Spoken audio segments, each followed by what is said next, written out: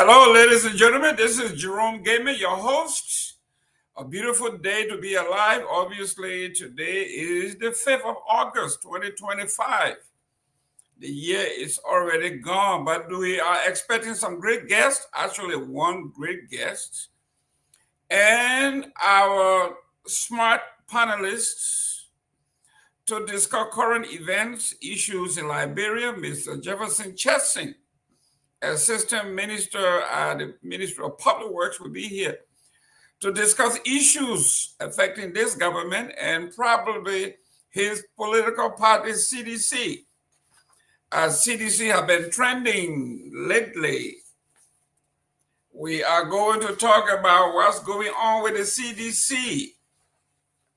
CDC have been trending. We are going to juxtapose the present administration to that of the past administration, and we are going to see, like in Liberia, England, we say we put them side by side, and we will see who be who. The folks at the CWA reunion with their song. That song is so beautiful, I can't get it off my head when I listen to it.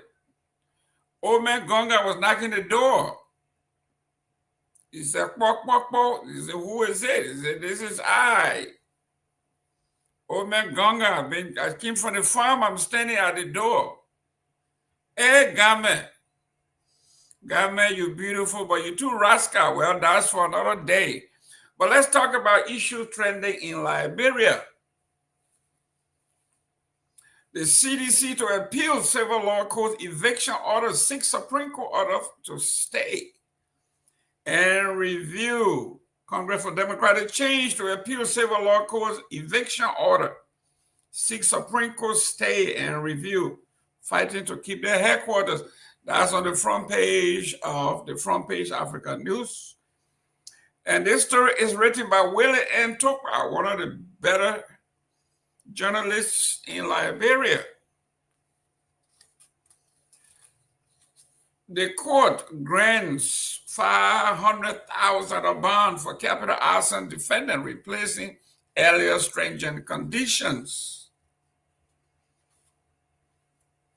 Diaspora Liberians urge the government of Liberia to please rebury former head of state David Kpomakpo as part of the national reconciliation. Former President David Kpomakpo died in Staten Island, New York, as a commoner. The folks in the Republic of Liberia need to know who Honorable David Kpomakpo was. David Kpomakpo was the former interim president of the Republic of Liberia. He died here.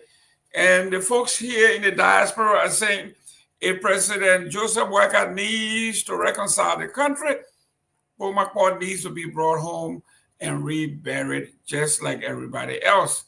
We're going to be discussing that. And what is your take? Good news in Liberia from the front page of the Investigator, the Liberian Investigator. Government launches economic empowerment project for persons with disability. Persons with disabilities are going to be empowered. That's on the front page of the Liberia Investigator.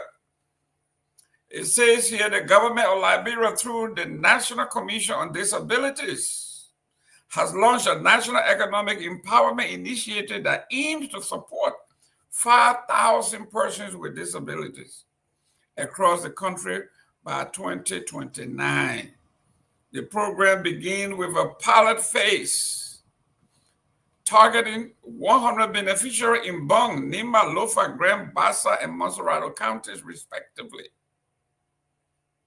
The 6-month pilot will deliver support through 4 key areas: livelihood skill training for women and girls with disabilities, entrepreneurship assistance for women and youth with disabilities, agribusiness support for farmers with disabilities, and academic aid for children living with disabilities or those whose parents are disabled. The Liberian National Police suspend 4 senior officers in Bong over traffic blunder and burglary misstep. And this one is published August 4th. It was published August 4th yesterday.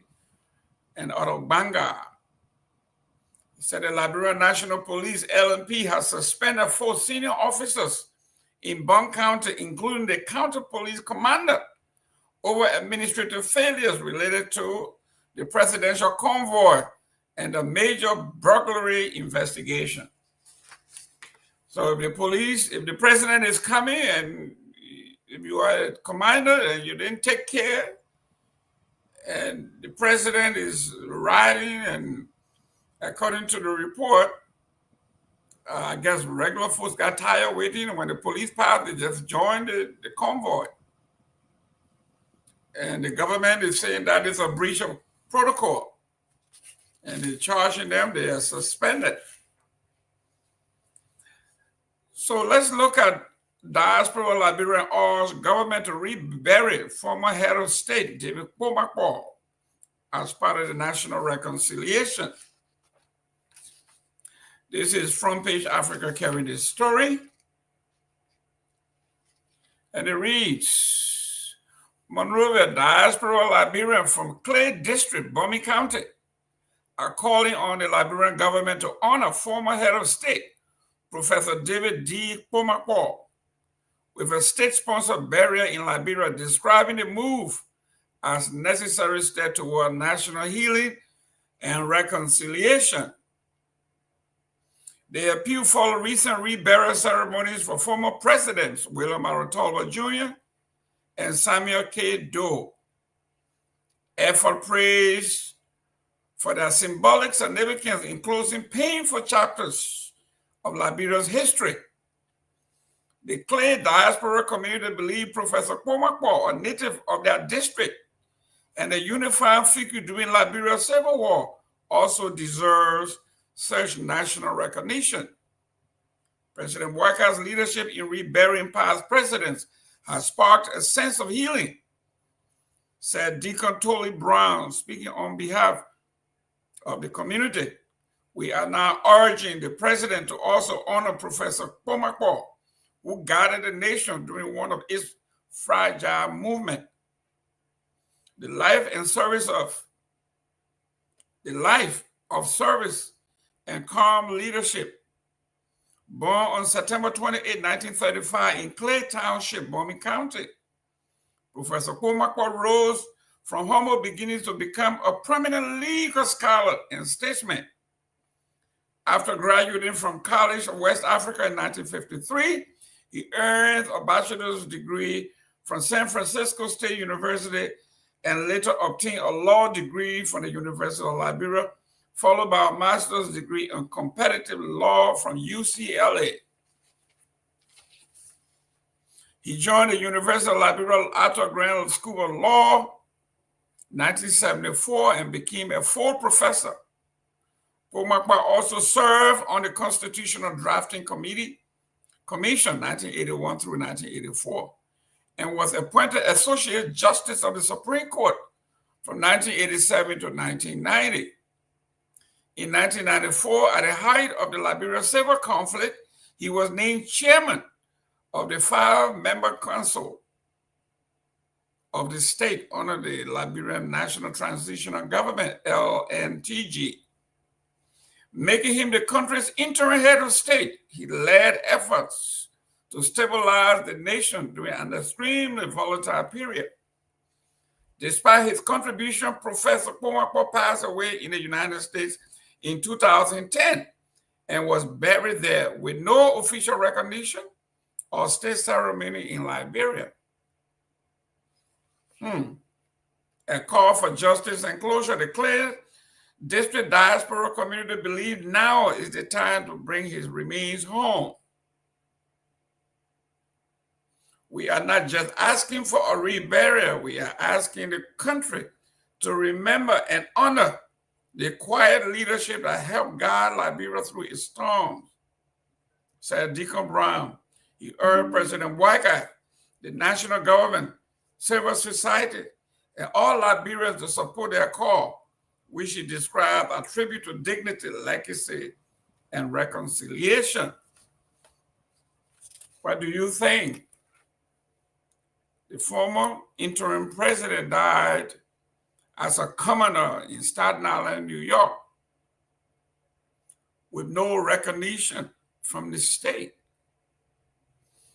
no national burial, no honor ceremony for him.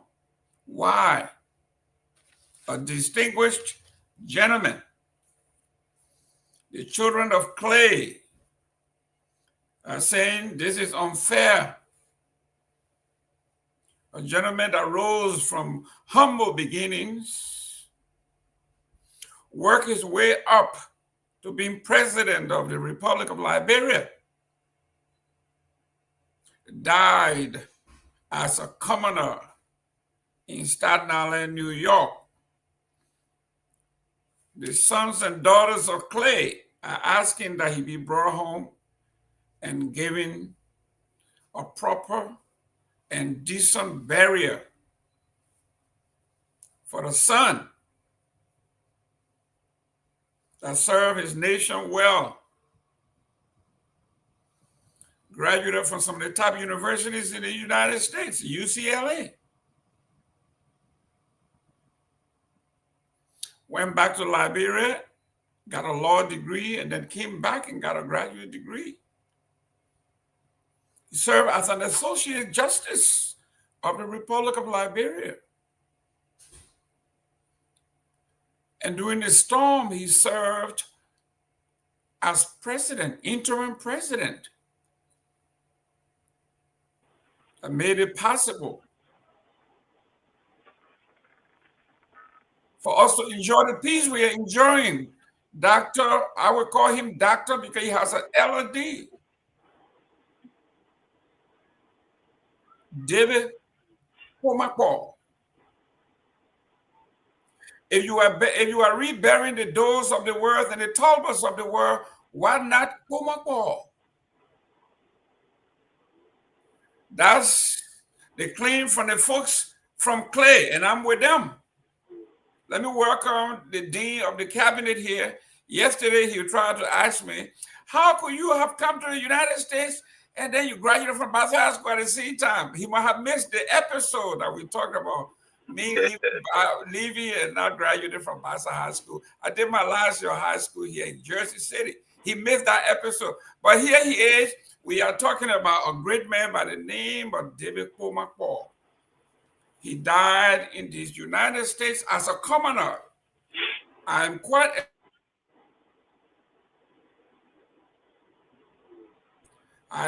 aware of that disaster in Staten Island when he died. Very few people noticed that he was even former president of the Republic. There were no national or international gazette announcing his death. I stand to be corrected. Now the children of clay are appealing to the government to please bring him home, exhume his body, return him to Liberia, and give him the proper honor. Honorable Pewee, welcome to the show. Thank you. Thank you for having me. I'm happy to be on the show, Mr. Gayman. Thank you. Yeah, I was asking, I said, but Mr. Gayman came here at the age 19, and I think that was 1981 or thereabout at the same time. And then Right. So when did he graduate from the Great Bassett High School? That's correct. So you graduated, how I want to call it, in what the English word I want to use. So your graduation. In absentia. Yeah, you graduated in absentia. Yeah. So yeah, all those things. But I listened to you to your just concluded monologue, talking about the late interim head of state of the Republic of Liberia. But when he died, immediately after his demise, there was a proclamation issue announcing his death by the government of Liberia that I know. I don't know if the government will always do that. The Ministry of Foreign Affairs will issue the proclamation via the instructions of the then president or head of state of the country, if you will. But yeah, there was this National Gazette issue in his honor, but I don't know if in announcing his demise, that I would say, but where the issue about the state funeral now, I don't know. I can recall when did he die even? 2010. It was 2010. 2010, it was President Sully was the president of Liberia at the time. That's So correct. the government did announce via official gazette announcing the news of his demise. But what I wouldn't bet to or wouldn't say if there was an state funeral held in his honor, and that is an entitlement of honorable man at his status to be a former interim president or former head of state of the republic. That didn't happen, and so if the family or are now requesting that he be exhumed, the remain be exhumed, and then to take him to Liberia for reburial and given an appropriate funeral that he deserved, be given this befitting, as the Nigerian will always call it, befitting burial. I will concur with that. But you right, folks, and that's one of the reasons in the country. I don't know the laws that we pass in the country. We also have to dignify past head of this, no matter what capacity they will have to find themselves after serving. We will have to put into place a very comprehensive retirement package and a package to cater for our past head of states, no matter where they are, so that they will live in dignity and respect after their service. Because it's one way to give his or service to the country. It is expected that the country will also be there for them in terms of difficult time after, because the tendency we have, and that's one of the major problems in the country today. The tendency is that, oh, that man was former Indian president, look at how he's doing things. He didn't have money. And you didn't expect him to rid the country of and get rich by himself. So they will serve, and if they serve, after the service, it is incumbent upon the people of Liberia. They have to take care of them. I think there has to be an appropriate law in trying to see some of these things through. We can't have, and the same thing happened to the current president when he was uh, uh, uh, in opposition. When we are president, there was this back and forth about him being sick and they're struggling to raise money. You can remember Costa said most of those things that there was no money to take the current president at the time to hospital. I think so. We need to, as country, to legislate the kind of appropriate laws that will seek to intervene and take care of our former head of state and former major past government officials. I think the law we have is not as strong as we want to think. There's a need that we do some amendment there and legislate something that will be very, very useful and powerful, and we show that these people be given the requisite treatment that they require or they deserve, if you will. Because to be a former interim president and you die in the way and manner you die, and there's nothing called of you, it's not good for the country, and also it's a counterproductive aspect of our history, because we need to preserve the history of our country and give a major account of our head of states and those that serve the country, and right. So in terms of service, and after that we have to give an appropriate account of them and say this the road that been played, yes, where he was buried, and there's the recognition we have. That should be said and done in accordance with appropriate gazette issued by the Nigerian government.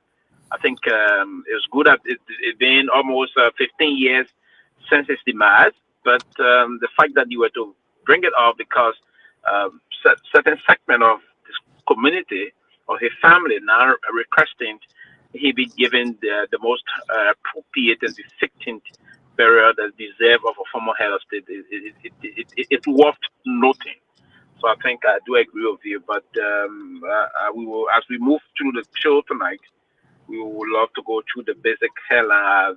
I'm still struggling to follow what basically unfolded today in terms of in terms of development in the country. But we will try to. I will leave it with you as we begin to tantalize them and understand where basically we headed. But yeah, but I still recognize you to be the Basel House, the Basel House young. Obviously. I know. Then you're very young. I know, and the young girls, I'm sure the young.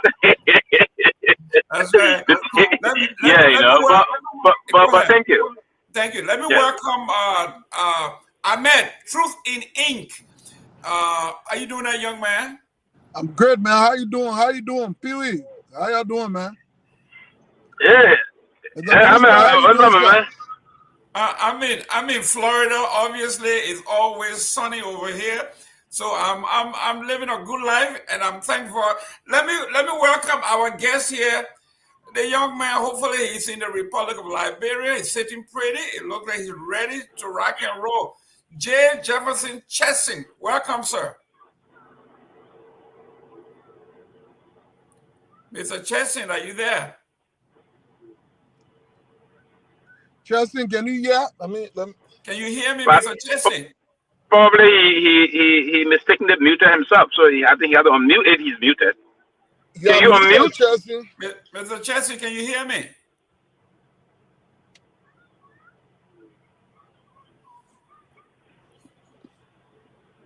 Can you hear us? Can you hear me, sir? How are you? Welcome. Can you hear me?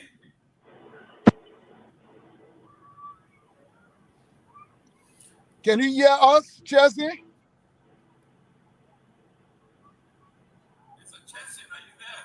Yes, I'm here. Can you hear me? Can you hear me? Yes. I'm trying to. My mic is unmuted. You getting me? Yes, but can you hear us? Are you getting me? Yes.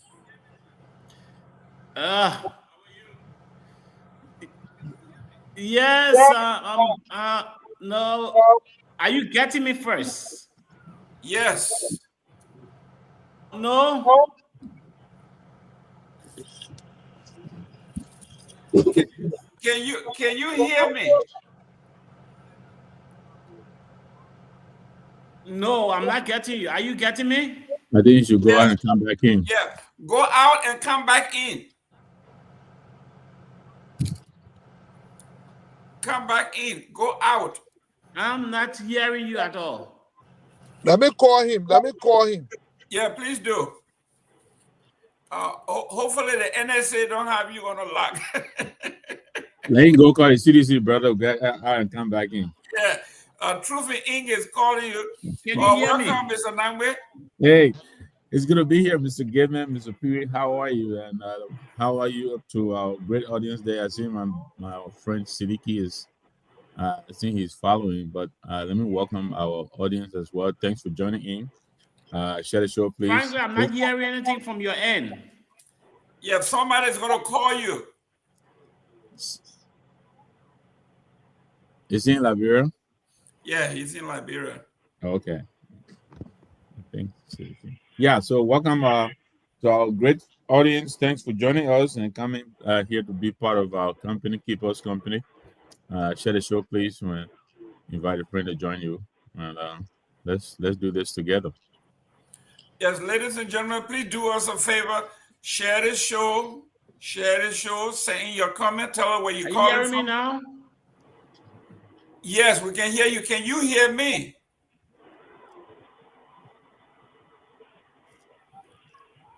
We got Philip Katie calling or listening from London. Across the pond, Cheerio. Across the pond. Hopefully, I can work on my British accent. I know, right? So next time, if I knew that you would be calling, I would be drinking my British tea. I know. You were in Manchester not too long ago. That's right. But Victor, let's look at Honorable Kwemakwo. Yes. This man graduated from CWA, 1953, a bachelor's degree from San Francisco University, and a master's degree in law from UCLA. This is a heavyweight. He served as an associate justice and an interim president for the Republic of Liberia. He died in Staten Island as a peasant, buried there. The families are asking now that he be brought home and given a proper burial as they have done to the Talbots and the Doles. What your thoughts? Yeah, I mean, I absolutely. I think this is not debatable. I think the call is in place, and I think I agree with you and Sylvester. It's all part of respecting, our culture, our norms, and also respecting service. These people gave Professor Kromah, I know he came in during the interim period. And yes, I like Sylvester. I really I forgot that he had left us. Well, I mean, I knew he left us, but I forgot when, and I forgot the circumstances. But yeah, if he wasn't sent home in a manner as you indicated befitting of a former president, former head of state, and absolutely, I think he should be accorded that privilege. And so that he's thanked properly by us, from a grateful nation for coming in at a time, a very difficult time, interim period. He came in. I don't know about Professor Sangawolo too. He must have probably been sent home properly. But yeah, even look, I'll go as far back as Genghis Khan. We had this issue where we understand, he was under the Minister of Justice, the former Minister of Justice. I don't know what his circumstances were for his home going to, but all of these people, they came and gave to their country, and no matter how they did it, but they came and served a purpose in government. And if they didn't receive that send off and appreciation from our government, I think yes, they should be giving. They should be accorded, those courtesies. So I absolutely agree. Honorable Pewee, these universities are just named. They are very difficult to get into. These are very difficult universities. This is no joke. Yeah, I know. And he came back and got a master's degree in comparative law. Not just regular. This guy wasn't a joke. And that is the bizarre aspect of things. And I use the word bizarre because you come from UCLA and getting a master's degree in competitive law, and that's a poor man. I mean, it's strange, and this is something unheard of because these are very competitive universities. If you're the guy from those university or a university like that, if you will, you're well off. You don't have to be a millionaire, but you never be a man backer. You'll be very, very much strategically. You'll be very comfortable. And the same with the former Minister of Justice and Attorney General, Jenkins Scott.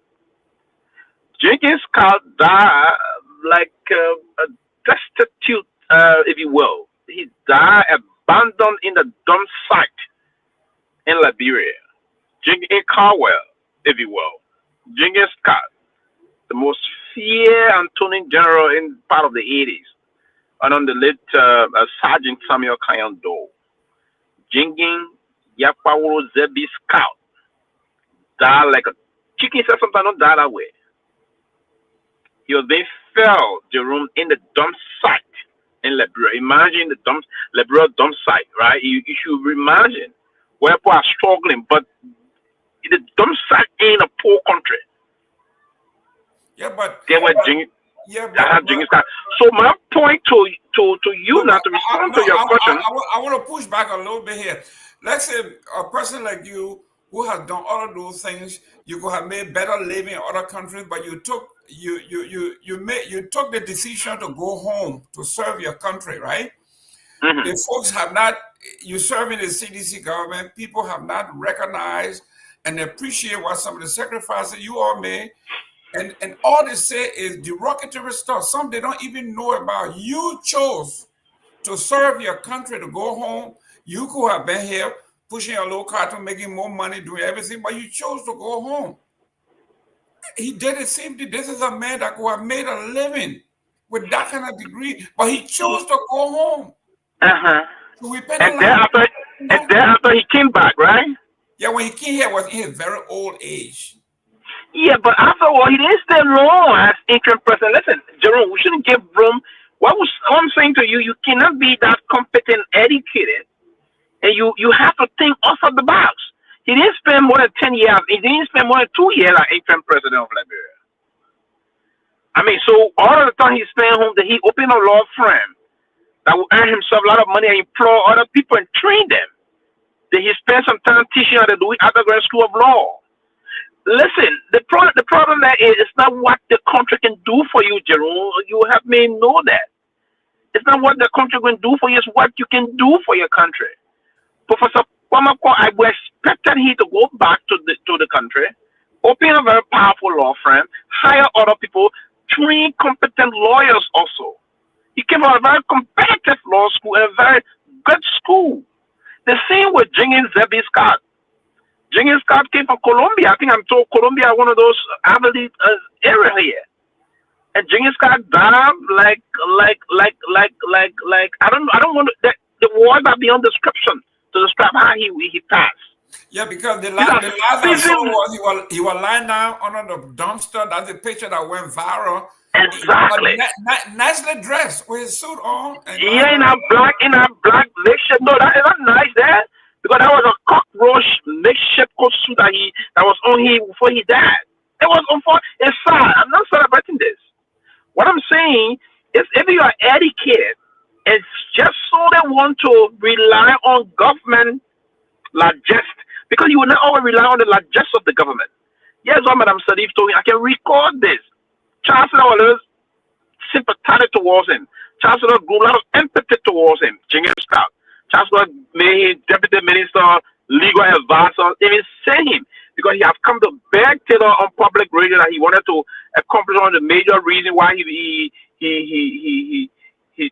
went into a how do you call it? What I want to say, he went into Islam, if you will, right? So he told Taylor one of his major dreams by trying to hit into Islam was he wanted to go to Mecca, and Taylor told him, okay, I will do that.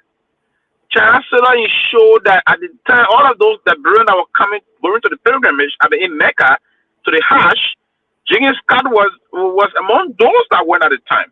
When he returned, Taylor gave him a vehicle. He was doing well at the time. Unfortunately, Taylor left the country. Madam Sadi won 2005, 2006. He took the oath to be president of Liberia. There where his problem started. Immediately there, he expected Madam Salif to extend government largesse to him. She didn't do that. She recalled the time when he was Attorney General, when that all this thing happened to her.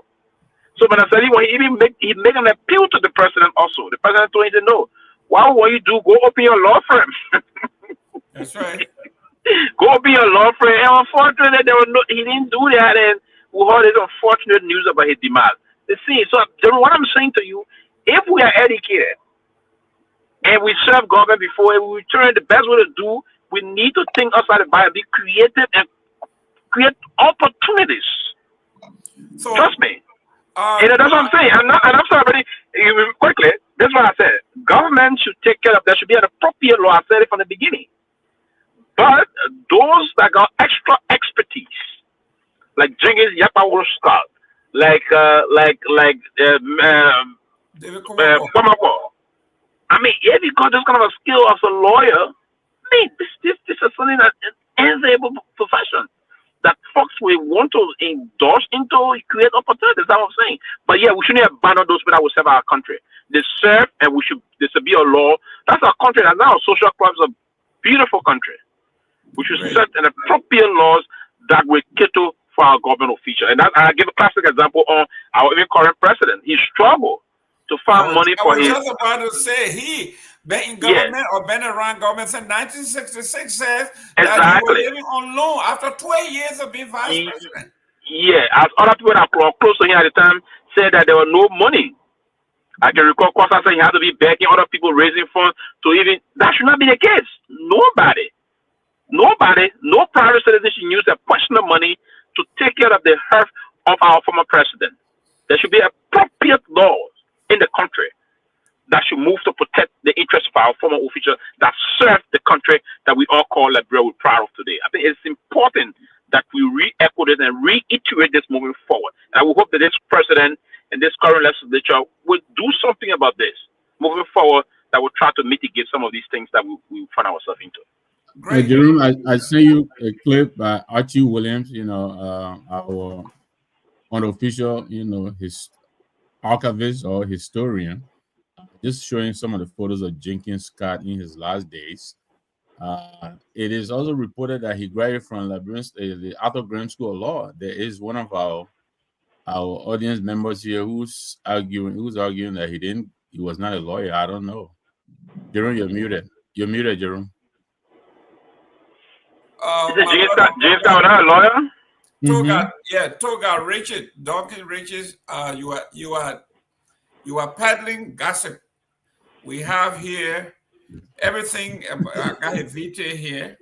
There's no way you can say that someone will serve as Attorney General of a nation without a law degree or without a law profession. So that is not fair to him. That's not fair to our. And to be Attorney General, you must have acquired a law degree. But more than that, though, I don't think the argument here today is about, what political or what academic qualifications. We're just talking about people who give service to country. You can't deny that he was a justice minister in the Republic of Liberia. You can have a businessman being a justice minister. You don't have to be a lawyer. I don't know if you have to. I mean, just like Minister of Health, I understand you don't have to be a doctor to become Minister of Health. So, no, Mr. Nagbe, for the Attorney General, you have to be a lawyer. Okay. Thanks for the correction. correction. Because you are the Justice Minister and Attorney General of the Republic. Thank you. I agree with that. Yeah. Let me welcome Morris Jah here, my fellow CM Seymour, my young brother here, Charles. We are all the way in a Bridge community. I'll give you Josh Gamaliel Quay. That's one of my fellow former district education officer of Barobo, all the way in Maryland. Thanks for joining us. Please share the show, invite a friend, and regards to the family as well.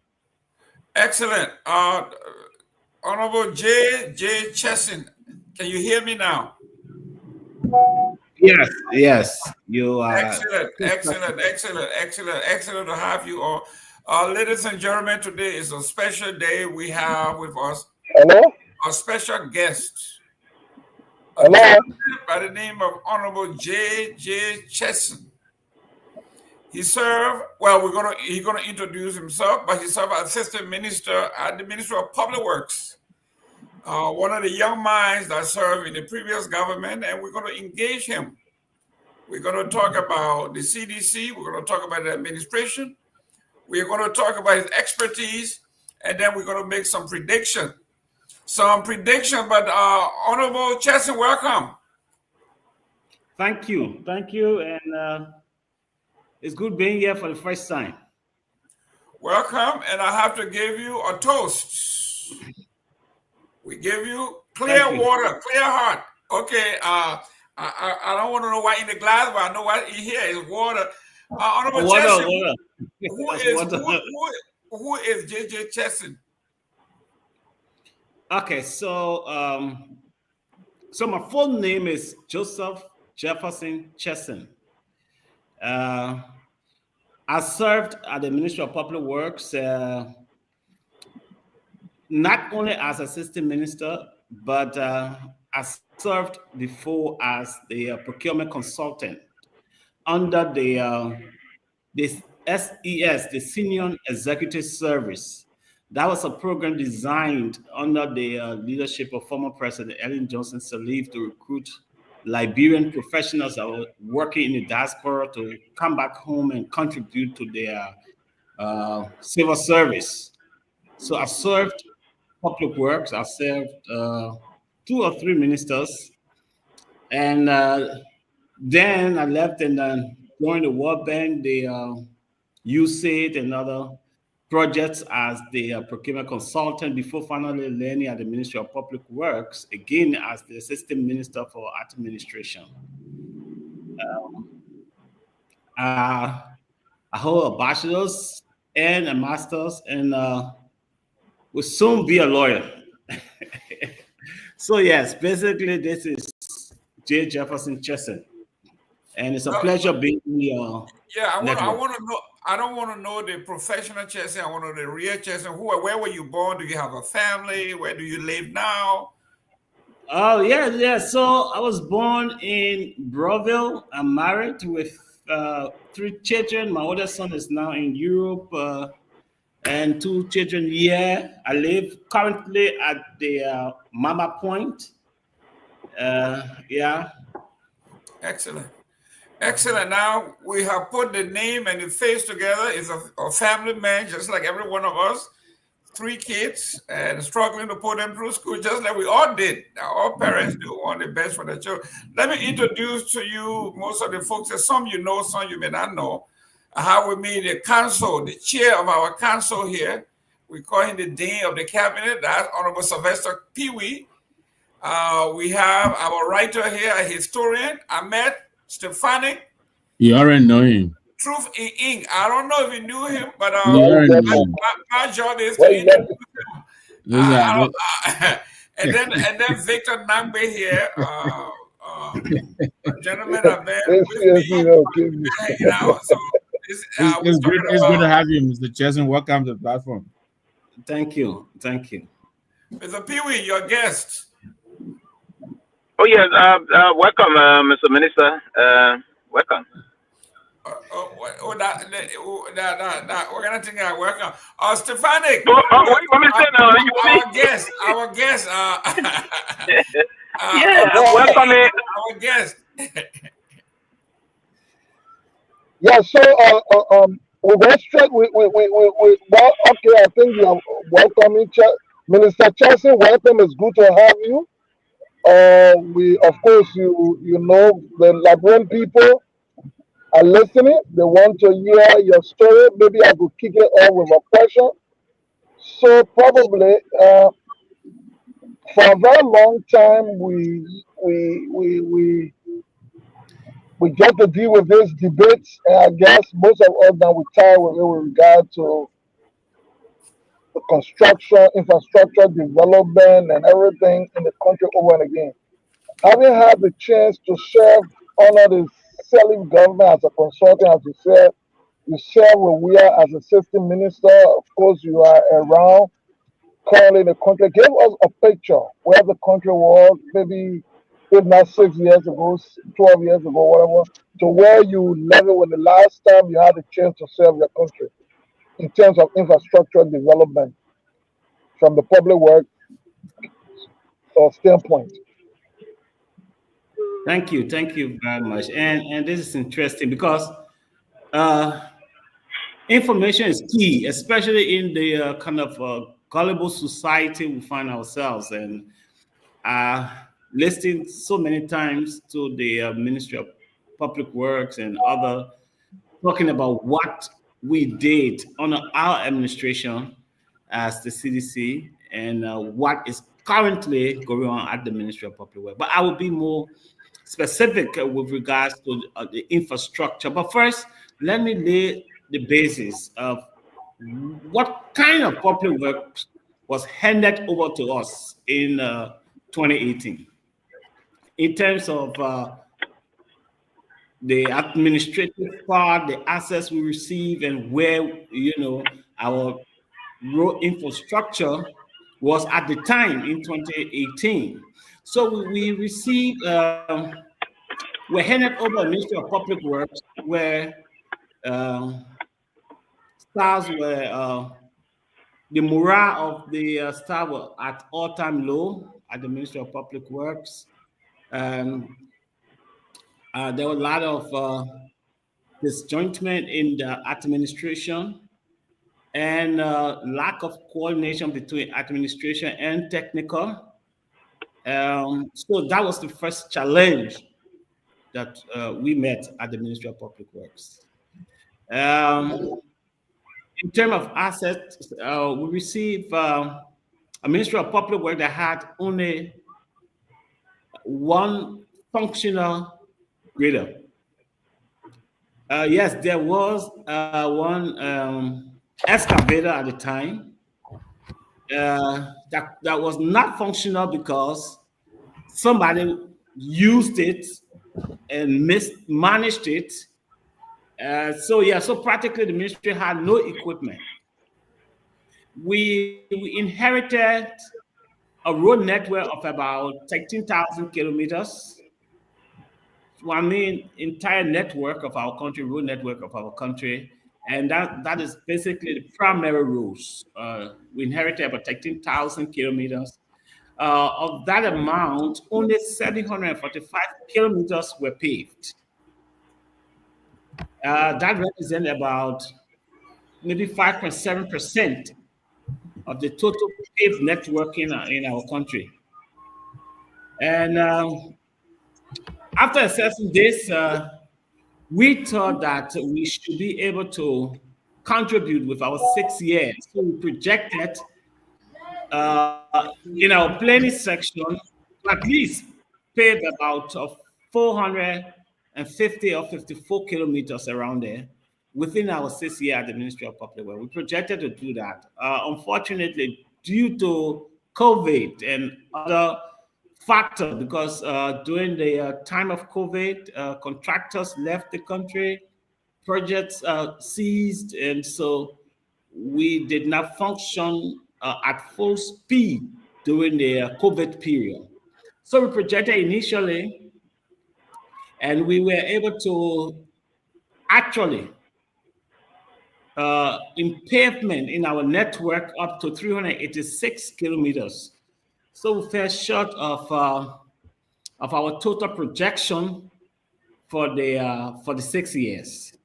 So yes, so out of the 13,000 kilometers, we were able to pave about 386 kilometers within the 6 years. And this had to be done with serious leadership of the administration and to source funding during our 6 years. From 1847 to 2017, out of the 13,000 kilometers that were paved, that we have in our network, we had only 745 kilometers paved in 2017. After our tenure,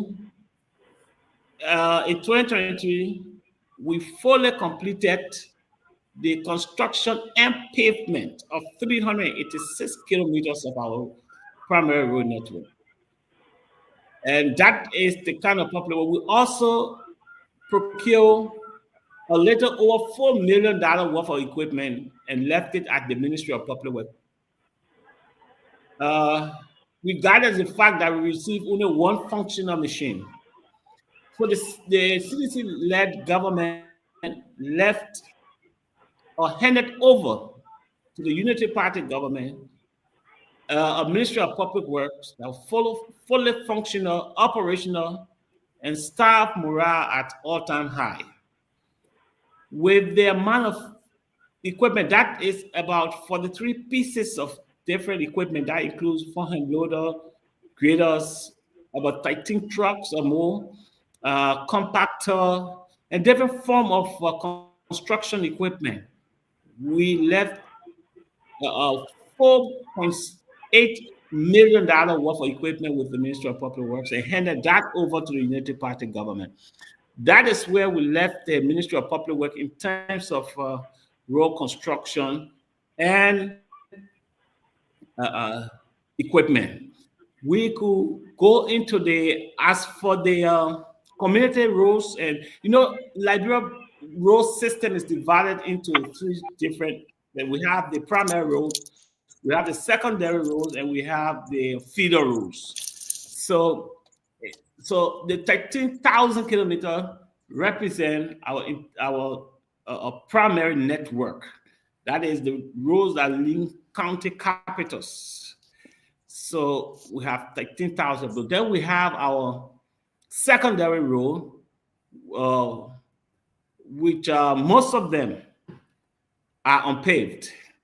Under our administration, we maintain with the condition of having no equipment, and we were forced to go through a process of just renting as low as a backhoe from any contractor. That's how bad the Ministry of Public Works was. So when this administration is making some progress in terms of road maintenance and telling us that you're spending up to $22 million for road maintenance, then it brings question to our minds, because with almost 43 pieces of equipment, you should be able to even do more. And this is why you see I keep holding them to accountability, because we expect that ministry to be more functional and in a better state to even deliver more. So this is why you see I continue to question the leadership at the Ministry of Public Works. In terms of community roads, we did up to 96.45 kilometers of community roads.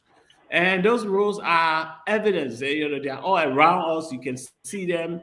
You remember we had a first in less than first 6 months of our administration, we had the Dopoh community, entire community road there paved with asphalt, which people thought were almost impossible to happen.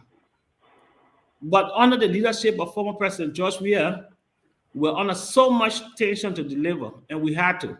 So this is why you see today the people of Dopoh community and Clarita are relieved from the harsh condition of bad roads, flooding, and life there. Life in that community has improved due to the pavement of that road. We have the Copper Farm, we have the Banjo Community Road, we have Morris Farm Road, Nicholas-Town Road, the ERW Rehab Community Roads.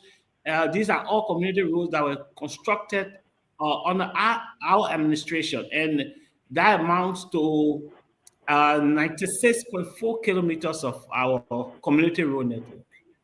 And we're looking forward to this administration to see if they can pick up from where we stop. And given the fact that we empowered the Ministry of Public Works before leaving, we expect them to pick up from where we stop. We also have. Let me hold you there real quick. 1 minute. Let me welcome Dr. Peabody. Dr. Peabody, welcome to the show. We have our guest here. JJ Cheston is here, and he's making the case, giving us information, verifiable information. Welcome to the show, sir. Thank you, sir. Good to see everybody. Happy Wednesday, everybody. Everybody, happy Wednesday. Happy Tuesday. Tuesday. I'm thinking on Wednesday now. I know you want to go to your Basel High School, but you're rushing a week, man. Yeah, I'm rushing a week. Seleke, welcome to the show, young man from Kigali. Thank you, Mr. Gayman. Good to be here. Thank you.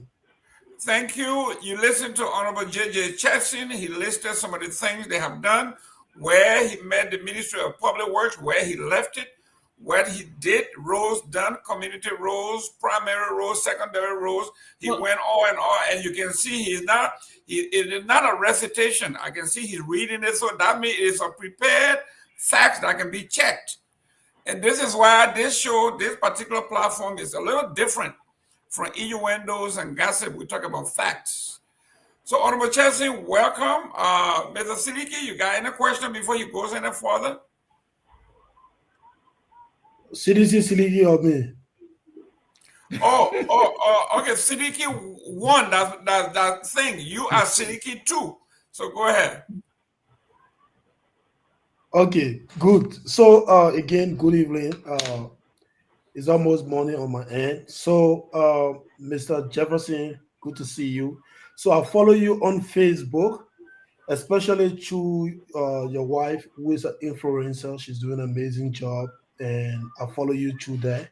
So, but I've never known you to be a politician, even though you, based on what you've said, you work in the last previous government.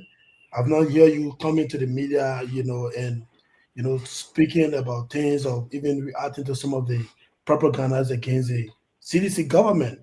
But I did follow part of your appearance on OKFM, and now, good to meet you. But here is the thing, though. For me, I just want to clarify something. You were talking about rules, community rules that you guys completed. And I thought it was to make a correction when you mentioned the Neglistan Jacobstown role. Yes, that role started 2020 during the senatorial election, which Tomofala, I think he started that project, but the role is not completed. So maybe if you talk about roles you guys started, you can actually mention that. But the Neglistan Jacobstown role up to today is incomplete. That's the correction I wanted to make. And then number two, my question is, when this Unity Party government took over, and those guys, they are kind of, and I know this, just recently, I got to know this recently. They are very, very deceptive group of people. And they know they are not able to do certain things. They create this narrative that they can do it. So I hear you speaking about the materials you guys met at the Public Work Ministry and all of that. But do you think it is realistic about this so-called 285 yellow machine equipment those guys try to put a picture of that they're going to bring, even though they brought some in the country, they paraded with it, bring that support us to celebrate. We saw the VP in China recently, negotiating for those same machines. Do you think, based on what you guys left, in office and all of that, do you think 285 yellow machine will come to Liberia through the Public Work Ministry and this government particularly? Do you really think so? Thank you, Seleke. Just one quick correction. I've been involved with politics from student days to national politics. I contested 2011 in District 17. Had a resulting, defeat in 2017. From there on, I've been fully involved with our national politics, and so yes, I've been involved with politics. And yes, the Neglistan role had. I agree with you. The road is about 2.7 kilometers. We've done up to 2 kilometers of that road.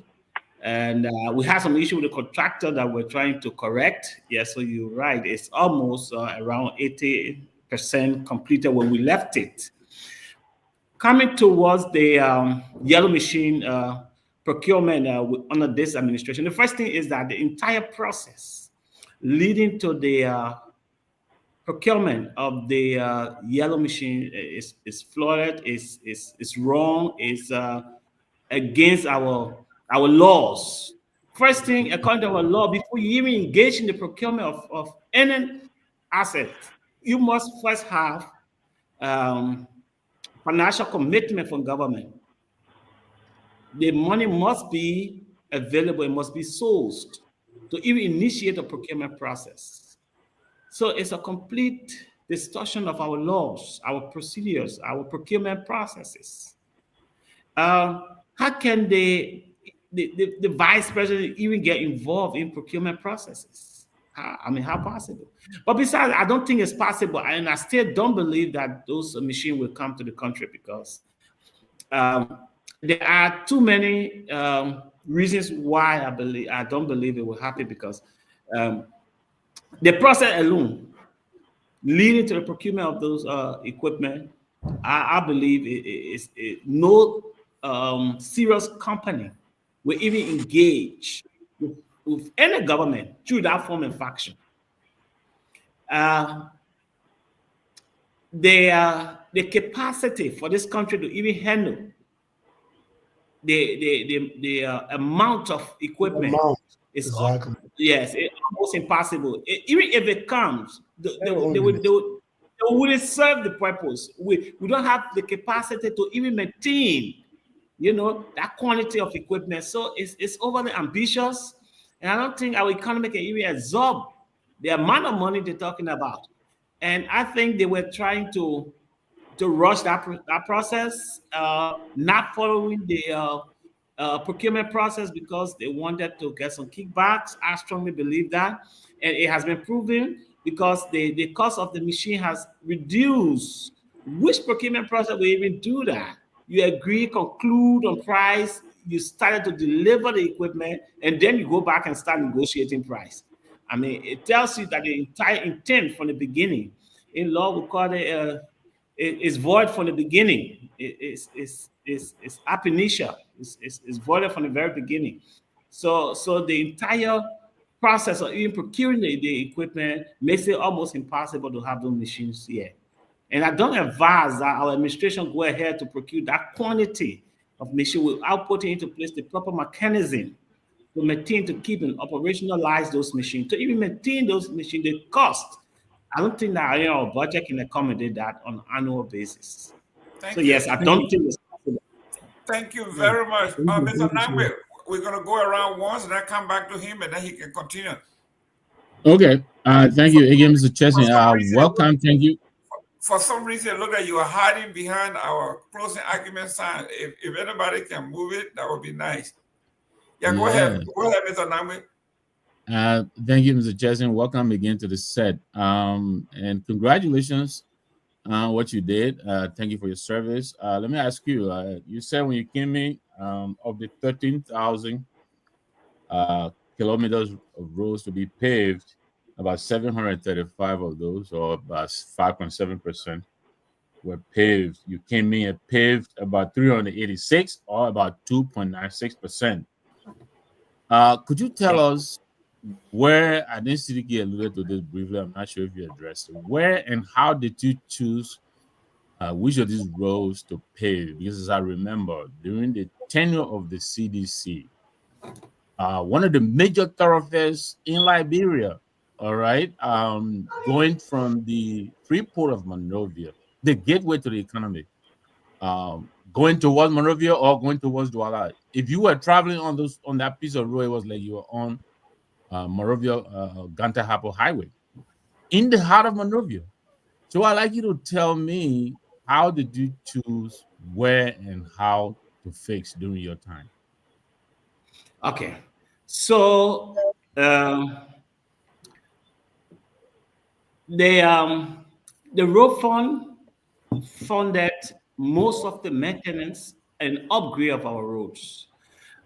Then we had the World Bank, the African Development Bank, and other foreign partners was also working in the road sector. So let's talk about the particular road corridor you mentioned. That corridor was already under negotiation by the Chipenis that constructed the Somalia Highway, which is now the Chipeni Freeway. The government has concluded negotiation, closing up on a negotiation with the Chipeni government to continue the pavement from the Freeport towards town, that is up to Broad and Johnson Street. So with that commitment at hand, we decided to focus on from Freeport towards Douala, which we awarded. We went through a full procurement process and awarded a contract for the full construction of that corridor from Freeport towards Douala. And so that was awarded, and the work has started just before we went into election for the full upgrade to standard. And we measured the standard with that of the Somalia Drive new construction to ensure that both corridors are linked at the Freeport with the same standard. Since in fact the Japanese were going to construct from Freeport towards town, so that entire corridor was fully covered in terms of construction. So what we did during our administration is to maintain, and we try maintaining. That road has outlived its usefulness more than 10 or 15 years. Every fixture under there are all destroyed. The drainage system is a mess. People built on the drainages, and so as a result, there's no way for the water to leave, and everything had collapsed at the time. And with the flow of traffic on that road, it made it almost impossible, to continue with the structure that was there. So we had to find a means to redo the entire corridor. So imagine you have more than 300 buildings on the drainage alone. So to remove those structures were almost impossible. So we had to go into a full arrangement with the community and the contractor to ensure that the construction of that road is done at the same time maintaining our drainage width, because the level of water that entered the road from all sides was so high. So we wanted to maintain the width of the road at the same time, the same depth of the drainage to ensure that the flooding would not reoccur on that corridor. But yes, so we contracted our entire corridor, and the contractor started work, and we're looking forward and hoping that this administration would continue with that, because we left a lot of unfinished project that was initiated under our administration. Thank you very much. I know I got one question, but do you want to talk to us about who the contractor was? Because there's a question over East China and the Rowersfield Highway. No.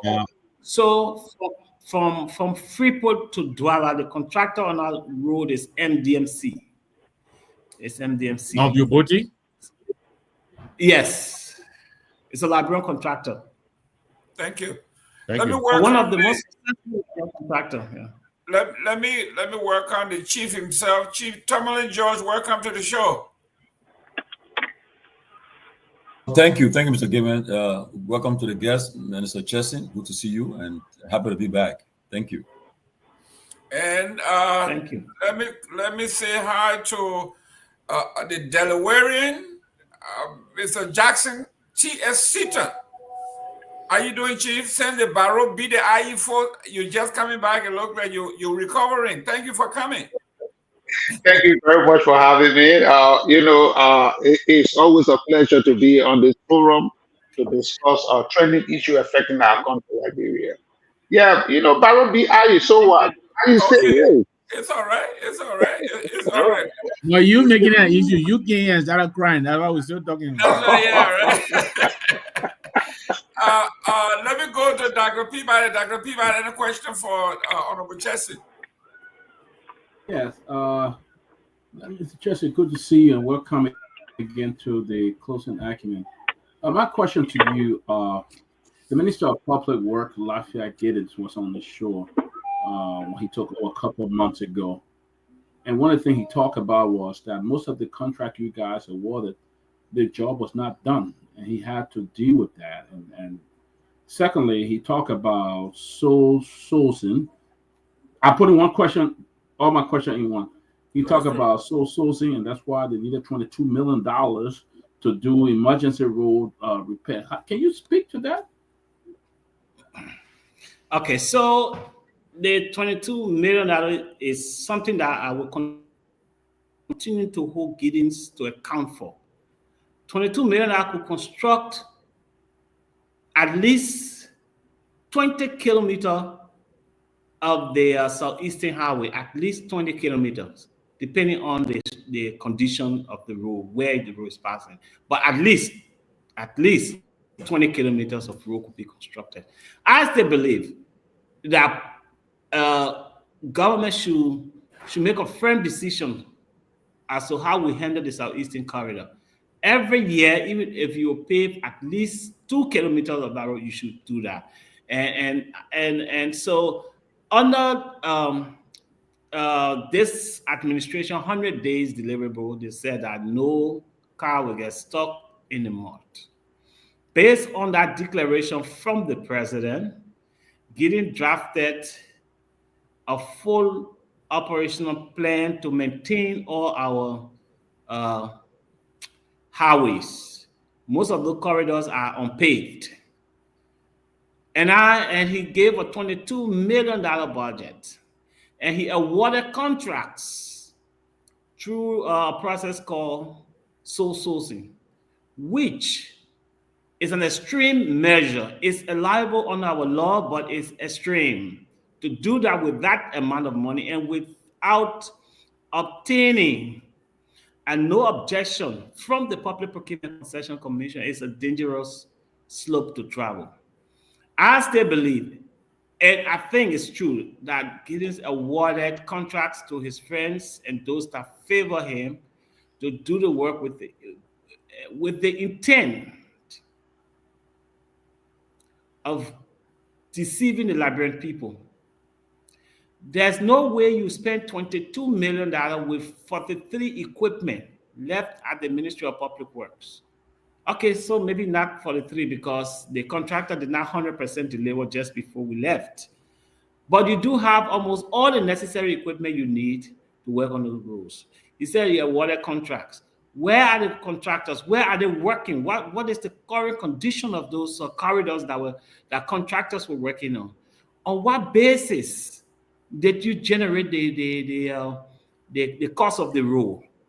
How did you come to a final price without a competitive process?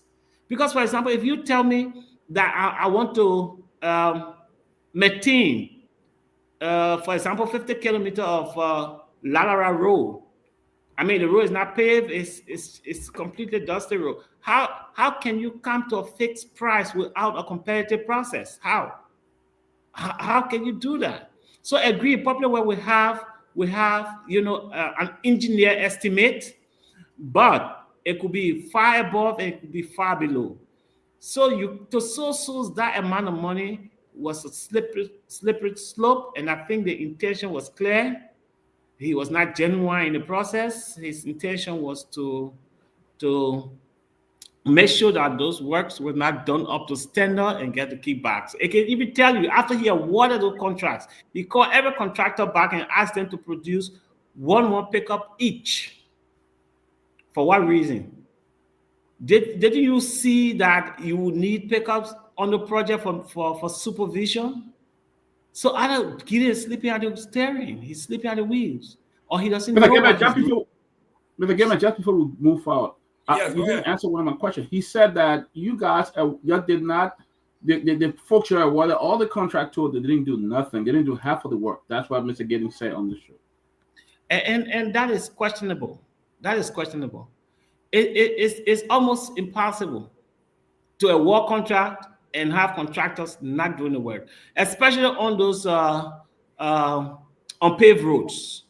So, for example, if you award a contract for about a year at most to maintain a lateral road, you want to have in place drainages, culverts installed, grading, graveling of the entire corridor.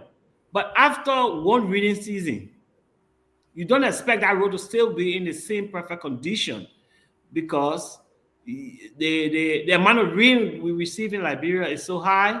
The usage of the road is abused.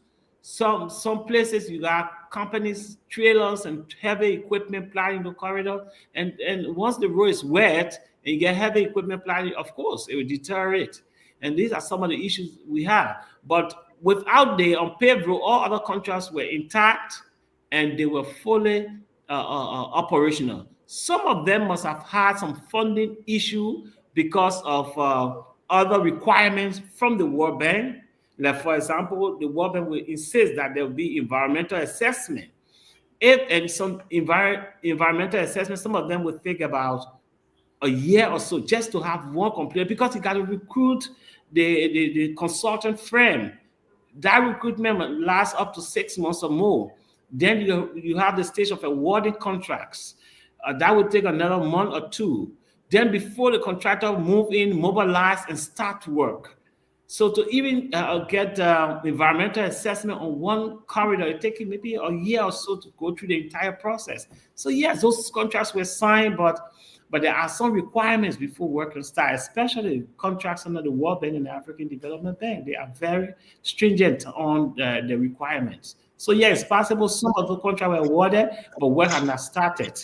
Thank you very much. Let me go to Ahmed. Truth in Ink. Your first question to the Honorable. Yes, so because you have different kind of people listening to our show, I would just like the minister to provide additional clarity on the issue that Dr. Peabody asked. I know it, and I'm sure about this one. So when Gideon said, for example, contract awarded, he tried to insinuate that you gave the contract, you gave them the money, but they didn't do the work. Is that the scenario? So that is That you pay far-fetched. people, That is the contract, far-fetched. you give them the money, didn't come and didn't do the work. So that's why, is that the case? Yeah, please. So that is completely not the case. So I said here initially, there's something happening with Gideons at the Ministry of Public Works. Either Gideon doesn't know what he's doing there, or he's no, Mr. Minister, let me really stop you there. So, if you're saying that this is not the case, no, I want you to, why you're doing that, I want you to talk to us about the RIA road, because this road, we all travel on this road. People died on that road during your administration. One of your ministers jumped in the ditch. There were allegations that the former Minister of State for presidential, Mr. McGill, he has something to do with the contract. Can you throw a little bit more light on how you guys processed that road and why it took you so long? Even you didn't finish it; you left it undone. Well, let do one at a time. Deal with. Okay, so I will come to that question. It's important I address that, but Mr. Peabody, let me end there. So, is he still there? Chelsea, Mr. Chelsea, are you still there? Yeah, I'm here. I think I'm having a connection problem. Yeah, so we left a couple of major contracts that were signed and works were ongoing. For example, we have the Seleke to Tapeta. That is about 61 kilometers. That work was already ongoing. Contractor have been paid. Works ongoing. There must have been some hiccups, yes, but it's normal in contract administration. And you have the fish tank to Kehleboe Road. That is about 20 kilometers. That were already ongoing. Robertsport to Medina. The contract was signed. Work began. I learned that the contractor even stopped work. So these kind of hiccups would normally occur, but it does not mean that the contract was awarded, contractor pay, and no work was done. So this is what I'm saying. So Gideon's got to be focused on what he's doing at the Ministry of Public, because it's a critical sector in our country, especially in the current dispensation. We have the RIA road that Mr. Nagbe talked about, and it's important that we clarify. So the RIA road is about 45 kilometers. The project duration of the RIA road is 4 years. So we don't expect the road to be completed in 2 years or 3 years, no. So we inherited from the Unity Party government a concession agreement with what we call East Construction Company. They had a concession agreement with roads. Most of the roads were roads going to people private places. For example, one of the major roads in that concession agreement was going to the former President Ellen Johnson Sirleaf house farm in Bowman County. There were concession of other roads leading to ministers' houses and friends of the government houses. So within the wisdom of our government, we decided that, look, we cannot cancel this concession, even though it was not drawn up in a way to impact the entire public, but rather personal properties. So we said, what we can do is to engage the legislature to ratify that agreement. So there's one of the contracts that was signed under the Unity Party government, but works were not ongoing, but we did not assume that they ate the money, unlike what Gideon is saying or trying to, say. So yes, we engaged the legislature, and they were able to rearrange the concession agreement, and then we had it focused on the RIA road. That is how come we got that contractor on the road. We did not go through a full new procurement process, no. The president saw his wisdom that it was a waste to build road going to people's farms and their homes. Instead of that, they focused that attention on the RIA road, which is the face of the country.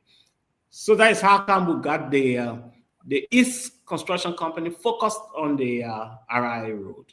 So we had to go through a new arrangement. We hired a Korean company, Ishlin, to do the consultancy on the RIA road.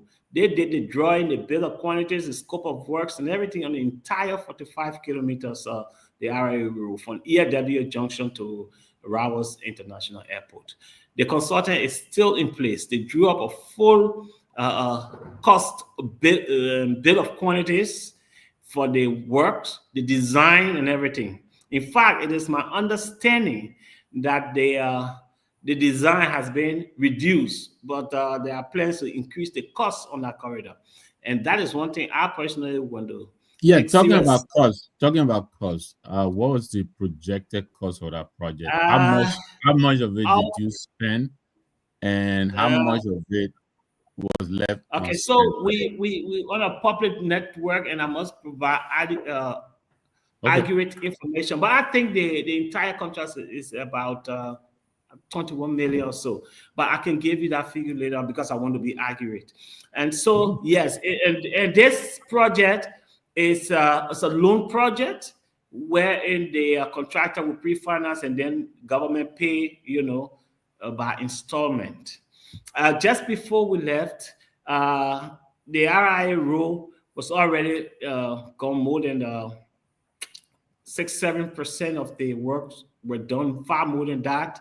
And the company has just been paid and receives one of the huge chunk of their money. That's why you see the work continue to that level. But yes, the RIA role was a signature project of former President Myean, and so we decided to speed up that work. And we had some problems, yes, with the contractor. We had to even engage the contractor privately to allow them to bring in another company that would be working from the RIA end coming towards town, and then we reduced their scope. And we had to put into place other mechanisms to beef up their technical skill to do that role. We felt initially the company never had the technical capacity to do the entire 45 kilometers within the 4 years. So we had to arrange with the contractor to bring in a second contractor with more experience, more equipment to construct the road. That's why you see initially we had some hiccups and there was some, but these are all part of project management. Is important. Yeah, and thank you for throwing so much light on that. I don't want to take up too much time, but I think we should understand this. Could you tell me the vetting process that went into the selection of this contractor? And then you found out in the middle of the execution that they didn't have the capacity. No. Okay. So again, let me reiterate. I intimate here that we inherited the East Construction Company with a concession agreement already in place with the company to do few community roads that were leading to private homes and feature homes of people, some people farms, and they had already received some amount of money from the bank they were loaning the money from. And so we thought it was not to continue with that path, but we can, since it's a concession, we cannot cancel it as a government. But what we can do is that we can redirect that money to a more sustainable development in our road sector by looking at the RIA role. Yes. Thank you. Thank you. Let me, Chief Tomalin George, it's your turn. You're next on The Price is Right. Okay, thank you. Once again, let me welcome the as former Assistant Minister for Public Works in the CDC government. Thanks for your service. Give me brother, banana me today on the show. Anyway, you next, my brother. You next. But when I heard you were coming, I tried to do some little. Give me, gotta be going in sequence. Sort of do some background stuff, and somebody gotta mute. Let's mute while we are. Okay. First of all, I'll put in two questions, right? Quickly. The first one is that I watched a video recently, this week, I think sometime. Grand Judea Senator Zoe Penno, he met with the Minister of Public Works, and he said that, in fact, I think Zoe Penno supported the CDC. I think he said that during the CDC administration, people would just spend $200 to come to town, but today they're spending $225. Okay, he said, and it's raining season time, and they spend the amount of money. And then the minister also said that by next year, the Southeast should be accessible. People to be able to, they will bring prices, because once you get the road connection is okay, prices of goods will come down because People won't charge high for transportation of the goods and the produce, so the prices will come down. And also, the road to the southeast, the Port Authority, Bushra Island, RIA, Kakata, Magibi Highway, lots of community roads in Mansoura County, rural community projects are ongoing throughout the country, along with the sanitation project of the Ministry of Public Works. All these are happening in July, okay? And the argument is that during the CDC administration, these things weren't happening. So I want to ask you, why is this thing happening in 20 months of the UP administration, and it didn't happen during the CDC administration? Okay, so let me address it categorically, right? Lastly, you talk about why this is happening. So first of all, there is currently during this rainy season, there's no works ongoing. No contractor will construct road during the rainy season. It's almost impossible. So Gideon has not been truthful. Come towards the Grand Jide Road and traveling. We left when we took over from the Ministry of Public Works, we had no equipment, absolutely none. Absolutely none. Even you, if they gave you the Ministry of Public Works now, with the amount of equipment we left, you would do better than that. And plus $22 million in your hand, you would do more than that. So why he's on froze? The question is to Mr. is that, but so why he want to get $22 million and they wanted to get it on the same money to do it? Because what I'm told is that even during the rainy season, as the road is become unaccessible, they're having machines to fix it as any damage to fix it right away. So the question is, why it happening during that time? And CDC couldn't do the same thing. That's my question. Yeah. So, well, have we seen that, Tomalin? But Tomalin, we are sending our report on the scene. We have breaking. I think the internet. Yeah. So with $22 million in your hands, I expect that you do more than that. You have every equipment you need to maintain the roads. You have all the money you need to maintain. But let's get the road up to September and see if they will still be fully, engaged as the way it is now. But yes, it's possible. And during our time, those roads were maintained. They were maintained. I mean, we didn't have the equipment they have now, but what we had. Why you guys didn't have it? Why they have it when you guys didn't have it? Why? Because we bought those equipment and left it at the Ministry of Public Works. We received a Ministry of Public Works without any equipment. There was not one functional equipment at the Ministry of Public Works when we take over. I maintained that. So we had nothing completely to work with. So yes, it's possible that during the rainy season, you can still have vehicles traveling up to Grand Jide. But Gideon said that by next year or so, the road condition will be better between Nima and the southeast. Yes, that is possible because we signed a full contract from Tapata to Zwedru. That contract funding was sourced and it was available. Contract signed. The president was supposed to go and do the groundbreaking just before the election. And because of his schedule, we wouldn't get him to go and do the groundbreaking. So yeah, the contract is in place already. So he shouldn't be acting as if to say it was done under their administration. No, the CDC administration had a full plan to connect the southeast to the rest of the country, and that was concluded just before the elections. Hello? And so we signed a full contract. From Tapeta straight to Zwedru. So all he has to do is to continue that work.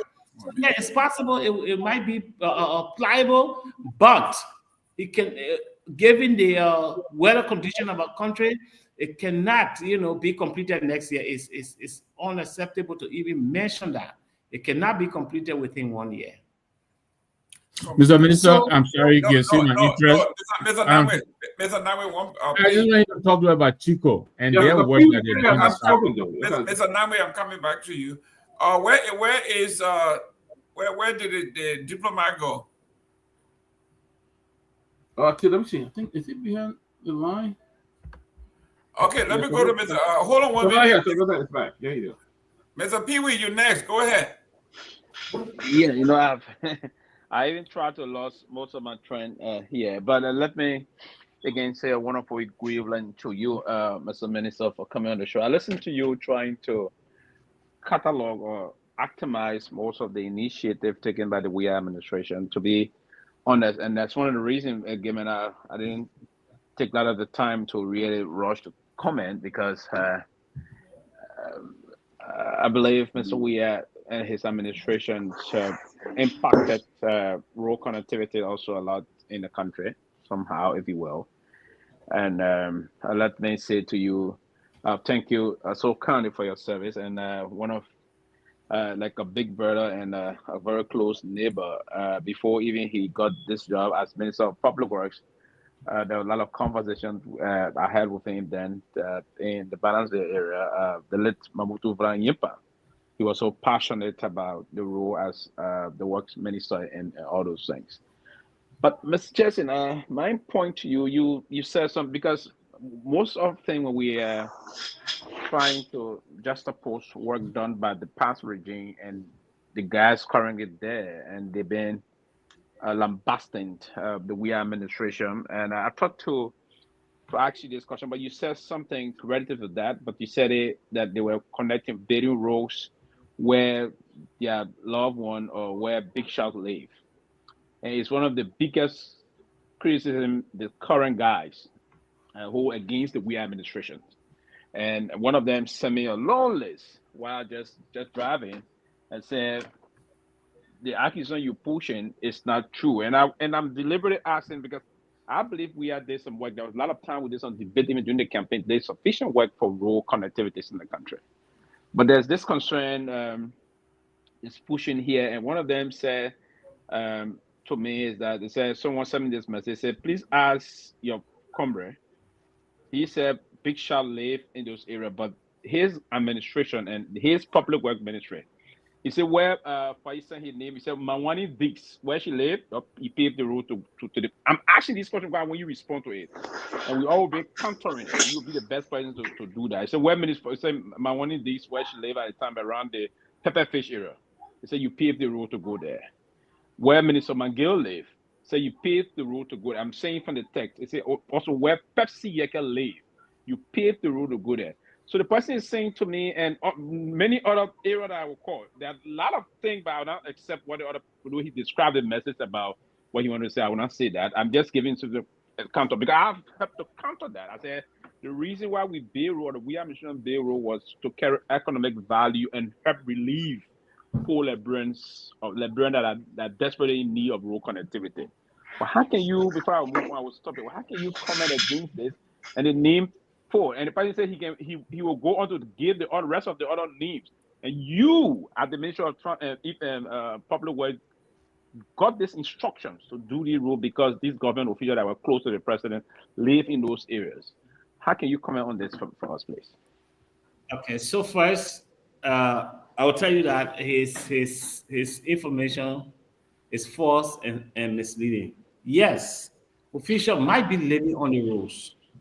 We had, for example, the VOA road in process to pave. I don't remember which government official living on the VOA road in Browville. We had the road to pave from VOA Junction into the estate in Browville. I don't remember if there's any government official living on that road. So yes, our intention was to relieve our people from the harsh condition of bad roads. So yes, we built community roads, but not intentionally and directed at government official homes. Like the contract that we met with the East Construction Company that was strictly drawn up to pave roads directly. Okay, how many persons live on the road from Bombing to the former president's farm? How many persons live on that road? Just completely no, the road goes directly to the farm. Exactly. So yes, how can you? But we pay for the top of the time against road. That road goes from that junction through and come out at a whole new community coming back on the pavement. So that entire corridor was serving that entire community there. It's not because of Maggie lived there, no, but that was a serious challenge to emerging communities behind it. People lived there. And the people are taxpayers. They deserve to benefit from road construction, especially the massive road construction that are ongoing during our administration. So places were earmarked to complete. There are other projects we left undone, the other communities. And just before we leave, one of our followers made a statement that we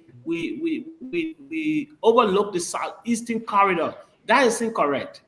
You cannot start building road from Grand Gila and come towards Nima when Nima already have pavement. So we start from where they stop and moving towards the southeast. There's no construction work where you will leave unpaved areas and go way back and start paving from there to come to the, no. So the arrangement of the southeastern corridor, it was on what we call the Sikram. So you go from, we done up to Saklepie to Tapeta to Zwedru. And that is how the road was constructed. The entire project for the southeast, that is how it was laid out.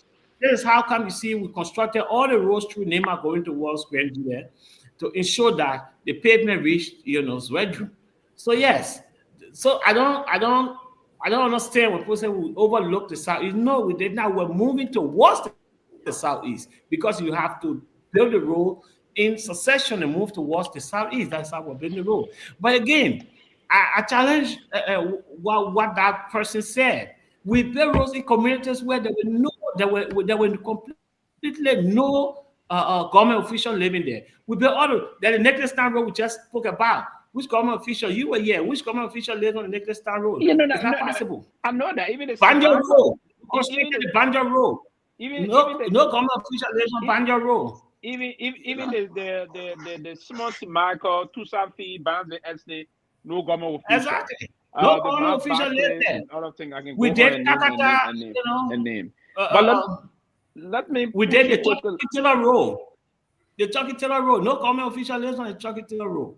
So I don't know why is he talking about. We did the Lokitan Broad Street Road. Which government official live on Lokitan Broad Street? We did Kehoe Community Road. Which government official live on the Kehoe Community Road? So he needs to be clear on what he's saying, because if he tell us that we build roads only towards government officials, that is not correct. Yeah, it's possible some other places government will be living there, but no. I really needed you to clarify, and good that you did that. Let me hold you quickly. I will rest here. Now, there's just, I don't know if you commented initially, maybe I would not pay deep key attention here, but I will take you back quickly, Mr. Minister.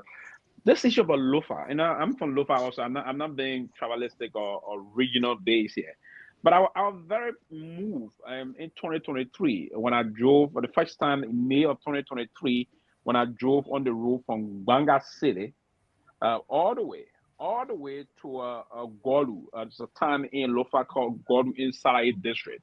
And I was driving before. Yeah, and I was driving 75, 80 miles per hour. Ever since I've been driving on that road, was the first time to ever engage my vehicle that way on a very smooth cruise.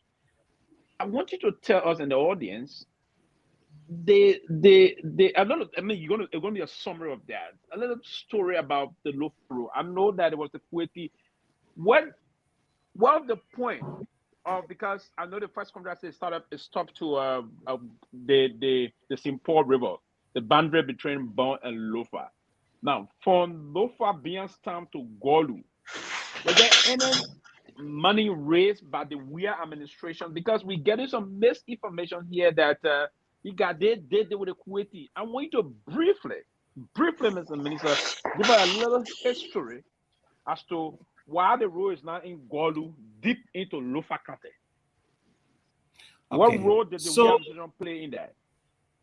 So if you can remember, we inherited the contract from Banga to Sarai. Yes. And we continue on that because we did the groundbreaking during the elections. And so we took over that project and we worked on it. There were some other conditions needed to be met for the full construction to start. We ran with that. We ensured that the construction started. We secured the project site. We worked with the community to provide the land for the contractor to start. So a lot of work, heavy lifting that went into getting that project started. So yeah, so it's from Banga to Salaye. So we have from Salaye to Konya. Then we have Konya to Vonjema, Vonjema to Menikama. That is the stretch of road that is remaining to conclude the entire corridor up to the border.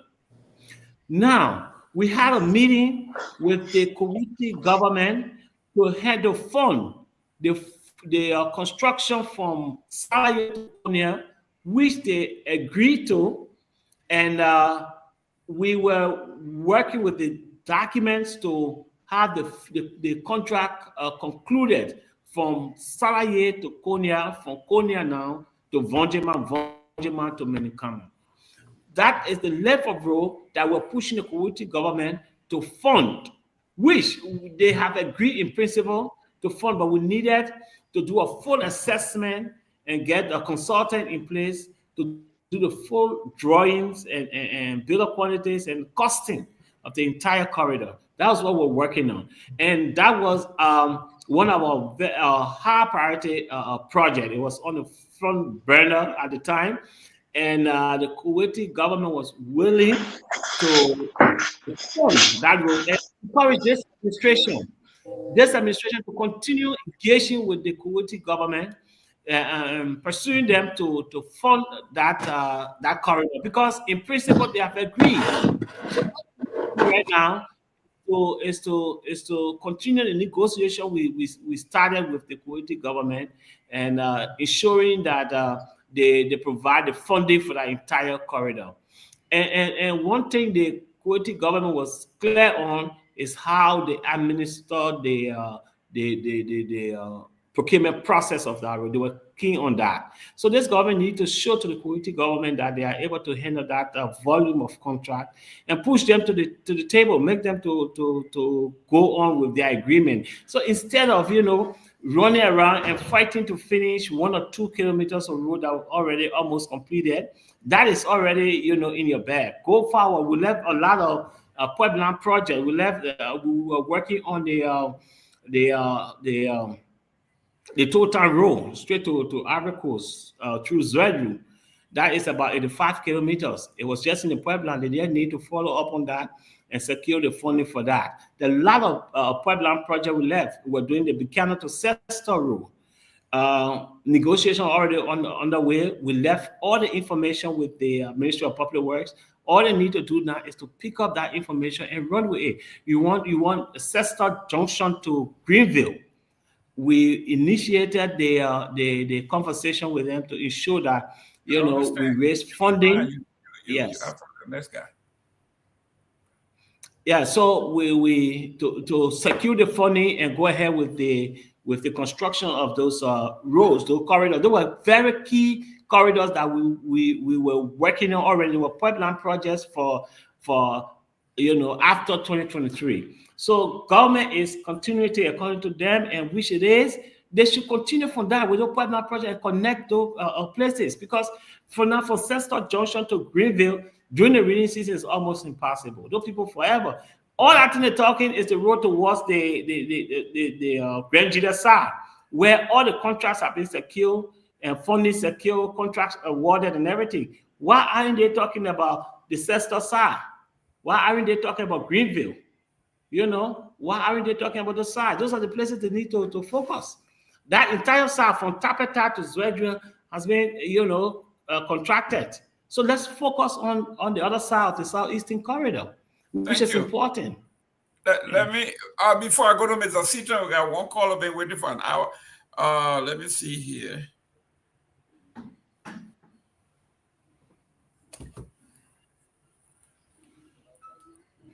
And Jeff, why are you waiting to put the caller on?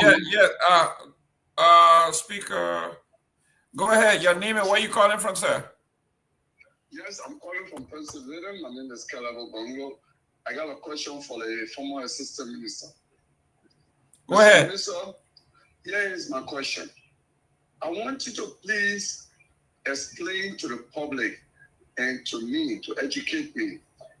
During Ellen Johnson's time, there was a reform initiated at the Ministry of Public Works to actually revise the role of the Ministry of Public Works from implementing road construction to being a regulatory arm on road. And that led to the Ministry of Public Works giving more contracts to private companies to build roads while the ministry set the standards and supervise the implementation. Could you speak to that, whether it is in fact true that the ministry led from road was changed, amended from being road builder to a regulatory and setting road standard? Could you just speak to that? And the second question I want to ask you is, I want to pick your brain on this. It is rumor, in fact, the government of Liberia has made it public that they want to bring about 285 road building equipment. I'm just sitting there thinking, if the Ministry of Public Works role has been changed to more of regulatory, regulatory work and setting standard, how will the ministry deal with those machines? Are they going to give it to private companies? Even if they give it to the counties do not have that role. Can you share your opinion on that? Whether it's a good policy or it's a waste of public funds? Can you speak to that? Thank you. Okay, yeah, so there's two questions there of twofold. Okay, so the first one talks about public work moving to regulatory position instead of being actively involved in construction.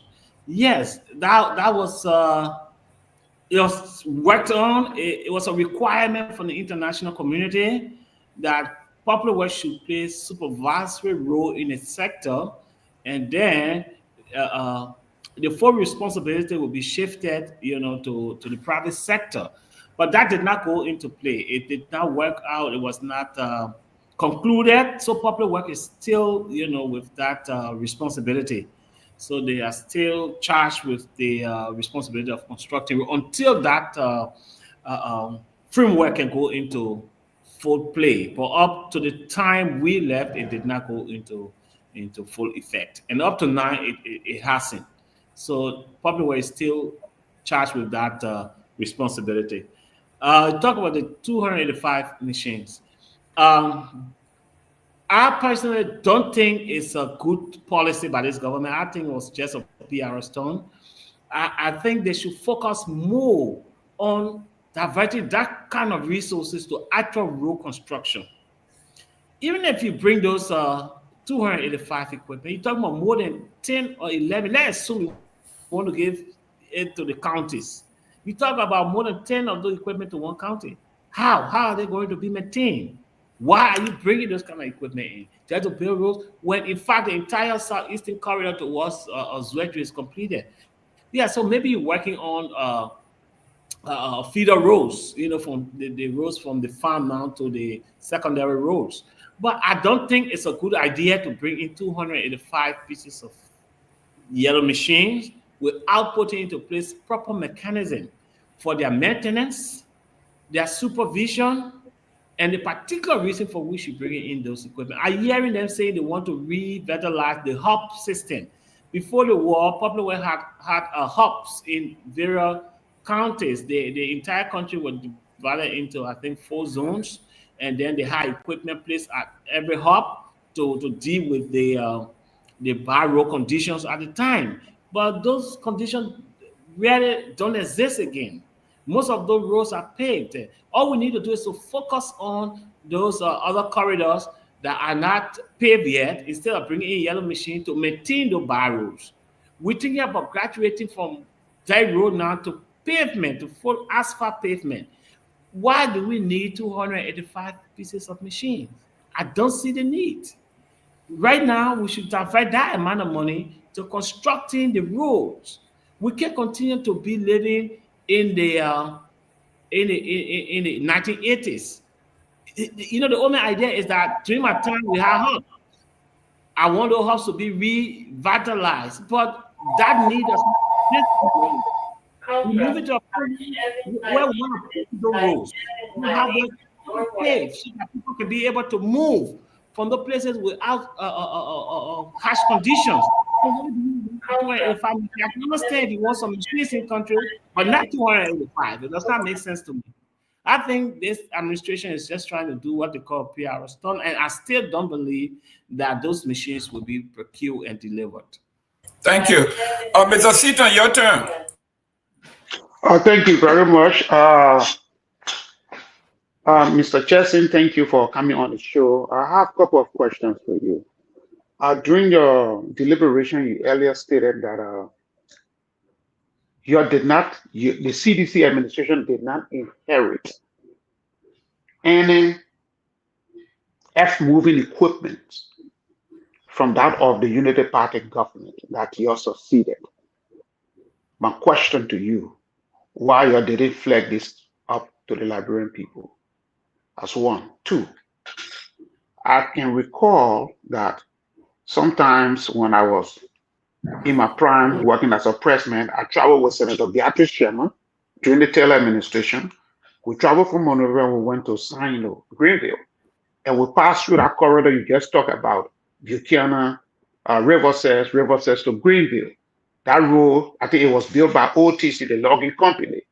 And yes, I think that road really needs to be, because it is much shorter and cheaper to travel from Monrovia to Greenville using that corridor than to go by way of Tapeta, Zwedru, then you come all the way down again, you come back to Slindo. You understand? Exactly. Why don't during your administration, why you didn't make that a priority? That's one. That's the second question. The other question that I have is that I was in Monrovia in 2022. I saw, yes, what you stated.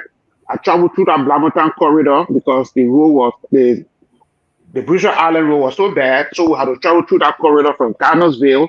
We passed through that corridor all the way back there into Blamertown, go by way of Looking Town. Then we hit Mumbo Town to be a factory there through the community road. That was a good thing, My question is, I traveled on the Barnesville Road. The Barnesville Road was supposed to be linked to the Corwell Road. But at some point, when we were on the Barnesville Road, it cut off. I think almost 2 miles. We had to start 2 miles of low road, the dirt road, then we came to Corwell Road, and then we got on the pavement again. So my question was, why is it that corridor was not done when you have done everything from Ghana straight from the Somalia Drive all the way, and then just to hit Corwell, because that was the time of the CDC. Why you didn't complete that road? Thank you. Thank you. Yeah. Okay, so I know exactly what you're talking about. Now that to link from the Garnersville Bell to Corwell to the pavement. Okay, so the contractor, we inherited that contract from the United Party government, and we continue with the contract. But there was huge outstanding payment. The contractor was demanding that we make the remaining payment done so they can continue the work. And they due to the delay of the work, they have accumulated actual costs, which is almost more than $2 million, just because of delay in the works. Okay, so with that arrangement, we had a couple of meetings with the company to complete that road. And the cost, the amount of money they were demanding was even far more than the actual cost to complete the road. So we had some back and forth there until we finally agreed and we made almost 50% of the outstanding payment to the company. So they should have started. That money was paid just before coming towards the election. So the contractor was supposed to start from there and complete it towards the Corwell Road, which is also paved. So the entire corridor will be paved and connect to Corwell. Then we go to St. Paul's Cross. So yes, that was the intent, and I still believe that this administration should continue from that. They should push the contractor. Up to now, it's not completed, and there's no work started already on that particular short portion of the road. That is up around 2 kilometers, like you said. So up to now, there's no work has started. The contractor is still, at a standstill on that particular project. But it is our hope that this administration will reach an agreement with the contractor, and then they can complete that section of the road. Yeah, no, my follow-up question. Hold on, my follow-up question. Why you didn't flag? You indicated that you didn't receive any earth-moving equipment from the previous Unity Party government. Why you didn't flag that? So that the Liberian people would know what you inherited and what you were working with. And then why is it that you didn't give priority to the Buchanan Greenville corridor when it is much shorter and is much shorter? Yeah, so the Buchanan Chester towards Greenville corridor is a whole new arrangement. We inherited what we call the SICRAM arrangement that was going towards Grand Gideon. That was where we're focused, and at the same time, we're focused on maintenance of that corridor until we're done with this, and then we can start to, work on this. That's why I said we had a Pueblan project that was already in place for us to start work on that particular. That corridor is going to be our next corridor where we'll come to start paving from Buchanan to Chester towards Greenville. But other than that, we had a full, maintenance contract in place on our entire corridor to ensure that cars are, using that corridor straight towards Greenville. So yes, we had a whole project for that, and that is some of our Pueblan project we had, because we have from Buchanan straight to Chester. That is about 87 kilometers. That's a huge stretch of road.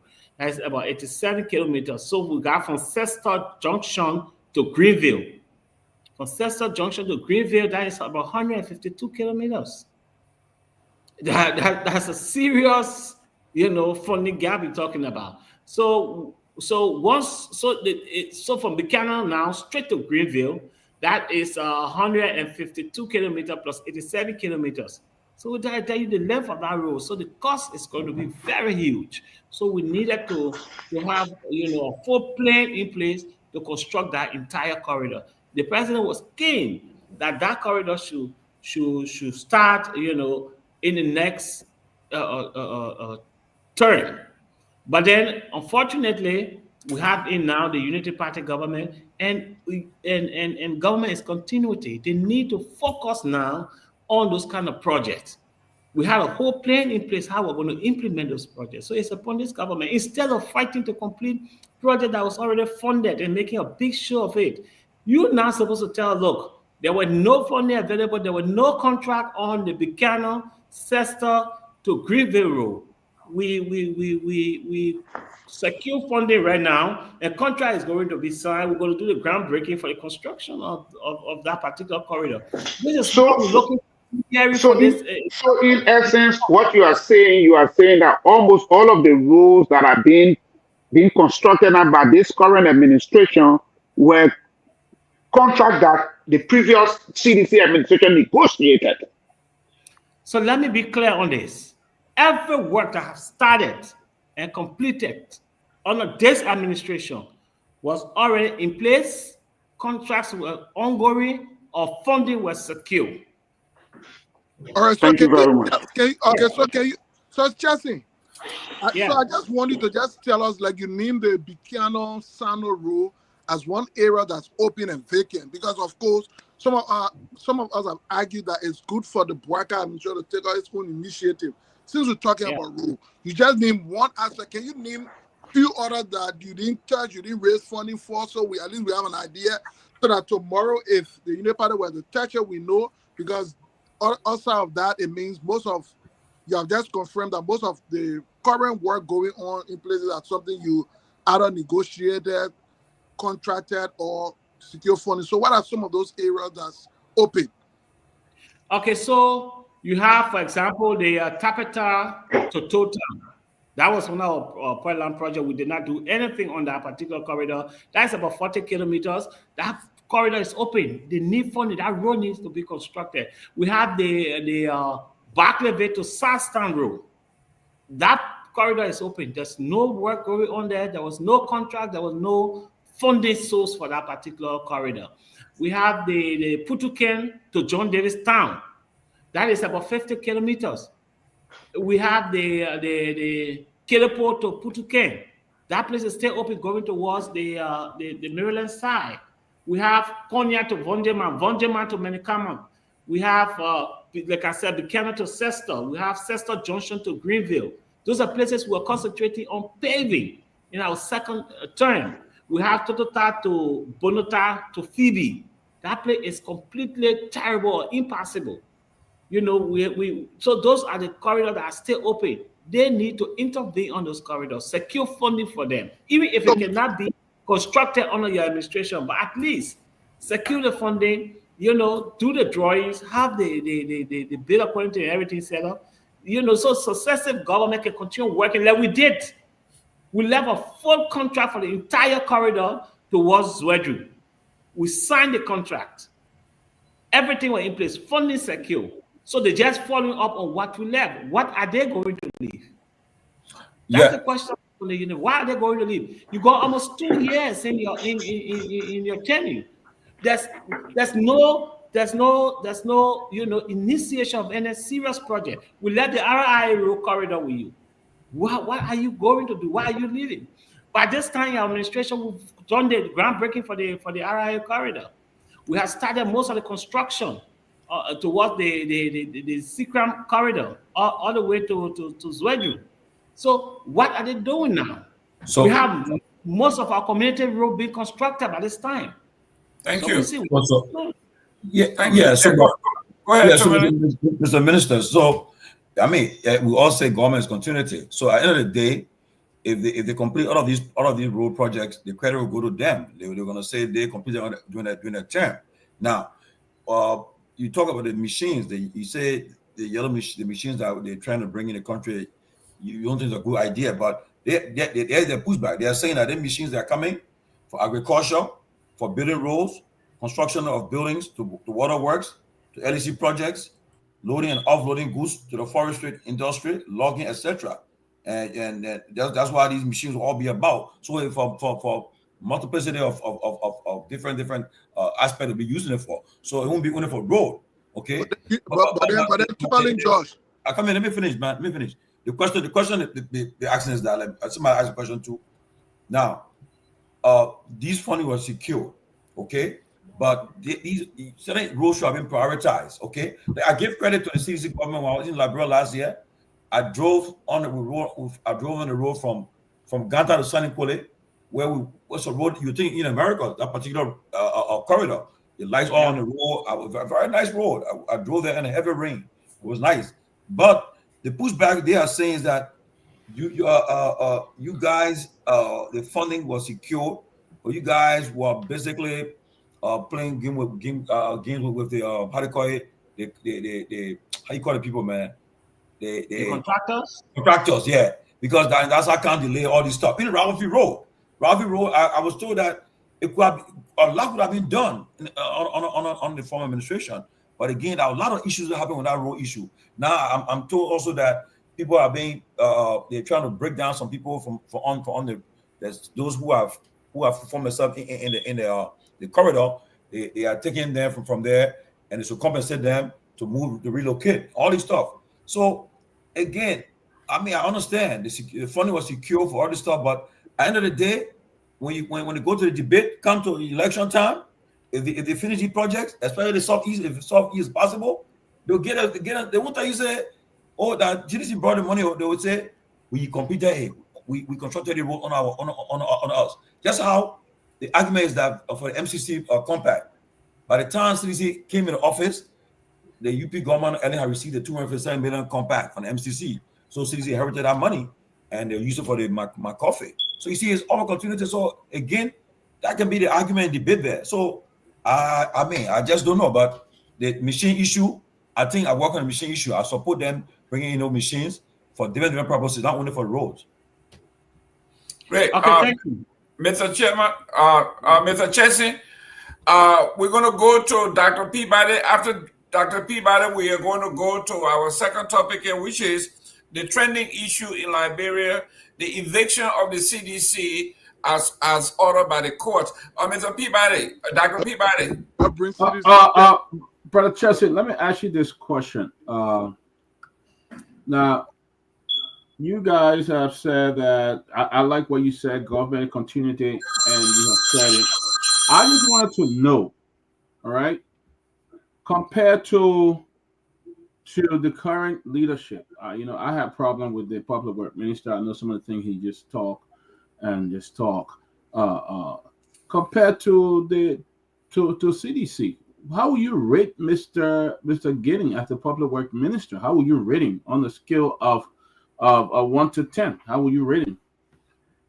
With 10 being the highest. Yes. Okay, so personally, I will rate Gideon's around 3. I think Gideon's is incompetent and unfit for that position. Gideon doesn't know what he's doing at the Ministry of Public Works. He's confused. And so you see there's nothing new Gideon has done besides using that $22 million of Liberian taxpayer money. That is a slap in the face to the Liberian people. You spent $22 million just to get one NTA bus leaving from Monrovia to go to Zwedru.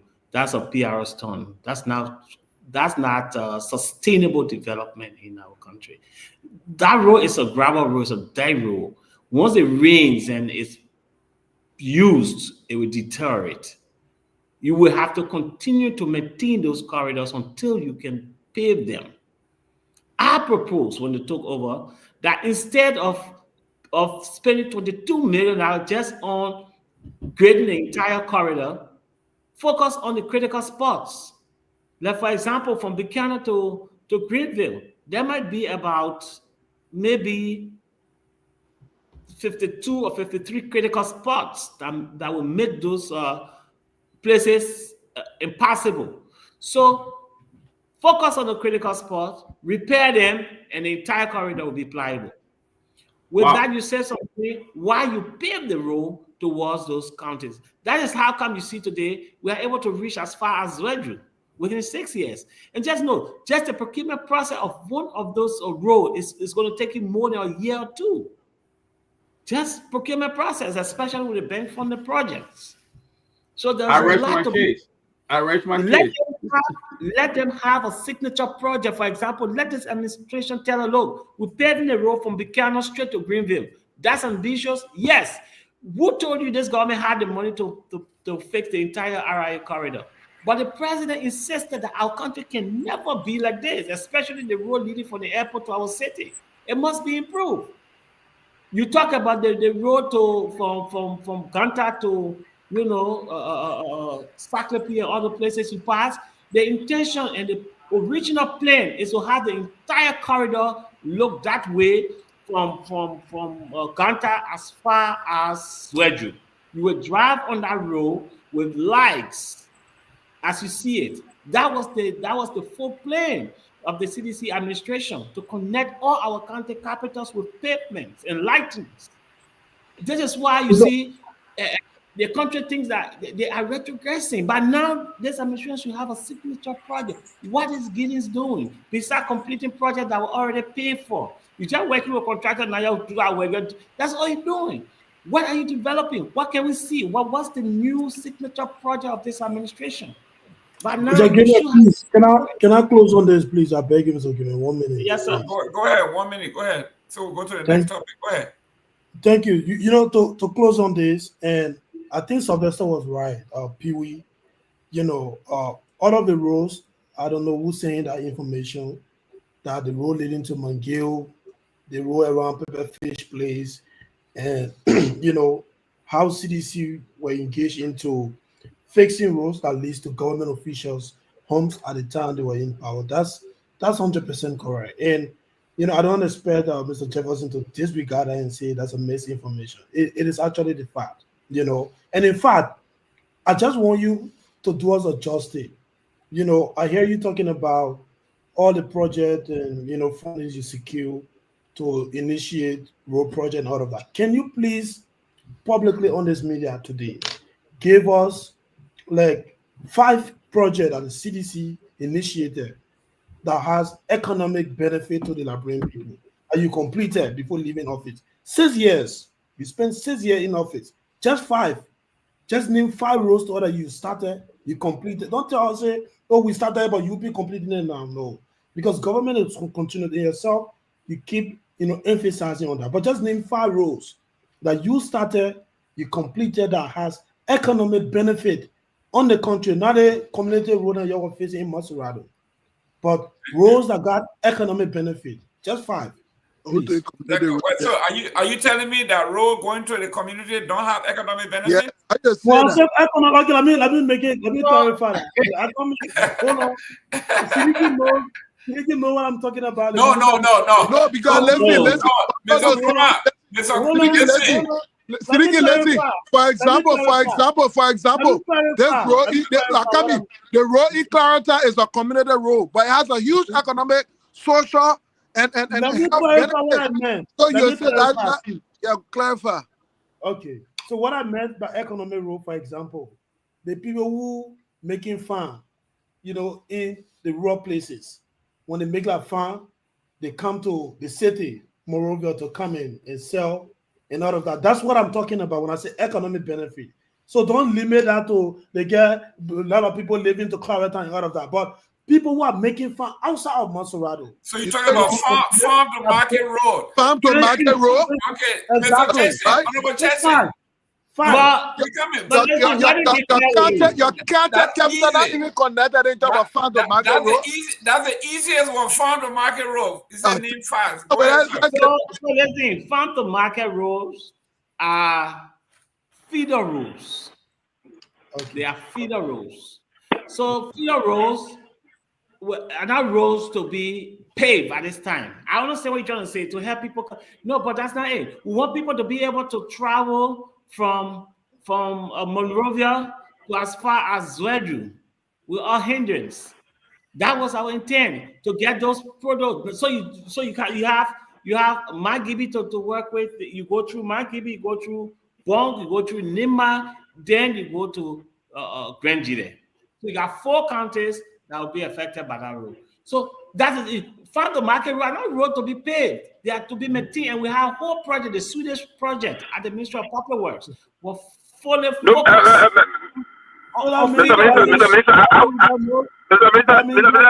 Just say farm to under certain conditions, farm to market road should be paved. For our settings, say that no, if you say not to be paved, no, then I disagree with you. So we have the means of paved them. The best way to solve the solution of farm to market road is to put permanent asphalt on it. Then you will have solved the problem and brought in more economic value. Let me go back. Let me face this again. Hold on, Mr. Farm to market roads are not roads that are supposed to be paved. They are supposed to be maintained, and I agree with the minister. I'll give you an example. If you go to Bomi County, Plain International prior to the Civil War was working along with the government of Liberia, and they built all these farm to market road that connect all of the different villages. So people used to take their goods from one village to another village to take it to the market. So where you live currently, where you live currently, they don't pay farm to market road, right? No, my man, you can't compare apple and oranges. That's what I'm saying. So you can't say not to be paid. If you said not to, then apple should not be on it. So we have the meal, and this is the part. I think our focus should be on the major roads, not the farm to market roads. I agree. Farm roads should be paid. Yeah, I agree with that. And you are doing priority. The farm to market road will be the last to do. Go ahead. Mr. Pewee, you have 13,000 kilometers of unpaved primary roads. And I agree with that. You don't even know the level of feeder roads, and you cannot determine it because they are established based on needs. So we have our primary roads, we have secondary roads, then we have feeder roads. So we try to connect all our county capitals in our primary, road network. We don't even know how many kilometers of road we have on our farm to market road, our feeder roads. So we want to first focus on paving our primary roads, Then we start considering our secondary roads before we come towards feeder road. Yes. Honorable Chelsea. So I just want to provide information. Chelsea. 1 minute. No, let me provide you information on your second topic. We are coming. You need to have the information on your guys, topic. listen, not one at a time. Honorable Chelsea, you have 15 yeah. more minutes Okay. on the radio across the country in Liberia, and I want you to address this particular one, then we'll go back to the rest. Today on the front page of let me give you information on that. Listen, guys, come on now. You gotta regulate the show, Gayman. Yes, guys, you can just keep bucking in. Then we don't want to cut you. It's very unprofessional. Honorable Chesson, the few time we have remaining before we open the line here, it says Congress for Democratic change to appeal civil law court eviction order, 6 Supreme Court to stay and review, fighting to keep its headquarters. Talk to us. You were in power for 6 years. How is this possible? And I will answer the question, but it's strange that the United Party is more concerned about CDC party headquarters than governance issue. But let me tell you, the United Party was established since 1984, between 84 to 85. They have had more than 4 party headquarters. They were in power for 12 years. After the 12 years, they were evicted from all the places they went. You were on Broad Street since 1984. Yes, a CDC party that was, came to being since maybe 2004. And went fully into political engagement since 2005. But Unity Party been, established since 1984 to 1985. They don't even have their own party headquarters. They've been evicted from everywhere they went. Why are they so concerned about the CDC? Listen, they were on Broad Street, remember? Read by the TSL, where Miswagon, took over. That when they had the first party headquarters, they left from there, they went Congo Town, they used the poor place, they couldn't pay the money, they were evicted. After being in power for 12 years, they were evicted. They went on the FE circle there. They stayed there for I don't know how many years. They did not pay a cent. The people ran behind them from there. Somebody had to feel sorry for them and get in their dwelling place up Broad Street to use as a party headquarters. Then you question CDC that has just been in power for only 6 years and they still have legal issues with their tenants that have been, initiated by the Unity Party government. This is not the first time the CDC has had legal issue with the party headquarters. We won the court before. We won the case. Look, we still have a lot of legal remedy to our disposal, and the CDC is going to make use of that. Being in power for 6 years does not mean you have the right to purchase, where you live, but where you were stationed. But that shouldn't be of more concern. The political party is not just in a particular building. A CDC is a grassroots movement that is based within the hearts of its supporters, within the hearts of the majority of the Liberian people. So our party headquarters should not be. We can still tell you we'll make use, because this country is a country of law. We'll make use of every legal remedy still available to us to ensure that the owner of the property live up to the agreement that we had. So he must live up to the agreement. Look, people must learn to keep their promises on place. It shouldn't be done politically. We have laws. So you allow the CDC to make use of all available legal remedy that is there on our law. We went through similar problem the last time, and we won the case. We'll win again. One minute. Let me have you address it before I go to Dr. Peabody. This morning, the Deputy Minister at the Ministry of Information, Mr. Dano Sano, said, a small shame is better than big shame. He said, it is better for the CDC to leave voluntarily than to have their belongings thrown out. If the court grants a writ of possession, the government will enforce that and will evict you. That's what he's saying. So Daniel Sano is saying they are going to Obviously, the Unity Party has taken this case personally. They say they are going to evict you. Your response to Daniel Sano? So, don't mind Daniel Sano. Daniel Sano is a functional illiterate. He doesn't understand how the legal process works in our country. So we're going to give Daniel, the credence he's looking for. Daniel needs to get educated on the legal proceeding in our country. And at this level, we are expected that Daniel will know better than that. And that's why we keep calling on this administration to put into position more competent people than appointing incompetent people based on political, alignment. Daniel shouldn't even be occupying that position. Daniel is an illiterate. He's functional illiterate. He doesn't even know what he's doing. He's not even able to communicate the policy of the government. He finds it so difficult to cover up their incompetence and bad governance. Daniel Sano should be telling us what's the government priority on ensuring health care is free. What is the government policy on the inflation rate? That's what he should be telling us. What's the government policy on the hike in prices on the market? What is the government going to be doing to relieve the Liberian people of the harsh condition of poverty? The educational system is going down the drain more than where we left it. More people are out of school than what they were before. What is he talking about? The process of the commodities on the market that his own president alluded to. Daniel should focus on the government policy and communicate it clearly to the public so that people will start losing trust in this government. The people are tired so soon. The people trust is eroded under this administration. And you can see by the frustration in the street. Every day there's some problem. Women are giving birth on the street due to bad policy. He needs to communicate what this government policy in addressing that kind of condition. No drugs in the hospital. Schools don't have teachers. The volunteer nurses are still not on salary.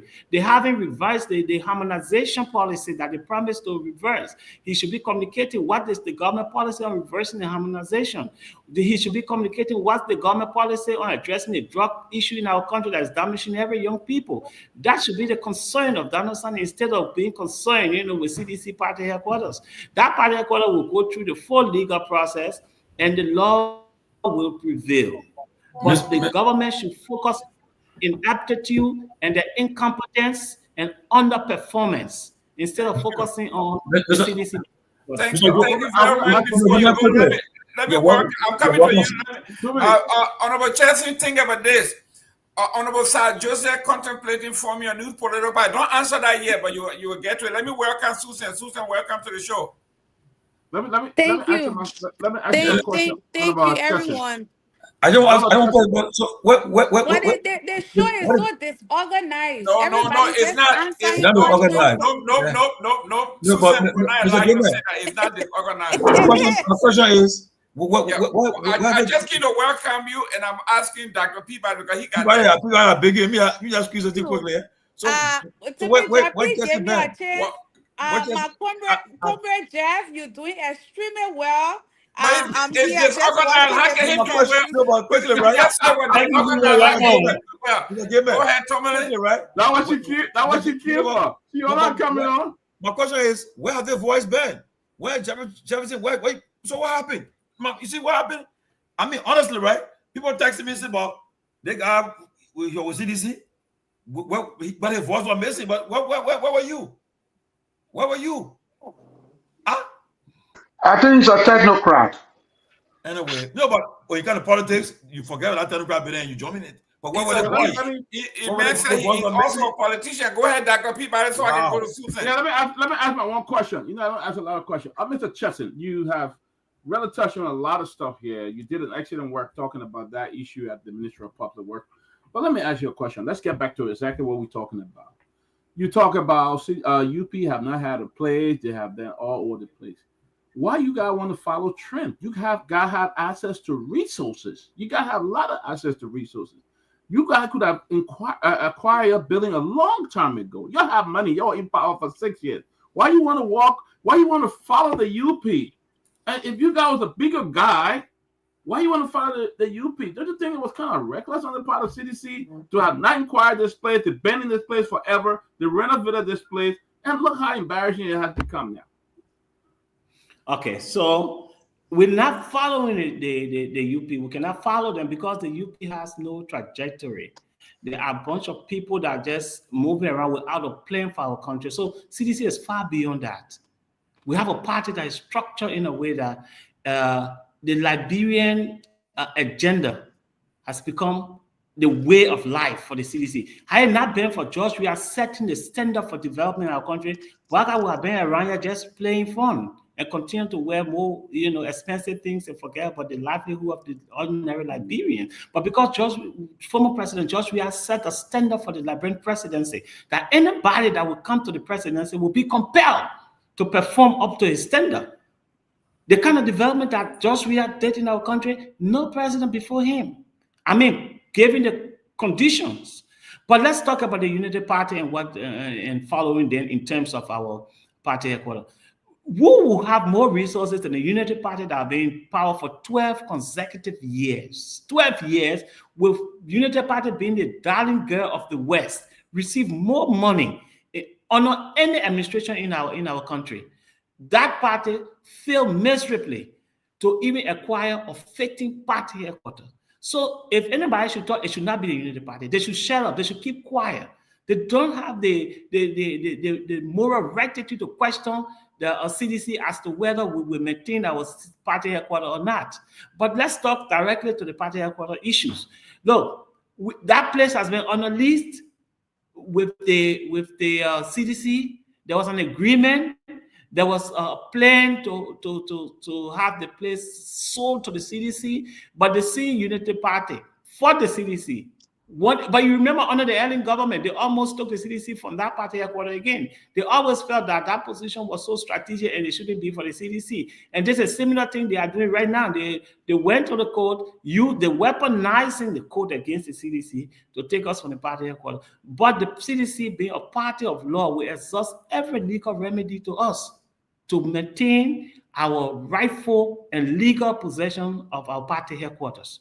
Until the court can come using the rightful law and applying their ruling to the law to ensure that justice is served at the CDC party headquarters, the CDC remain the legal tenant of that property. Until then, the Unity Party should focus on moving from people's private homes to go to build party headquarters. Then they use the $10 billion place that Bwaka is constructing in Lofa County and in Broadville to move the party headquarters there, what they should be concentrating on. Not on whether CDC is going to remain at the party headquarters. But our party is not at that place. Our party is in our hearts. It's in the heart of all the Liberians. It's not at a particular place, but we exhaust all legal remedy to ensure that we remain legal tenant at that party headquarters. So, Gayman, let me, since you're talking about the party, I'm one of its vice chair.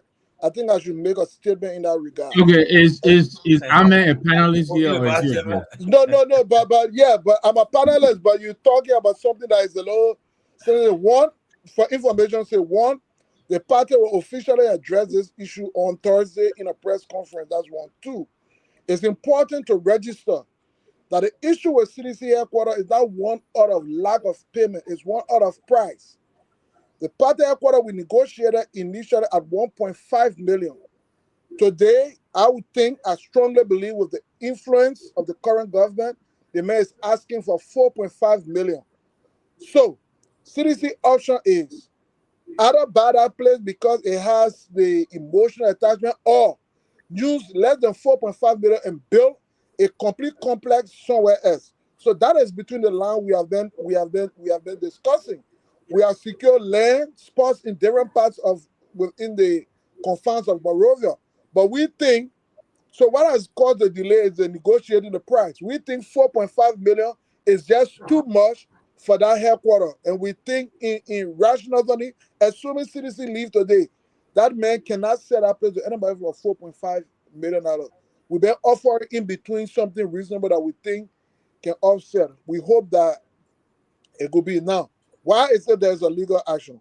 We are saying we have leased the place. we have the first right of refusal. Let us refuse to purchase before the purchase goes somewhere else. But I think he's adamant, he's clear. Even if we were to come up with $10 million, I think at this point, he may not want to sell to us. So let the courts decide. But CDC is not leaving. If CDC were to leave, it's not because we cannot afford. It's simply because we think he's trying to manipulate us. He's trying to extort from us. And if that be the case, instead of spending 4.5 million, that's my personal opinion that I've argued within the National Executive Committee, that instead of spending 4.5 million to buy a place, we can design our own headquarters under $2 million that will carry a lot of other things than that place. 4.5 million, I think, is exploitation. Thank you. And see, that is completely what we call unjust enrichment. That is completely unjust enrichment. You cannot, have us use your place for the number of years, develop the property, and then you want to sell it to us unreasonably. It's been, you want to get rich unjustly. And I don't think the law supports that. Thank you. Susan. Yeah. Well, Comrade Jeff, welcome on the show. It's really nice to see you here. Like you stated earlier, I really do not understand why the Unity Party, their focus point is this one CDC headquarters. This one CDC headquarters. I spoke to somebody yesterday, and the person said that their goal is to evade CDC from that headquarters so UP can take over. And one thing you said here, the law for CDC is not about CDC headquarters, it's within the heart. And I like what my brother just said right now, that, if somebody wants to take 4 million, we can go somewhere and build something very, very good for CDC. Joseph Boakai tactic is to do everything to break the CDC down. So in taking it, let's say today CDC leave that headquarters and say, okay, we're leaving it with you guys. Nothing y'all can do. The party CDC is from grassroots. So our people know how to strategize something, and all of this is for the target for 2029. And these things will not work on us. So whatever it is that the decision is, for me, I'm in full support. The 4 million, I think that's too much. I agree with you, my brother. I think it's too much. If we have to build another headquarters, let's go ahead and build it. But CDC headquarters should not be a news right now. We have a lot of things. A lot of things. The last time we saw a mother Nesto, on the JFK hospital, the lady gave birth there.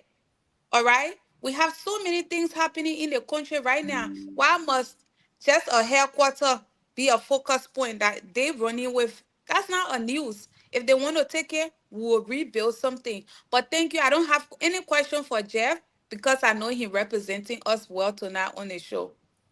Can I make a comment, please? Can I make a comment, please? 1 minute. Let me go to Victor Nagbe. He's been a spectator for a while. Mr. Nagbe, then I go to Pewee. Thank you for a moment there. Thank you, Mr. Gayman, and thank you. First of all, let me remind my brother Ahmed here. Mr. Chesney is a full-blown minister. He's not here as a kid on a bicycle training wheel. He needs to let him answer his own questions. Oh, but you left government. You left government. You came into party. Chelsea is not an executive member of the party, and so I thought I should give you party's position. But you're not a guest. You didn't answer the question. I agree. But no, that means you should have come as a. But gentlemen, each of you, Pewee, even yourself provided information with regard to what you saw about road. I provide my opinion. You can't tell me as a panelist what to say. I have to respond. I couldn't respond on what I know. I provided public information. Let me say this to my sedition friends. The CMC man, who are telling us the man, CMC man. My sedition friends who are telling us that we're crying more than the bereaved. Why we keep talking about the headquarters? Actually, I care less. I could care less what happened to that headquarters. But the reason we're talking about this headquarters It is emblematic of your irresponsibility, your inability to prioritize what is important to you and what is not. Let me tell you, newsflash, the solution to this problem has left the station. You guys are chasing it. It is already out of your hands. So Mr. Nagbe, why we're going to take 4 million from the body, where would you take it from? Why would you take 4 million from the body? That's a very good question. How can you say irresponsible? No, why would you take 4 million from the body? Seriously, do business. Mr. Ahmed, We could afford. Listen, we could afford. Listen, Akami, we could afford 20,000 a year for the lease. That's what we're paying. 4 million. Where we're taking from? We should go steal government money to pay for headquarters. We will not do that. We could afford 20,000 from membership dues. All right. So, Mr. Nagbe, let me just. Mr. Nagbe, Mr. Chelsea, go ahead and respond. Our guest, Chelsea, go ahead. I understand from where you came from, and that's true. We agree, you know, it's irresponsible. But I think what is more irresponsible is for a sitting government that has promised free health care, and under its administration has revoked the minimum free health care the country already had. That is grossly irresponsible. For a government, I think they reversed that though. That for a government to allow its citizens and to allow pregnant women to give birth on the street in the 21st century is grossly irresponsible. For a government to not be able to meet the basic needs of its people is grossly irresponsible. For a government to attempt to buy 285 pieces of machine without going through a full procurement process with the intent to steal is grossly irresponsible. For a Ministry of Public Works under this administration to spend $22 million giving it to his friends and fellow partisans to construct road with the intent of getting kickback, that is grossly irresponsible. For a party who have been in power for 12 years to be evicted from every party headquarters they went to because they couldn't pay their rent, that is grossly irresponsible. And who is more irresponsible? It is the Unity Party under the leadership of Joseph Boakai. It shows that the Unity Party has no direction for this country. They are incompetence, and it's shown through the bad governance, the police brutality, and the uncontrol of the U.S. rate on the market, the increased poverty, the hardship they brought on this country. That is grossly irresponsible for a government who were voted into power to help improve the lives of the Thank you, Mr. Minister. I don't have much time. Let me quickly run so I can give it up. Let me just caution you. You've spoken very well tonight. I have to where give you that where, to you. where are you running? You're going on. Because you chasing me to give it up. CMC not going anywhere. I'll get it. But let me say this. A lot of us here have expressed our disappointment in the language being used by Minister Sando. He referred to the former president in very unflattering manners. I would just urge you not to go down that rabbit hole. You know, let's raise the discourse. We are supposed to be the adults. So I heard you say some things, you know, to him. I hope, you know, going forward, you will not get drawn down. I will not. I will always take the higher ground. But for calling Daniel Sano out for what he actually is, it's not stupid low like him to insult a former sitting president. Daniel Sano is a round peg in a square hole. He doesn't know what he's doing at the Ministry of Information. This is why you see he resort to insulting former government officials and attacking people individually. And that shows that this government can do incompetence. Daniel Sano should find himself back in school to learn how to communicate properly. He doesn't know that. Government is failing on every front. His duty as a Minister of Information, Deputy Minister of Information, is to communicate what this government is doing to address the appalling conditions of the ordinary Liberian people, not to insult. And by not doing that, by failing to do that, it shows that he's a functional illiterate, and he should not be kept in that position.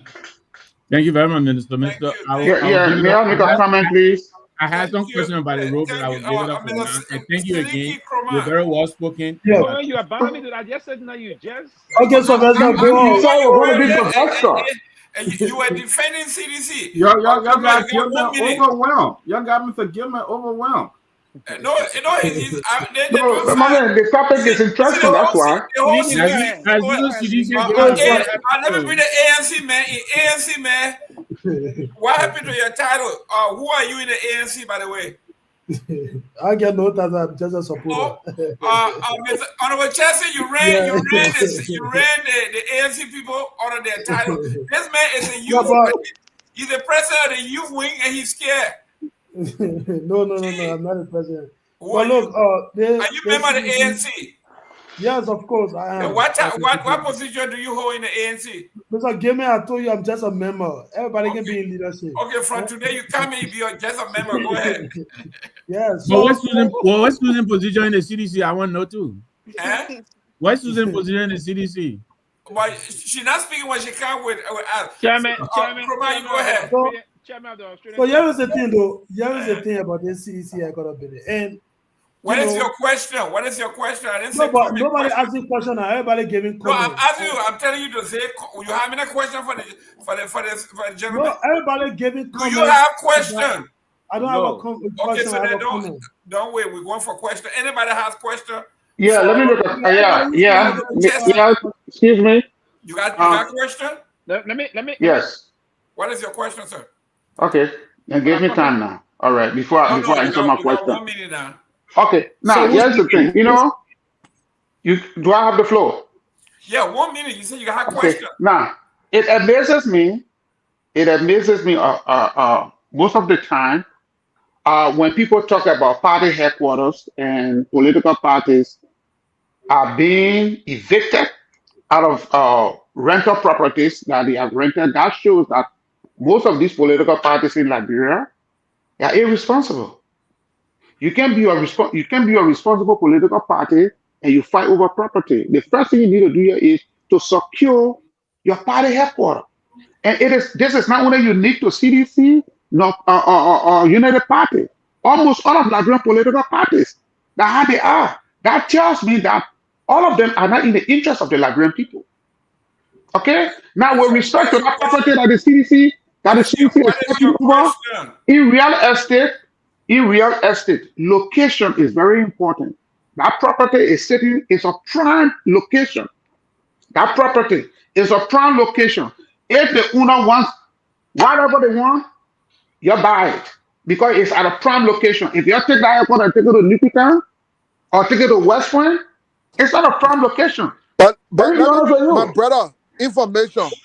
That place. I agree, it's a prime location. But it's a prime location. Yeah, but listen to me now. Listen to me. That place got its relevance because CDC. No, not because of the CDC. No. Excuse me. No. Let me lay with you. No. I will not accept that. That's not true. You don't have to accept. Go ahead, sir. Sir, should I talk? That place existed long before CDC came into existence. It became new, it became popular, it became well known because CDC occupied that space. And while it is true, look, we have a lot of history there. I would love us to keep it, but at the same time, I wouldn't want us to be exploited. From my own calculation, I wouldn't think that we should spend $4 million. In real estate, location is the key. Excuse me, my brother. That location can be found anywhere. Between Liberia to Singapore. But to spend $4 million, you don't know what we have. With $4 million, CDC can build a lot of assets around the country. And besides that, don't compare CDC with other parties with their. Now, when it's 3 years, where Jefferson Tamakoji will live now because he live over there. Excuse me. I'm not trying to be personal on the conversation, but I just want to conclude on this to say to you. That property have had too many legal issues. At one time, Achiba Bonat claimed it to be his. Another time, Densa, of course, the court ruled with Densa, but there was so much back and forth. It was a risky deal. CDC was hoping to get a clear picture. When we got a clear picture, the price went up to $4 million. At this point, there's one group of us in the party that believe that we should buy at all costs. Some of us, I strongly believe. Do you have the money to buy it? Of course, we CDC can generate the money. We don't have the money, but we can generate the money. But we can generate the money. The point I'm making to you is, my brother, why invest $4 million in a place you can make business? If you get $4 million, you do a business now, how much you generate in 6 years? You put a headquarter in a place that you meet the election commission and generate and use $4 million to give to your partisans to do business. It doesn't make sense to me to spend $4 million on our place. Jerome, can I have the I rather love the place. So the approach is this: we will build with our own design, with our own time. We'll build it. Now, finally, the court is our lawyer trying to say, look, all of the investment we have. I think there's a part of the law. I'm not a lawyer, but the lawyer would say there's a part of the law that allowed us to evaluate the property based on also what we have spent on it to see if that can be offset through the present. All the so there's different arrangements. So in short, eviction is not anywhere happening soon. It's not happening tomorrow. It's not happening. However, citizens will abide by the law if that becomes the ultimate and final decision. But eviction is not beyond the house. Let me see if I think I somehow disagree with you.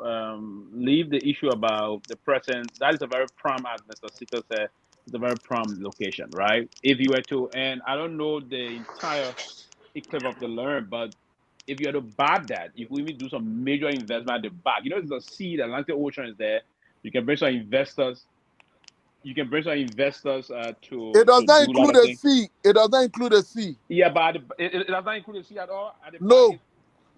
You know where so you know where that fence. I think the German people are have some. Okay, to Achibo, to the beach fence, the Achibo compound coming to the front. So it's total of 4.3 acres. But it's spread on the side. That's still a prime location, my brother.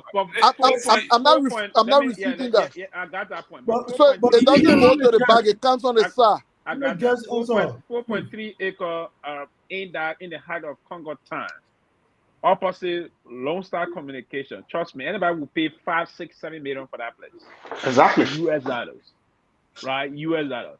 In Conakry, Guinea, just 1 acre so that go for around 5, 6 million in the heart of the city. So that's a very good location. I would push if the party were to go for it, apart from the saying, but it's a very wonderful location. But let me go back. But I think that part of they're not business, though. You can send the business. Hey guys, we got guests. We got guests on here. Go ahead, Pewee, so we can go back to the guests. Let me quickly say that I didn't want to. We were all saying this, Mr. Minister, about this people being rules to go to official of government house, and the CDC guys, they were very good at this in terms of the propaganda, attacking the past administration for doing that. But I didn't know. I don't know if you heard this story, Mr. Minister, that there's a frustrated United Party partisan just informing that the current Minister of Public Works just paved the road to his house to Stinker Village. The current Minister of Public Works, and they've been attacking the current Minister of Public Works. So I will hope, Minister Jeff, you will do something. But he said so I want you to learn that Minister Guinness just paved the road entering his yard. Paved the road, hitting his yard and all of things. So, but I think, and all of them also heavily criticize the CDC government for this, meaning Guinness and other things. Need to be a partner on this show. Minister watching you. Yeah, but I'm told I want you to challenge that. I'm told someone left immediately opposite the minister said he just paid. And this contract, it came and the deputy minister even spoke against it. That's why I'm getting, according to my information. But he paved this, and the next thing I'm told is that the minister is about to pave the road to his sister-in-law community too. I don't know how true is that. So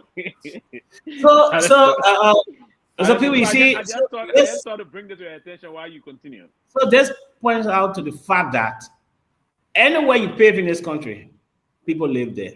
Yes. Yeah, people live there. So they're coming back to home there now. Exactly. Yes. To show that the Unity Party are completely limited in terms of flagging the real issue that are affecting the lives of the ordinary Liberians. They should have been criticizing the fact that CDC government were building local homes for ordinary Liberians to live in. They should have been criticizing the fact that the CDC government constructed a hospital in Bapolo, state-of-the-art hospital in Bapolo, without using a cent from the government. 100 bedroom. Yes, without using a cent from the government. That is what they should be criticizing. They should be criticizing all the many development we did in this country. They should be talking about how more people enrolled in the university due to the policy that was enacted by the CDC government. They're supposed to be talking about how many Liberian students passed the WAS because they were not troubled with the condition of paying fees compared to what is happening. They have just released the WAS result under this administration because students struggle to pay WAS fee. Most of them failed the WAS.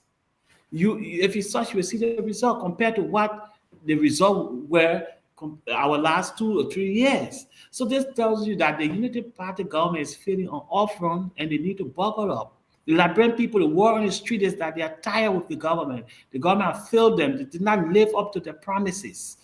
So instead of them concentrating on as to whether CDC will remain in a party headquarters, no, they should be considering as to whether they will actually receive the $500 million they lied about. That is what they should be concerned about. They should be drafting policy. They should be addressing their corruption. They should be addressing their police brutality. They should be addressing the reckless disrespect of the rule of law. They should be addressing how the government sanctioned killing of peaceful protesters in Kenjo. They should be talking about how people are dying on the street and there's no reports on why these people are dying. The police is grossly incompetent. They should be talking about why you're awarding contracts from government ministry to foreign companies when these are things that Liberian companies can do. You're putting Liberians out of jobs. You should be worried about how the country is sliding backwards into poverty. How the U.S. rate is skyrocketing without control. The people's lives are getting miserable under the Unity Party-led government in less than 18 months. It's unfair to the Liberian people. That should be what they worry about. Instead of worrying about whether CDC is going to maintain their presence at their party headquarters or is if the CDC is coming back. Because all they do is worry about just we are not coming back. Okay, that is not up to you. Focus now on delivering your promises to the Liberian people. And I can tell you, this country, after the 6 years, Liberian people evaluate the performance of this government against the performance of the CDC government, no other government, because of the standard we set in the 6 years. Thank you. Well, ladies and gentlemen, real quick, tomorrow we are going to be hosting Dr. Dunn, Reverend Dr. Dunn. The July 26th orator is going to be here tomorrow as our guest. On Thursday, we're going to have the chairman of the Liberia People's Party, Nagbe Zeze. He's here. He has a claim that the Joseph Walker government borrowed $200 million clandestinely. And he has proof, and he's going to discuss that. And we're also going to be discussing the executive order 151, and we're going to compare that with executive order 124. So be tuned in this week. It's going to be busy. Was that part of the 2 million Padre Hunter was spraying the other day? I'm told. I think was that part of 200 million Padre Hunter was spraying the other day? Yeah, Padre Hunter was trading the 200 million he couldn't share. But before I come to you, people, let me go to Tomalin George. Chief George, I know you're checking the phone. People are texting. Who are watching? They don't want to talk. You said the minister himself is watching. Yeah, but before Tomalin, well, you know, the good. I was trying to say, Tomalin quickly, that the same person that just sent a message to me about the pavement, I didn't know about that. We on the show, and if I don't say, the person will get mad. I'm defending the Unity Party government and so. He's saying to me that there's still a deep problem within the Ministry of Public Works, the minister and the deputy minister for technical services. There's a serious level of some confusion as to how contract awarded and all of things, and the minister heavily spoke against the deputy for technical that she would do most of those things against the minister paving the road. There are a lot of pavement even now they're currently discussing, but the minister is trying to project, according to my source, project the interest of the Unity Party government officials that the road be paved to their concubines' homes And the Deputy Minister for Technical Services is saying, no, we need to focus on the people. So there's a serious problem as we speak. So they should be, and we challenge the ministers to appear here to refute or debunk these things. We open to them. But the source is also telling me that he will give him more information between now and this weekend. But there's serious problem unfolding at the Ministry of Public Works. Well, you see, the good thing about this kind of a program, you provoke a debate. Now, Minister Chesson came on today, and he went strong at the Ministry of Public Works. The minister, I know he was late watching this show too. So now the minister will be appearing. So we're looking forward to the minister to appear. That's why these kind of debates are good for. We want to hear from those. Mr. George, is he willing to appear simultaneously with Mr. Chesson on the show? I don't know. Yeah, we can arrange that. We're fun on that, but you know. Mr. Chesson, are you willing to appear? Are you willing to appear? Mr. Gayman, are you willing to send a challenge to the minister now? Are you willing to debate him anytime, anywhere? Mr. Gayman, the minister. I can tell you for a fact. Go ahead. I can tell you for a fact.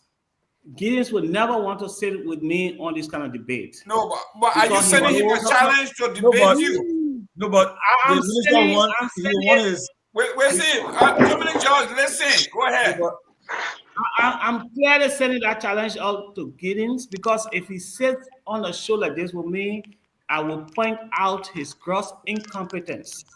Gideon represents the totality of the Unity Party government, incompetence and corruption. Gideon is the epic of corruption at the Ministry of Public Works, and he has failed to account for the $22 million that was mishandled under his administration. And this is why you see the Deputy Minister for Technical Service, who is actually a real technical person that has credibility, will continue to remain in conflict with Gideons, because Gideon is inherently corrupt, and he represents the totality of the Unity Party. Okay. The Deputy Minister for Technical Services will never work along with Gideons. There will always be problems. So, Mr. Gayman, thank you. Chief George, the minister reaffirmed that he's a member of this platform. He said, I'm a member of the closing argument. But he abandoned the closing argument. Well, the man say he said, I'm still a member of the platform. The minister abandoned the show after he got big job. Let me say this. He abandoned the show. I think you want to stay on the platform with Minister Chesson boss, Madam Ruth Collins. I think that you want to debate his former counterpart. So I think that way, like, but look, I enjoy. Let me make you an announcement. Everybody, I didn't have the quick announcement. It's a good thing, Mr. Chesson. Honestly, right? I wrote in our chat room. Where have you been? Where were you during the election? Because we see that CDC got a kind of a strong voice, and they were silent. Because at least you can hold your turf. You know, you understand the issues. Our party work in structure. I mean, come on, man. One at a time, guys. Go ahead. I saw that I want your 110 because you but that's the problem with you guys. The party was hijacked. Sekou Kalasco was doing a job that he's not supposed to do. You wanted the minister to be all over on the LMO Ali then. The irresponsibility. How the people are so irresponsible creating their own today because you can't on a tapping trail on defending the party and in an election you would achieve minds and change people attitude. But again, he just came up today and people are praising him. But let me say this, right? We expect more chasing. Your party was hijacked. You admit the fact that your party was hijacked. We'll be having a show either tomorrow, late show to honor the former national player Abana. Some former players like. Tomorrow we have Dr. Dunn. I said late night on Thursday, late night show. We have late night shows. The point like bro participate in the show too. You have the former national players like Benedict Wisa and Simply We Are. They'll all be around to memorialize the fallen national soccer legend. If you remember, some of you who are not born, Liberia won a tournament before, 79. We won the Six Nations within our tournament. Six Nation tournament. one of those involved in that game. Long before we came on the stage. That money bottle and day. No, that would No, it was after Boto. I'm putting that come on back. It's 79. That's 79. 79. Come on. But guys, let me say something. Let me say something. Go ahead, Doctor. Let me say something, Sylvester. Starting next week, Monday, we will be on the Care radio station in Liberia. So we have another station. We have another station that will be joining. We'll be live on another station. Good. We just concluded with them. They will be relaying the closing argument as well. So with Truth FM and then Care Communication, we going up. So, Mr. Chesson, you really got to come. You resuscitated your party tonight because they were completely dead. They had no message. You keep us strong today. And beyond this, also starting from the week of the 16th of this month, we're going to be initiating, and there's going to be broadcast on the closing argument also, but it's a debate that I'm going to initiate called the progressive debate, the new progressive debate about funding the third wave, about introducing the third wave. The third wave. We believe sufficiently it's going to be every weekend. Probably we'll bring Sunday, but Saturdays and sometimes Sunday. There's a need now to begin a very clarion call in trying to shift the debate where the necessary forces were aligned. Neo-progressive. Those kind of alignment, they were aligned. Definitely allow the minister show today. In moving forward. No, we are announcing that. Part of that is to even look for people like Jeff. We will co-opt them. We will co-opt people. We will bring people. And one of our major targets is Susan. We ensure that we're going to bring up. So the third wave is going to be very appropriate. And this third wave, as I will say, and I'm proud, it's not going to identify no political party for now. It's going to put all the demand sets together to ensure that we move this with the appropriate. But Susan rejected third wave. Why you bring her on? I mean, she rejected it because maybe you didn't know how to communicate. Sylvester is CDC member. Stop that thing. We bring down. Listen, Sylvester, don't forget Ahmed. Ahmed, you can bring Ahmed along too. Oh yeah, but I remember we had discussion. Listen. I am the vice chairman of one of the biggest political party in the country. I'm the biggest political party in the country. They may not even go near that party headquarters, sir.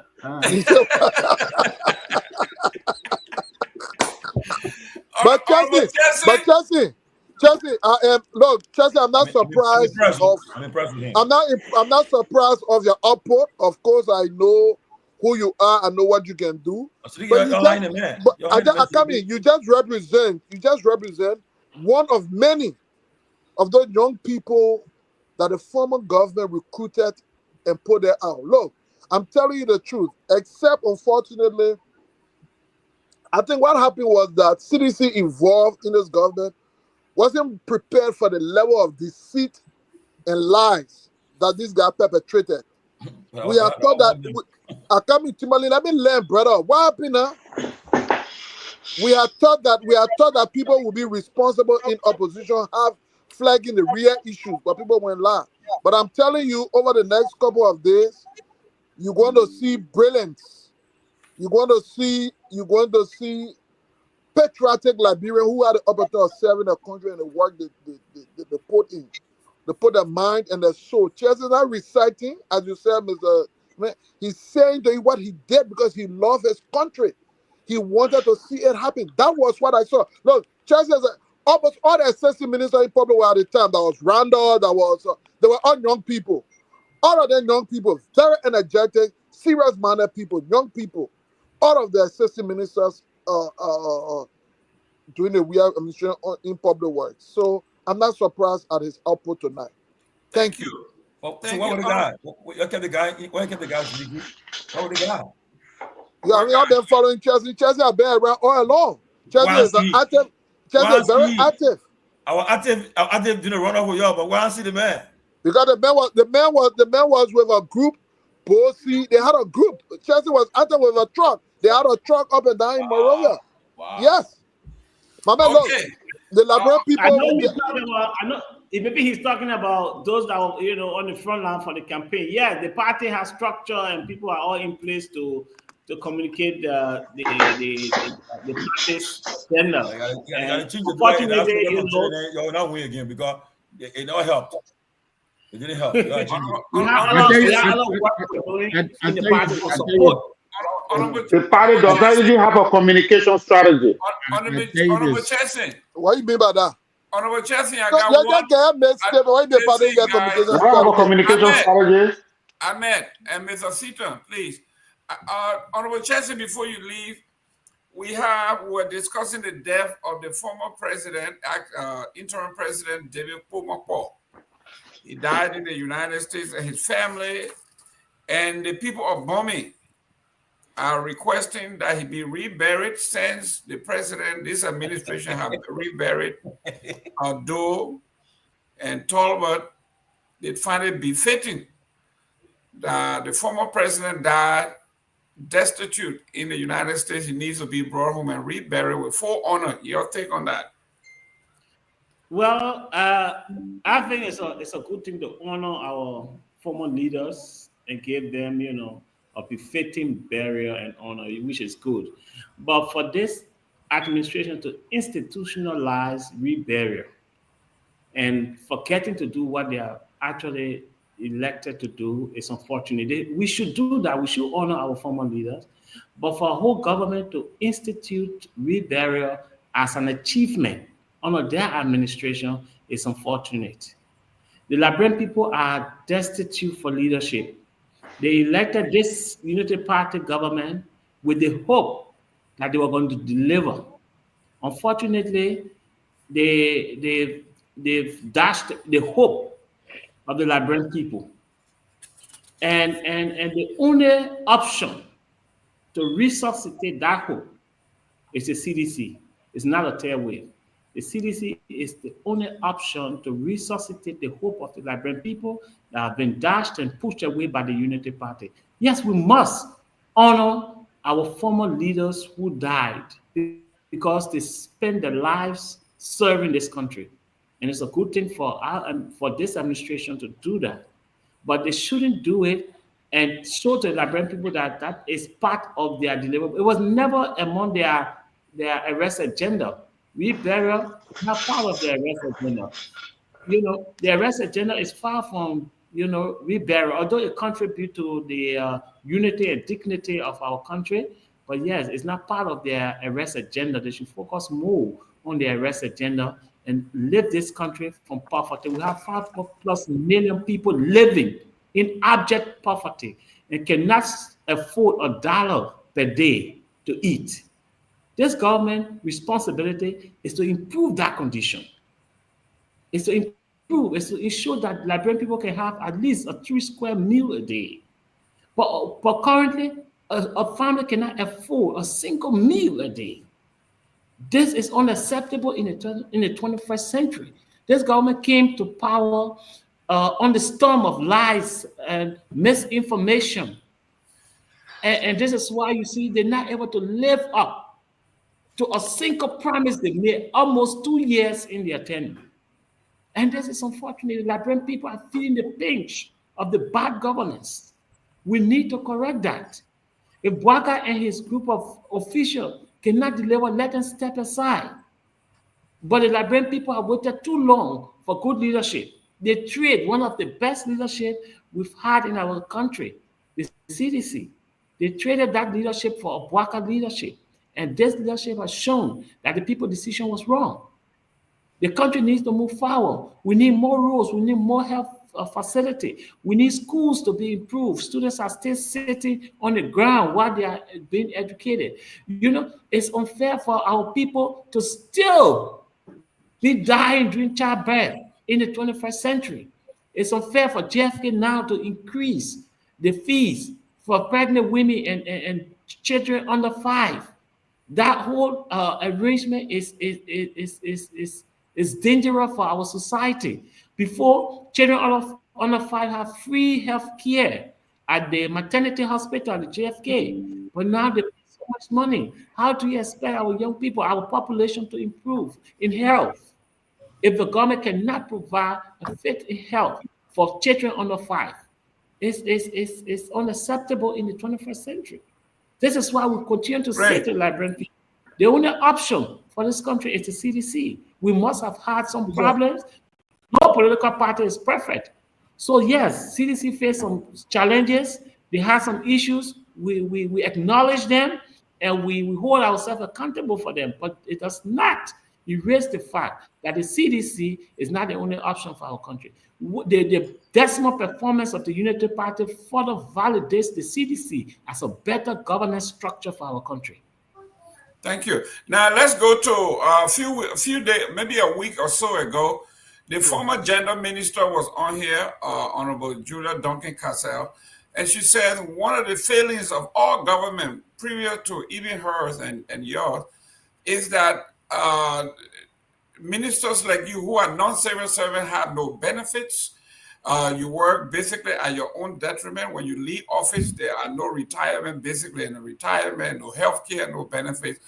And she says that for some reason, no government have been able to address that. Have your government, when you were there, why didn't you guys address that for you? When you leave government, at least you're going to have some benefits for your service to your country.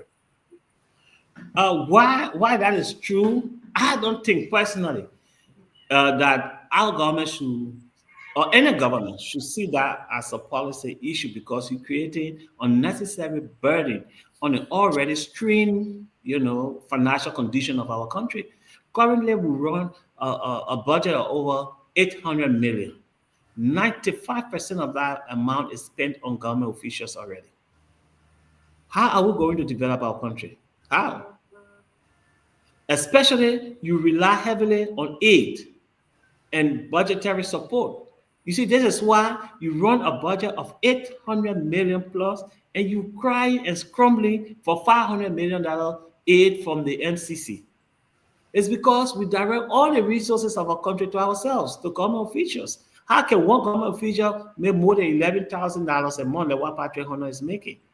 And you expect to develop this country? You're not going anywhere. Under our administration, it was the first administration that took from the few and gave to the many. I remember my first salary I received as assistant minister was close to $4,000+. But after the CDC government adjusted that, I came down to less than $2,000. And that rest of the money was being used to bring development to our country. That is prudence. That is leadership. But if you come to power and try to enrich the few elite people in your government that are politically aligned to your party, and leave the vast majority of the Liberian people to struggle in abject poverty, I think that's not leadership, that's not governance. We need to correct that. But I mean, every year we get new people coming into government. We can continue to, allot our resources to support the people even after government. You contributed to your country, and serving your government is an opportunity. You should see it as a sacrifice to your country. And yes, we need more qualified people in government. And these people should not be, compensated after they leave government. At least we can take care of even our presidents and vice presidents, which makes sense. Our justices, which makes sense. But every government official, no. I think it will further strain our already, failing economy. Wow.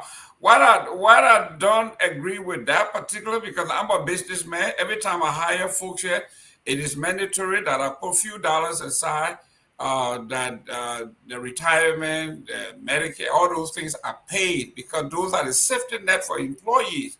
And you are telling me that the government should not prioritize a safety net for people like you who work 6 consecutive years, some people 12 years, some people more than that. And you are telling me that basic retirement and benefits should not be because we don't have the money? There's NASCAP. NASCAP is there. NASCAP contribute. You pay your contribution to NASCAP. You benefit from that. So, but our country is a poor country. We cannot, strain our budget to take care of every government. So imagine in the last 12 years, how many past government officials we have already? So if we allocate our budget to just taking care of them after service, then we're not going anywhere. We just need to enhance enhance our social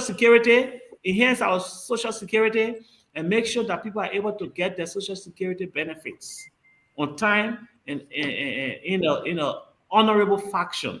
For example, government officials should not be going to NASCO Stadium land to receive their, the pension benefit. It should be mailed to them. Those are the system we need to put in place to enhance it.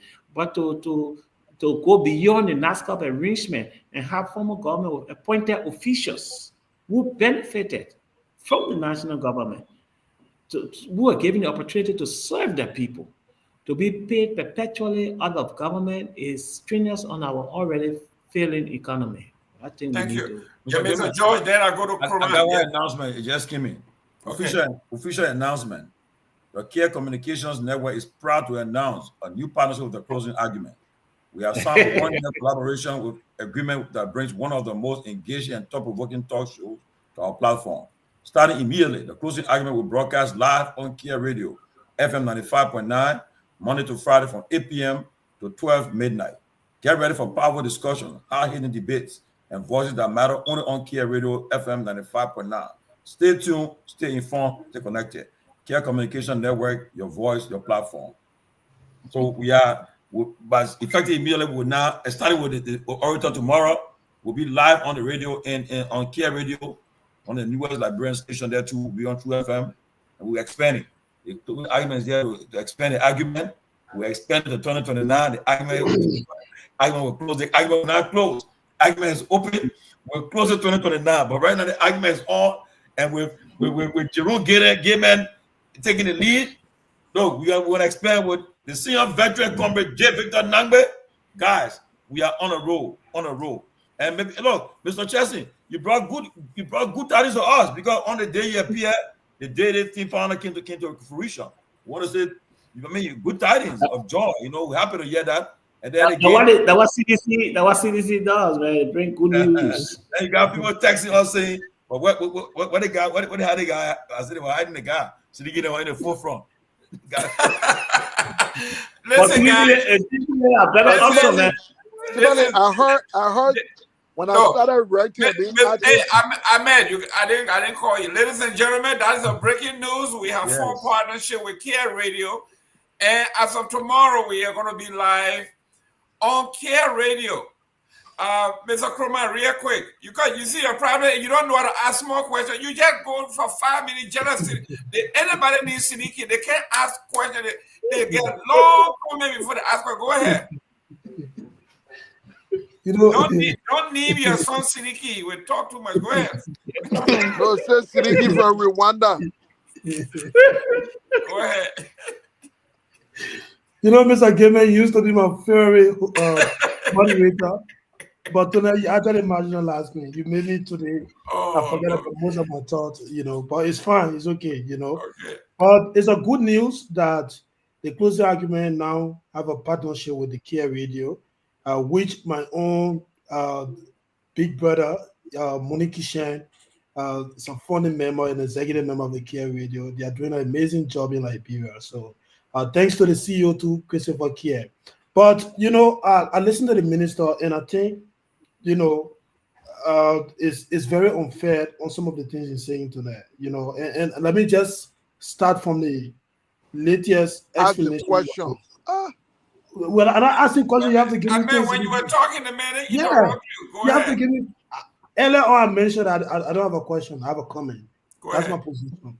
So the minister said the first salary in total was around 4K, and after the government policy, the salary came around 1,000 something. That's very, very unrealistic, Mr. Minister. Don't do that.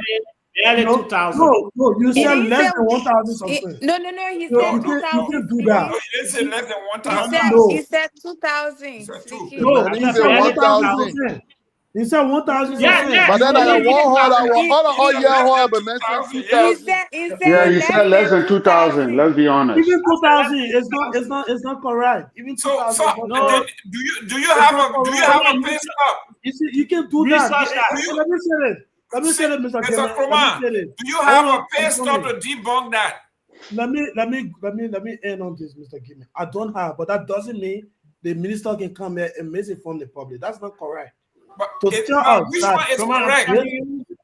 Mr. Chelsea, Honorable Chelsea, Kromah, which one is correct? Please correct us. Okay, I will do my research. Okay, so let's drop that. For now, I come in on Mr. Gayman. Everybody here can think now. Simply because you don't have fat on something, so somebody should just come and say something, and then you say, because I don't get fat, I can debunk it. No, you know, it's not correct. It's not correct. Mr. Kromah, I don't know about. I'm coming, Mr. Jefferson. Just hold on. Let me conclude my comment. But let me go back to the CDC narrative that you try pushing around, and that of linking it to your payment of your haircutters. You know, and let me make this correction, Susan. The Unity Party might be targeting citizens and former government officials. That is 100% correct. Nobody can disregard that. But in this court process, got nothing to do with UP trying to kill CDC. No, UP were kicked out when you was in power. Why UP could not play, high head and say we'll stay there, CDC trying to kill us and get us away? You can do the end. This simply shows that the both Unity Party and the CDC are irresponsible group of people, and they cannot and they should not be in governance of our country, controlling 5 million people. Siddiqui, if you cannot pay your house rent, ANC got headquarters. You see, y'all got headquarters. Of course, we get haircutters. Nobody paying out for rent. We pay our rent on a yearly basis. ANC been to a haircutter. You renting? Do you know they can evict you at any time? Hold on, Susan, let me end on my thought. So the best thing you have to do is go through the court process. If actually the court found you guilty to leave the people premises, you leave. Don't try to politicize this thing. And let me also end on this, Susan and the minister. The both of you keep mentioning that the CDC is an idea. It's not about the political party. But unfortunately, 6 years in governance, you've not done anything to impact those people that you're breaking about. And that's the kind of country we have that today. These same people keep talking about you, CDC. And this is why a lot of Liberians are disappointed. Some of them are even investing in other countries. Because the fact that 6 years, they may get a position to make a difference in your life. And he cannot do that. But you consistently standing behind him simply because of love. Not love for country, but because you love George Weah or you love people that are seditious more than yourself. It is unfortunate. So let's stop playing this politics card when it comes to you paying your due. If you say you want to be a responsible government or maybe government in waiting, you should pay your due. If you can't do that, move to another place and just stop politicizing. I mean, look, I totally agree with you. Unity partisans and leaders of UP, they are deceptive group of people. They lie, a lot of time. A simple example of that is this.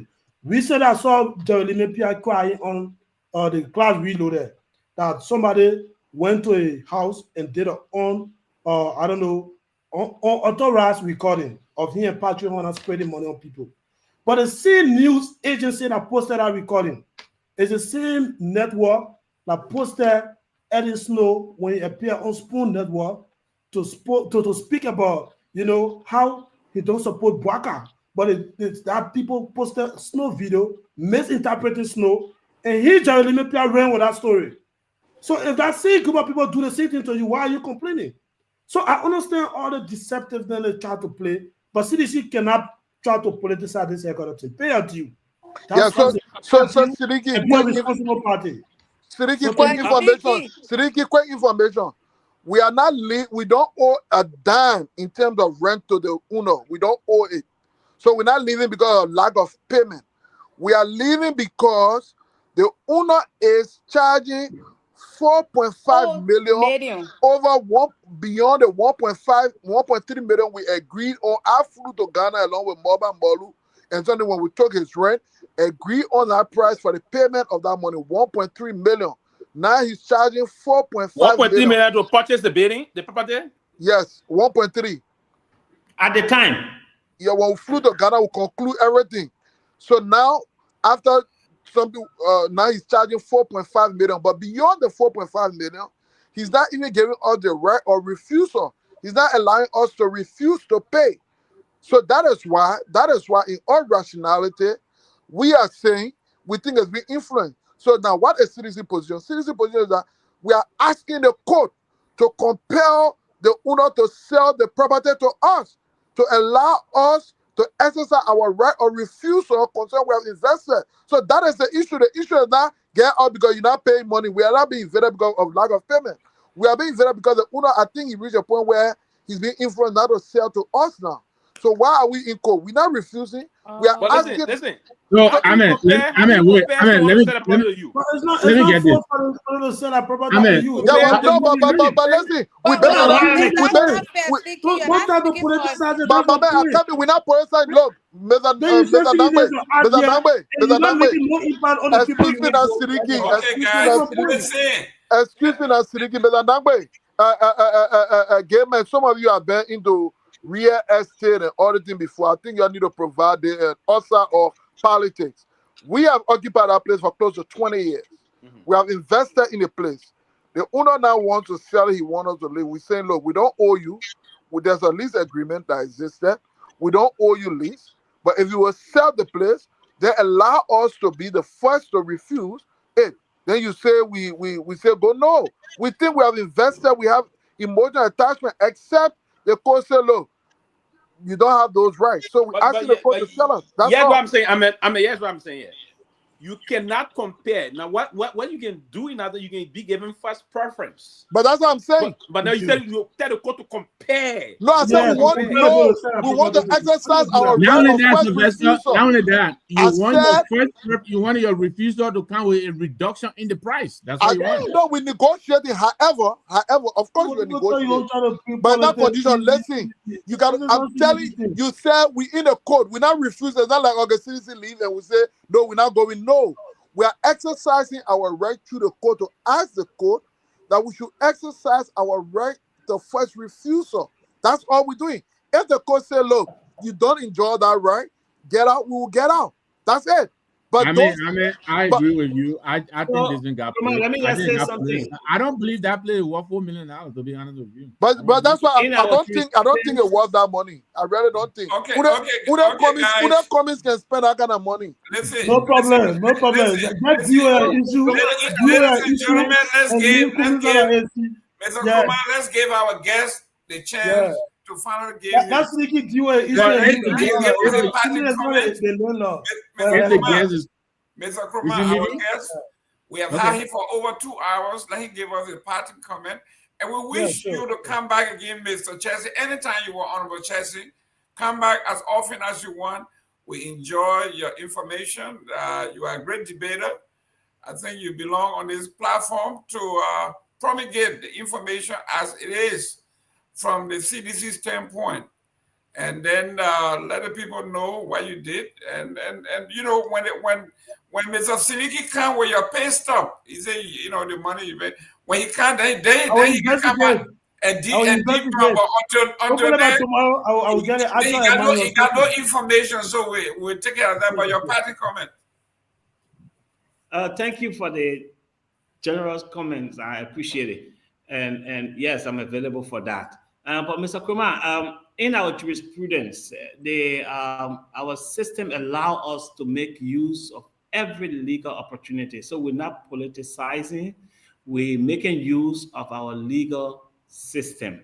Once the final arbiter of justice, that is the Supreme Court, they can decide that CDC should not be at that particular quarter, we will leave. But we are a party that believe in the law. We are not a unity party that disrespect the rule of law. No, we will respect the law. We exhaust every legal opportunity to our disposal to ensure that our rights are fully asserted with the agreement we had with our leaser. And to say we're politicizing it, no. But for the fact that your information minister can take to the national podium and talk about the CDC being removed from our party headquarters, tells you that the government has included the removal of CDC as part of their policy and agenda. Because if it was not, the national podium, the minister that is responsible for communicating the Unity Party policy will not talk about it on the national stage. They will not. No Minister of Information will talk about a party or opposition political party leaving from the party headquarters. You will not even want to discuss that.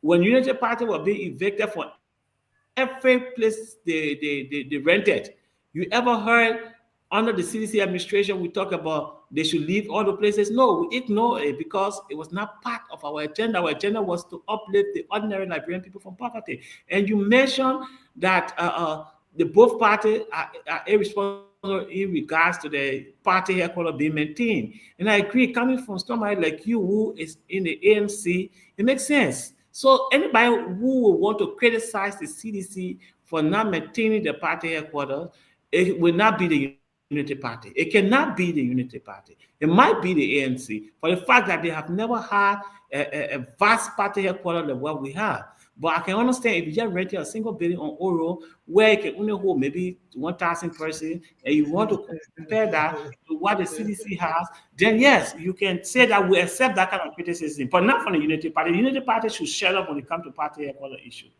And Mr. Gayman, I want to say thank you to your platform. It's a very professional platform. I enjoy interacting with you, and I learn a lot. And I see the quality of people you have on your network is very important. I think you should look forward to expanding more on other networks, like other radio stations around the country that in the counties, because the information that is being spread out on your network is very important. It should reach the ordinary Liberians in the most rural part of our country through the other radio stations. So I think if we made some effort to reach out to some other radio station in the counties, that will also be a very good addition to your network. But I'm more than open and available to join your network anytime you need me. But again, in closing, I want to reiterate that the Unity Party is the wrong option for Liberian people, and they should buckle up because they do have approximately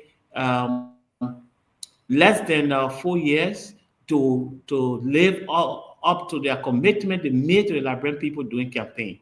If the Unity Party fails to do that, of course, the Liberian people will replace them with the only option they have, and that's the CDC. So I want to say thank you to your panelists. I enjoyed the engagement. It's very fruitful. The people you have are very intelligent, and the platform is very professional. I want to say thank you again. Thank you, Mr. Minister. Tomalin, your guest. Jeff, before you go, I just want to say this. Thank you for coming once again. We'll need you here more often. We need people like yourself to come and just spread the message. One mistake that we made in CDC, it was the fact that a lot of things were happening, a lot of great things were happening in CDC, but the message was not put out there. So you're welcome on the platform anytime. Where were you? Where were you? Why you posting the message out there? I was trying my best. I did my best. But then I was working. But one thing Seleke said here, you want to question the minister pay. Seleke, the man was getting paid. He was in his job. But you questioning his pay. But I didn't listen to that. What's that most questioning? I said the minister said you're taking less than 2,000. Yes. Yes. After taxing and harmonization. No, that's not true. It's not true. You can do that to us. So hold on now. Hold on. Let me clarify this. As an assistant minister at the Ministry of Public Works. All assistant ministers talk the same. Listen. I don't know about other ministers, I know myself. No, all assistant ministers talk the same. So when the US dollar was $1,700, and the Liberian dollars is $65,000. So you put it to a little over $2,000. But I want to mention. The man said less than 2,000. The man said 2,000. Where got less than 2,000? As assistant minister, I got 1,700 US and $65,000 Liberian dollars. Which year, Professor? Which year? That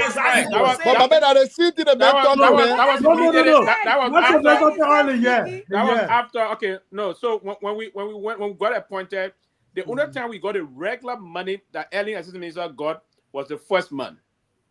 Yes, Immediately that thereafter, the president hammered us up appointee salary. That's the time. So we started getting. And we got barely $2,000. The 3,300. The regular pay for assistant minister during early administration was 3,300 after taxes. We got that in the first month of George Weah administration. Thereafter, the president came and said every government official, appointed official will get harmonized. And then they went through the restructuring process, and then we started getting $1,700.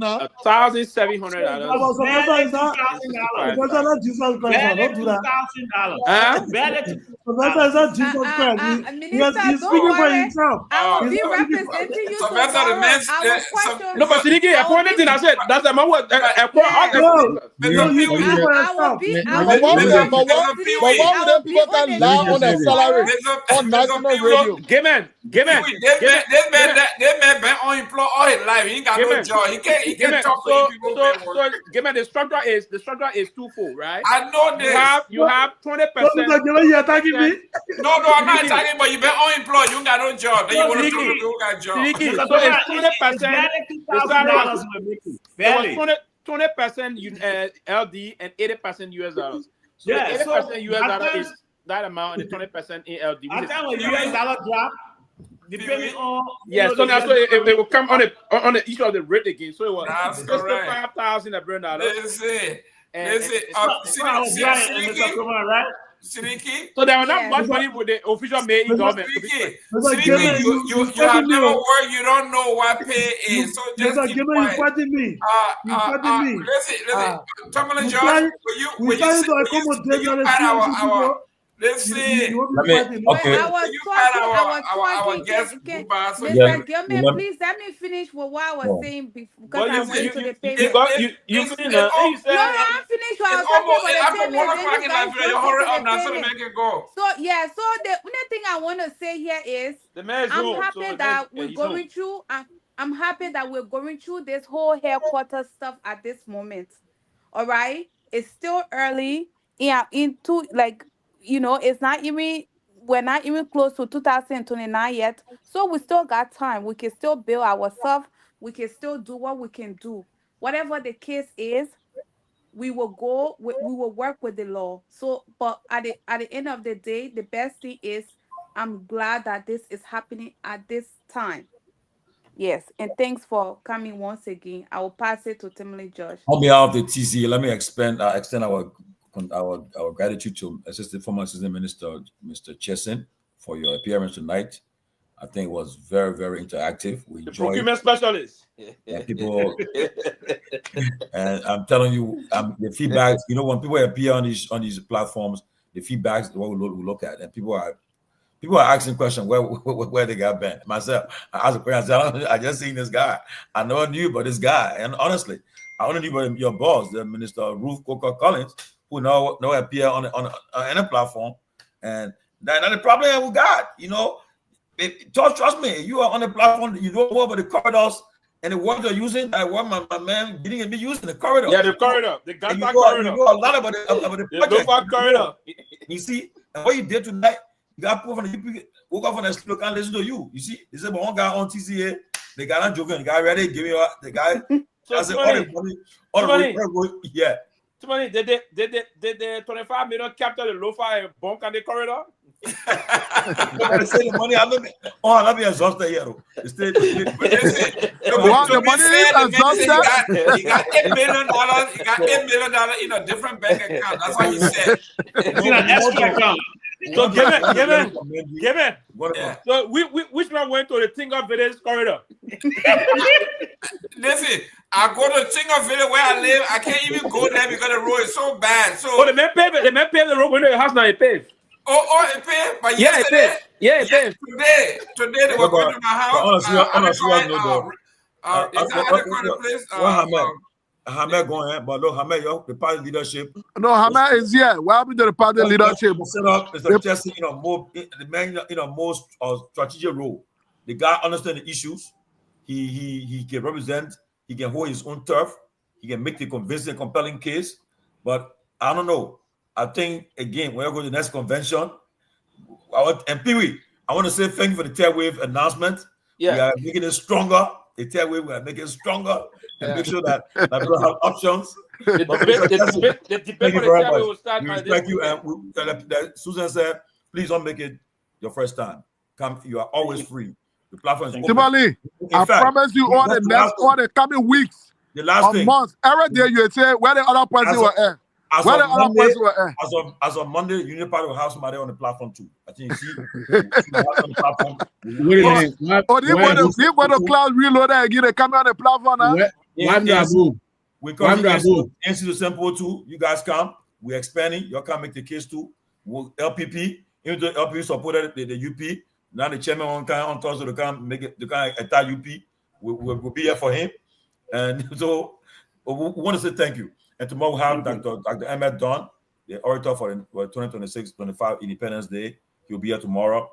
Dr. Dunn will come and talk about the diaspora conference, the planning in September 2 and other stuff. But we'll have a nice time tomorrow with Dr. Dunn. So guys, let's make it happen. I want to say thank you. And on the other short note, the chairman Ben Sanvee, I tell your sister hello. Yeah, I know what he said. On this very short notice, I think we should say this. All right, Ben. We're getting information. It's a good information also for us that the former president of the Republic of Liberia's son, Timothy Weah, who of course played for the national team of the United States of America, is making a move over from Juve to Marseille, France. I think this is news breaking, and we just seen it all over the place. So we want to say congratulations to Tim Weah on the occasion of moving over to. I mean, these are all accolades being worn by his talent, and he's trying to fit into the shoes of his father and all of things. So that's a very good move. We thought to also announce that we wishing all the best, and you keep sowing, my dear young brother. That's I just thought to say. Juventus. You're You go from the Italian league to the French league. It's all right, no problem. Yeah, and the French league, remember, the French league getting to be very competitive. The current European champion is from the French league. That's correct. So we have to take note of that. And this is the man that scored the only, I think, the first goal for the United States in the World Cup. Yeah, in the World Cup. It was a spectacular goal. I even pushed our president to celebrate, right? So yeah, and you were watching with Joe Biden. Watching it. So it's we need to highlight this. Mr. Chelsea, thank you very much for coming. We look forward to see you again. Thank you. I'm always available. Chelsea, give me a call when you done. All right. So, Jerome, let me okay, gentlemen. quickly. Yeah, let me John, I will call you later. Okay. Yeah, let's say they didn't do that. What are y'all doing? You have to be pushing the information. I say you didn't push the information. Let me kick it off. First of all, Mr. Nagbe got the floor now. Mr. Nagbe got the floor. Mr. Nagbe got the floor. Go ahead. First of all, congratulations to TCA for continuing to expand. I think our people they deserve to be informed and helped, make the decision as we go towards 2029. So congratulations. Congratulations also to Tim Weah. Congratulations to the former president. I'll be honest, in spite of his politics, I've never liked anybody who plays soccer probably more than the former president. He just had a gift. I mean, I still watch some of his old clips. So I think the gene is in there, and I think Tim is inheriting it also. Congratulations. Let me say this quickly to the CDC people. This gentleman who just left here, he's a worthy opponent. And I just watched him. I wanted to say to his face why he was here. We had no Sarah and Susan and Ahmed were not there. Like I wanted to say it, but he is not rattled. In spite of several attempts made here to get him to go down the negatives, the rabbit hole, so to speak. He brought all the measurements of the roads, but he refused to discuss the cost, the money they spent on that. That's something we could have pushed him on. But in total, I think he is formidable. I hope the CDC will, like others have said here, will really begin to identify people like him to add on. Not that our colleagues here are not doing a wonderful job, but the more the merrier, they say.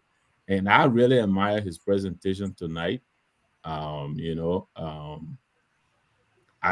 have really, besides, coming here to do the job, which was to focus on the positive and leave out the negatives. Oh, I think I hope he'll be coming back more often. And like everyone is saying here, someone like him probably needed to get out there quickly, probably even before the elections. But now, we're trying now to do Monday morning quarterbacking, like they say here. But congratulations to him. Congratulations to the CDC. He is really, I think he's a gem. And I hope they'll continue to utilize him. He made a lot of impression here. And I'm happy that I made his acquaintance tonight. Thank you. Mr. Kromah, I know you gotta go. Your evaluation of the conversation and the guest. Yeah, yeah. I think it was a great show. Even though there were a lot of misinformation, but I think he did his thing. You just don't want to praise anything from CDC. no, but Mr. Gayman, it's important too for me to make this clarity that CDC and us, all of us who are in opposition now, we have something in common. But the why I can stand about the seditions is to consistently come on and make it know that nobody in Liberia to take on the leadership of the country, only CDC.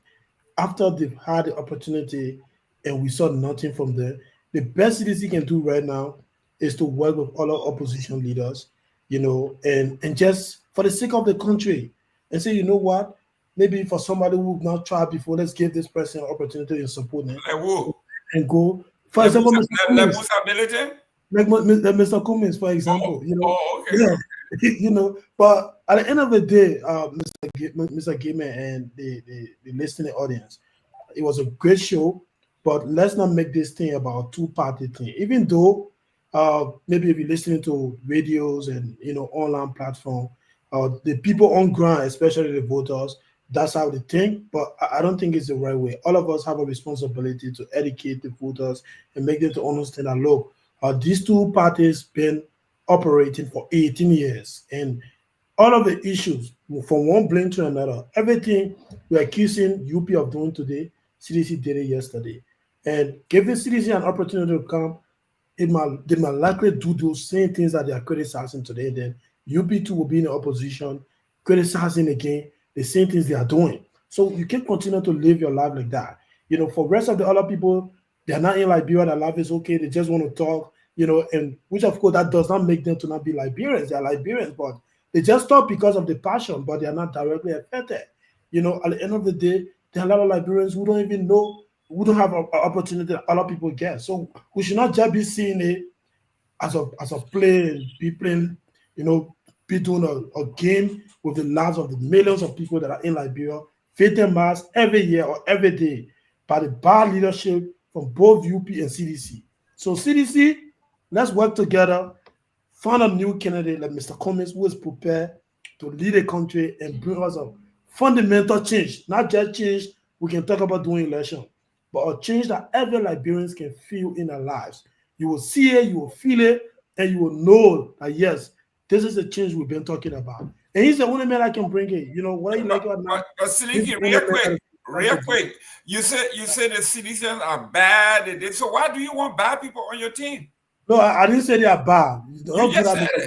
You see, if I'm going to say chairmanability, you will not be spinning my words. So don't do that. I said what I don't like about the seditionists is the fact that they come on every day and present a case like only George we are available to take the presidency.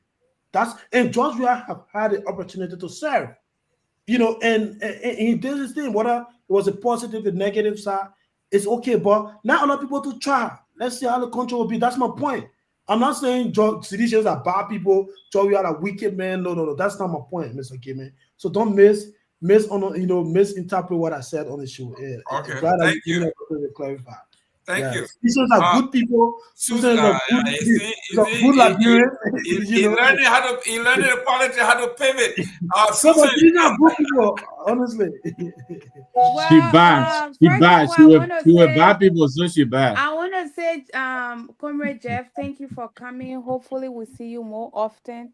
But Seleke, you're always contradicting yourself. 1 minute you're saying that all UP and CDC feel like they're the only people that can, run the country. if you have a candidate and that candidate is not selling himself, obviously that's what's going to happen. All right? We don't feel that we're the only So you people saying that can. a candidate is not marketable? Yes. So that's not what you say. Don't be condescending. That's the thing about it. We get a lot of breaking news here too. Not what she's saying, but you let want me to say that. what I don't understand is why. But yeah, Go ahead. Susan never mentioned about marketable. But he's coming in with that because no, but you know what said that one. Yeah. But Seleke, you've been to their politics and you see how the whole war is, especially let's say America, they have the Democrats and the Republican. That's the same as Liberia. If you want to make a change, which I always hear you talking about, and you and Mr. Nagbe, y'all want the change. The change is not we just saying it. It leaves with the Liberian people. They have to make that decision. If your candidate goes out there and make the right decision, market himself, tell the Liberian people, this is what I can do, they will pick him. But if you sit there and writing statement that does not support the Liberian people, obviously they will make that decision. This is not about me and you. It's about the people. If the Liberian people say George Weah is what we want, who are you to decide or to say, oh, this? That's just the game. You have to accept it. CDC is coming back in 2029. And one thing I love that Jeff said here, he said that there were many mistakes that were made, and we also made some good impact and many changes, and we raised the bar very high. And that's one thing that for me, I don't shy away from. CDC made mistakes, and I can admit to it. It's all part of political party, but you cannot continue to paint your candidate as the injure when he's not even making that impact. Because if you guys were making that impact, we were not going to get 0.15%. Thank please you. tell the impact of making Susan. Thank you. Honorable Pewee. We finished the show. You gave your closing and gave my closing. Wait a minute, then you want to come back. Honorable Pewee. No, Susan, why I wanted you to tell me, why I wanted you to say, and Jeff said something like, what is it y'all do differently? I know Sylvester coming. You already said the Liberian people would decide, and you know very well what that means because you're experiencing it now. What is it that you're going to do differently that will give you back 2029 CDC? Yeah, let's give it to our brother Pewee, sister. Okay. You want me to talk right there? That's exactly what I thought. Because you just won't come by that. All you're going to do. Honorable Pewee, go ahead. So I can speak. I can speak from my stand. What I would say, but to be very frank, and but Sylvester is putting the third lane now. I will be very much. It will be unfair to myself if I were to sit and relish or discount the past regime history. But the President Weah and the CDC did some great job for the people of Liberia. And I thought we needed to spearhead this. One of the things he did was to expose and empower young people that didn't have the opportunity, what I would call those abandoned and excluded young people, those that were not considered part of the decision-making process of the country, help him to shift the policy of the country moving forward. He took a very big leap in terms of exposing them, giving them a technical ministerial role in different capacities so that it will enhance their own capacity. These are things that he did. For instance, he was so passionate about ensuring that, look, for instance, at the rehab community. That community had a lot of beautiful houses, but it was makeshift in the way that the streets were all mixed up, muddy up, and other things. When he took over in less than 6 months, the entire rehab area, extending other part of Dopoh Road and other area, he paved all those areas. Today, you enter rehab, you think you're in a very nice community because the place and all those things. That are things he did, right? I'm not here to come and say those things, Gayman, but there's things that we have to admit. That his first time, the Gibraltar community, where he de-roof and re-roof most of those people that were living in very object conditions that one wouldn't describe here, in terms of the way we find ourselves and all of things. There are a lot of things. Today you have the 14th Military Hospital is serving as one of the major referral points now in the country. When people are sick, that's a very great intervention. The 14th Military Hospital, there were most of the big shops that we have. They moved to because they feel very comfortable in terms of the privacy, the room system, and the ways. And the 14th Military Hospital is there to do major interventions. Most of our family people, when they're sick, they rush into the 14th Military Hospital to get stabilized or get fully treated there. That's the talk of a man that just got one money. He said he got to build a hospital, and he said that hospital is doing some great intervention. Now, but I will say these things, but I still believe that the reason why we are projecting, Mr. Gayman, this issue over the third wave, because it's a debate now between two political institutions that they are trading accusations here, there, and other things, and just for the so the issue of power revolve around these two institutions. The country will go basically nowhere. Oh, we started this project, we did this, so we need to champion a new course moving forward, and it's one of the things I think the country will have to rally behind. Seleke, quickly, I didn't say that your mayor is not marketable. I was asking question. Susan was trying to say something, and I was not very clear with it, and I needed deeper clarification. And I was asking the question. I said, "Did you mean that he was not marketable?" And she yes. And she went on. She told me, "Yeah." I didn't say. Yes. I didn't say it. I was asking question, and I'm not speaking condescendingly about any political institution. I wouldn't do that because the third wave thing, you don't even know what the third wave is going to be targeting. Right, so I want to be realistic. The third wave, if Comey is the option for the third wave, of course we can proudly project him. If you are the option for the third wave, we can proudly project you. It's going to be Mr. We want to proudly and loudly, in a full text form, project Mr. himself. So, but the debate we're trying to push here now is going to be a debate of the mind and trying to also stop potential individuals that are just trying to vacillate between different political parties to come and believe they are the only lone voice that will project people come there. So basically, but yes, Jeff's appearance tonight was a very great one. The interaction was great. He's strong. He understands what they did at the ministry. I followed his debate the last time with what his name from the George. I won't refer to him as the government free agent propagandist now. The government boom. Yeah, Joe Lobo. The free agent. Let me say this quickly about the third wave thing, right? I thought he understands the issue. Sylvester, when you're done. Yeah, go ahead. Let me say this about the third wave, right? Look, even the CDC can be rehabilitated, and we're not arrogant to say this is one group that is going to lead it. We're all in the opposition community. We welcome the CDC. They can be a part of the movement that we call the third wave. Alex Cummings, I supported Alex Cummings in the last election. I think he presents one of the best choices. I still believe that. But there is a question of strategy. If they can get it together, we are all in the opposition community. No one person is best suited to solve the problem that Liberia is faced with. It requires all of us. And I think we should welcome everybody under the umbrella. But we are not going to limit ourselves to a UP or CDC. No, that is a false choice. They have proven themselves on the stage and they've done nothing. Look at where we are today. People are dying in front of the hospitals. The roads are all broken. Healthcare is broken. Education is broken. How many schools have we not seen here? Children sitting on the floor, no ceiling, nothing. And we will continue to bring these two people millions and millions and millions of our dollars spent. Honor these two people for 19 years. They've been running this country. What have they done? Nothing compared to what is possible. And we will consider and talk about CDC and UP? No.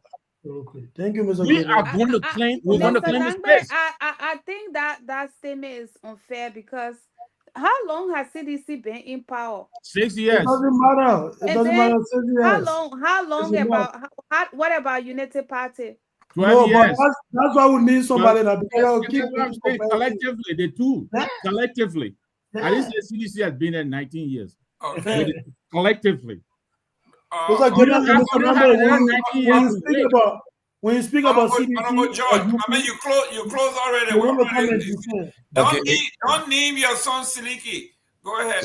Yeah, I want to say thanks again for this show. Look, I'm so overwhelmed today. We're happy. I want to say thanks to all those who've been working hard behind the scene. And our dean, Pewee, he's a workaholic. He's working hard every day, working the phone lines. And Peabody, I want to say thank you guys for the expansion we are going through. I received today a list of several radio stations, local stations from across the country want to relay our program, and we'll discuss it again to see how we can help. It will be helpful during the election that coming to educate the voters about how to vote. It's very good, and it's true. I love the debate that people are saying that they should also expand a tail wave. Maybe when this tail wave comes in, the two parties that have been ruling Liberia, they will get serious. Maybe they will decide to do more reform to see that, okay, we're being challenged now. So it's a good thing. We're happy to hear that. And I'll tell you this. So this morning when I woke up, I received a lot of calls. People were telling me, "Oh, Tomalin, where's San Joseph? What's San Joseph?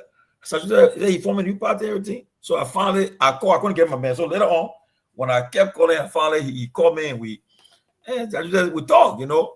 And San Joseph is he's in this USA still, and he's making his rounds. But again, at the end of the day, everybody is concerned about the future of the country.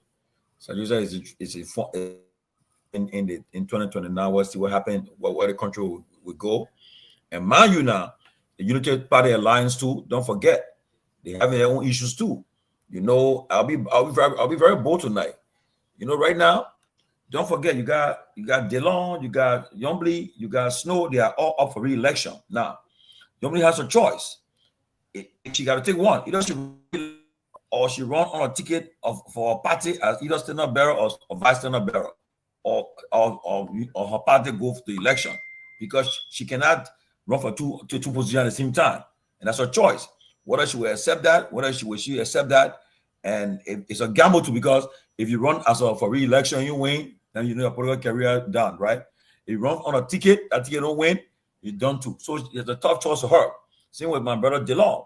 DeLon, re-election 2029. Now, with DeLon run, and he's saying he's not interested, but again, we know anything can happen in politics. You know, we heard Joe Biden say he here for one term, and then he ran again. Joe Biden said he only want rescue people for one term. Now, when they talk about it, he been mute, so we know what's happening. So that's why we got to be. Mama Salih said she wanted one term. They don't. The guy in Guinea, I saw the guy come over today. I yell. I mean, what kind of man get that kind of 25 cars going for? And let's run in December. And I can tell you today that guy will run. Dumia will run in Guinea for president. Not only that he will run, he will run and win. Yeah, and again, I seen it. I seen him. Our brother, how many cars when I ain't do convo? And there's not a which. Check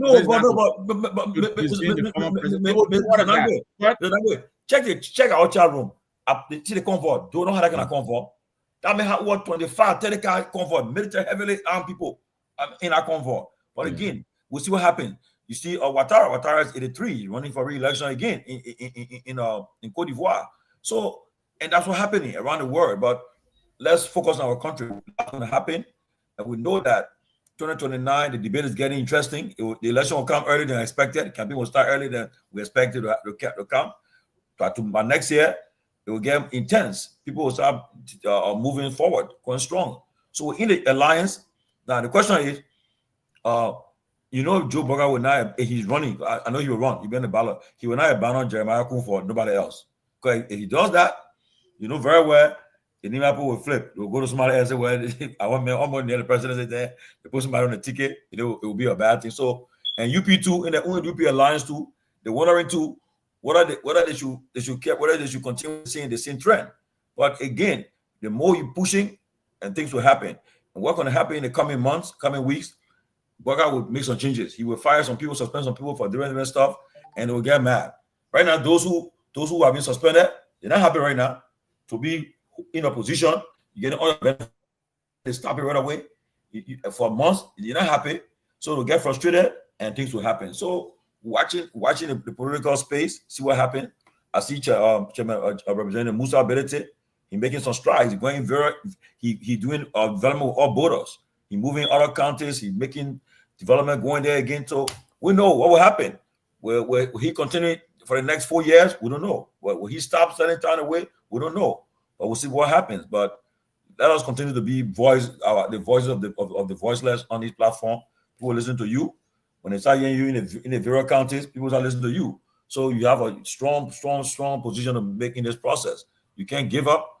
Whatever you say on the platform, people listen to you. When they see that this weekend, I flew from Houston, I went to Atlanta. When I got there, in fact, one counselor, guys came, I said, what's going on? What's going on? You know, you're concerned about our platform and 2 shows happening. I said, no.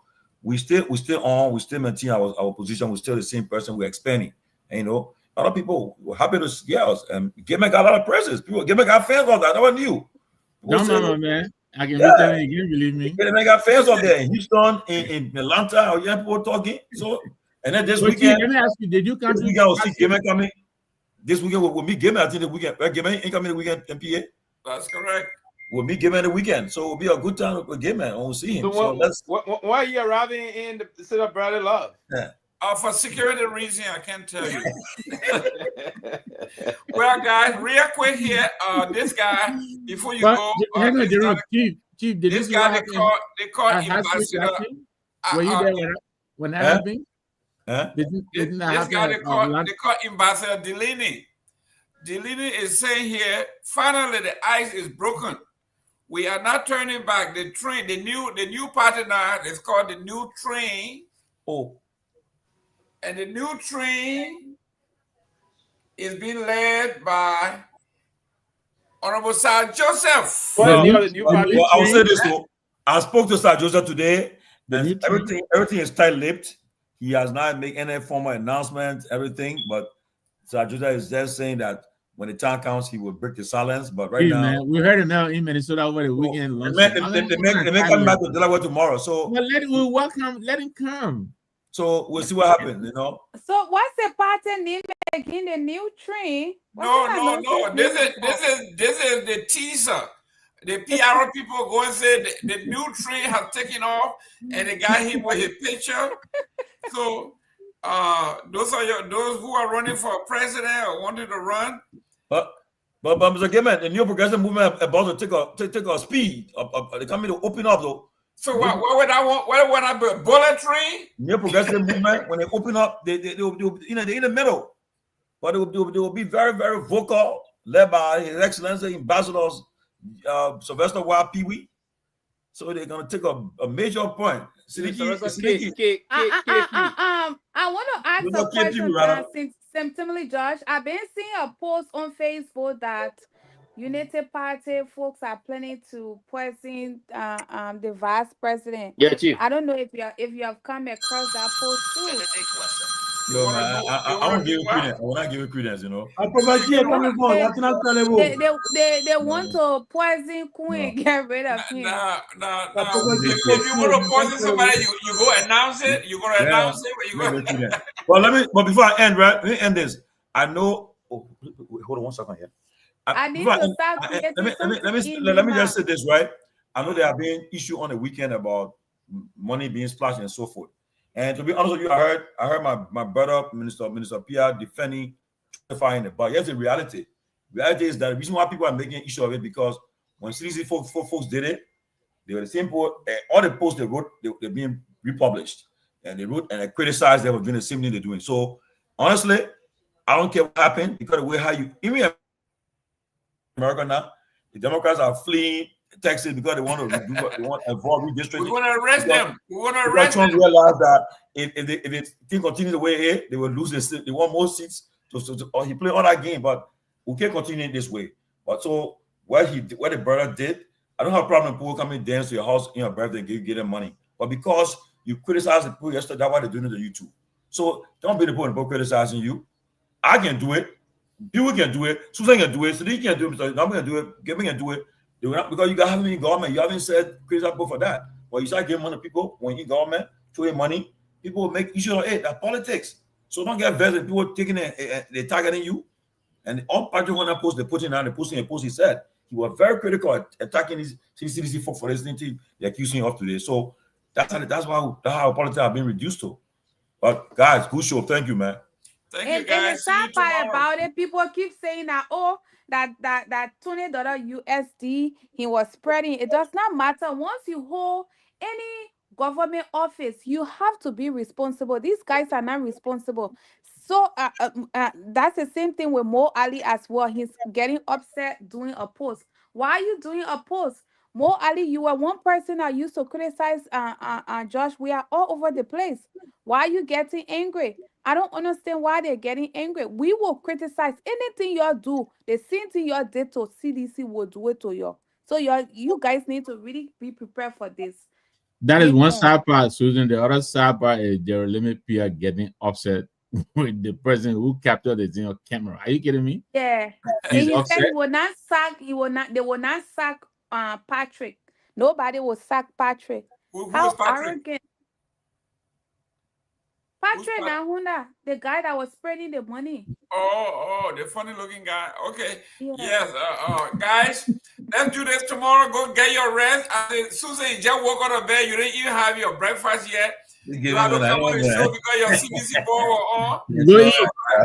No, I've been coming on the show. Y'all blatantly Josh. Every time I ask him for the link, he's out there enjoying himself. Hey, He doesn't man. send me the link. T, why would you do that? You gotta throw money on him. You gotta throw money on him. Okay, well, you're supposed to send a chat with me. She won't believe me again. Y'all send me the link because he went away. I will ask him, tell me no show today. He doesn't send me the link. Send money. Susan, send money, man. Don't do that. Send money. That tell me supposed to be spraying money on me. That's the. Do you guys want to talk about great step? Oh no, that's not important. Let's go. Bye, guys. Bye, guys. Let's do this tomorrow. Gotta be on time. The Revy is gonna be here. We're gonna exactly 5 o'clock. Great show, Gayman. Great show, Gayman. Great show, great show, great show. July 16th. Wow, congratulations. Congratulations. Congratulations. Okay, guys, let's be back here tomorrow on time, sharp, ready to go. Thank you.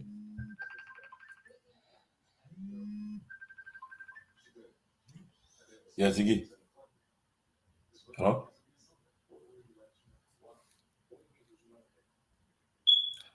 As a young, congratulations, man, on your marriage to your Ghanaian girlfriend on July 16th. Accra. Congratulations. Best wishes. We now want no more train, or the last train from 2023 called Rescue Train is very confusing, conflicting, and unstable. No more train, please, guys. Moses, the guy, Moses is scared to go interview with the guy. I said, Moses, no, you don't go back. He ain't get no sir. He was just flash. Moses, Steve Bullet.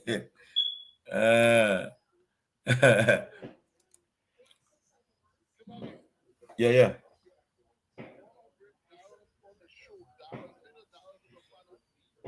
Who? Who Darrell? Oh, okay.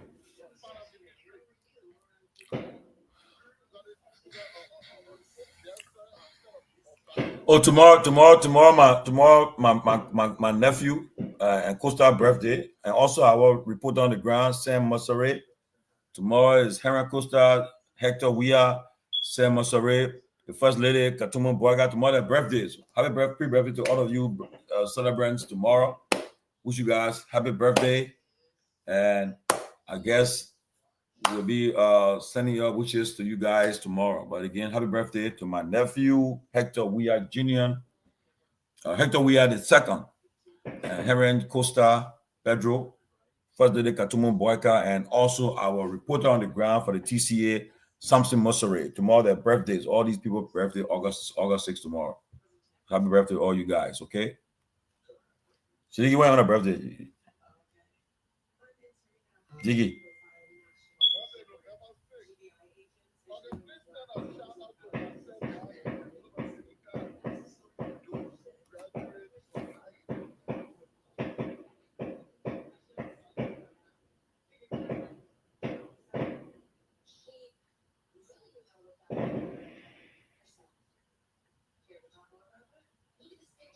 Yeah.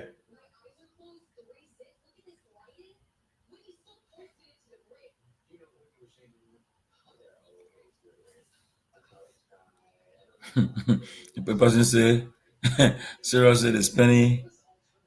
It's then she say, are they spending another 150K for cartoon brother? Hey man, come on. I'm trying to put him back. I had one say, another 100K celebrate him Hamilton. Jumajara, what you say about Moses? You call him a hypocrite? How wrong you? They say he gets Indian skin and black you from. Who told you? Moses, man, he get mad. Man, Chris, everybody, you don't go back. How you say the man get thin skin? Jumajara, stop it.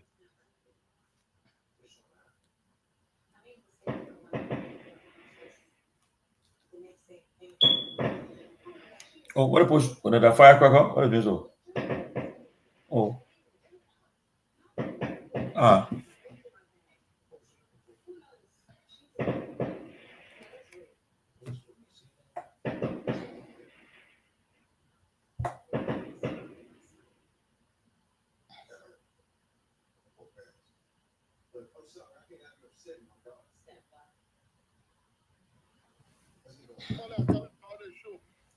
Come on. Wait a minute.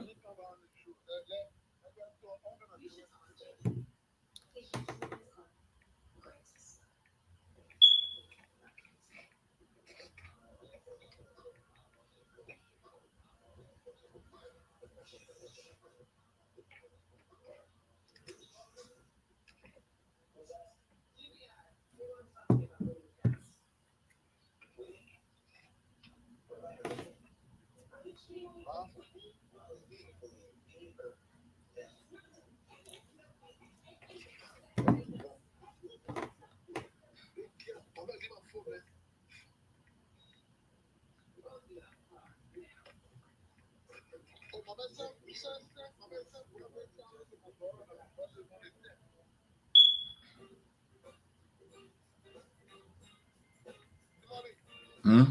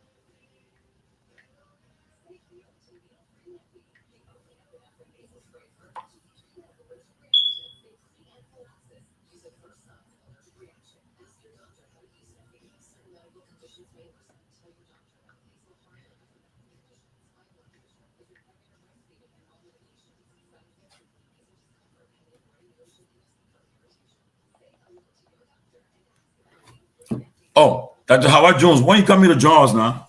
You promised to come. When are you coming? Dr. Howard Jones, when are you coming?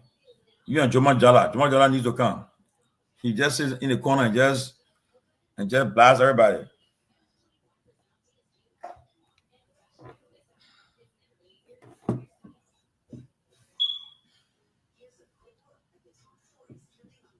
Wait a minute. Seleke, come and go.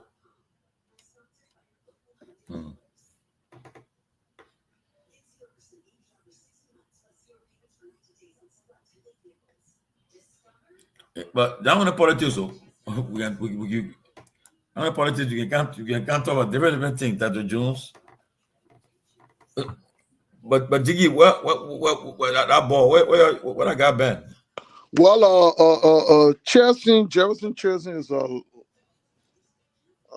long-time card-carrying member of the party. He's been always with others in different committees. Professor Jones.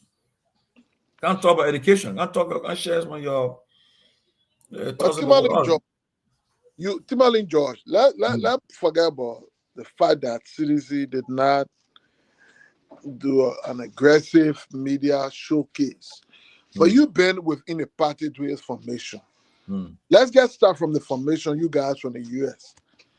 You know, so brings young, energetic, smart, intelligent people organize the institution from Americas. From the Americas are you, the Twer, the Collie, and you name them.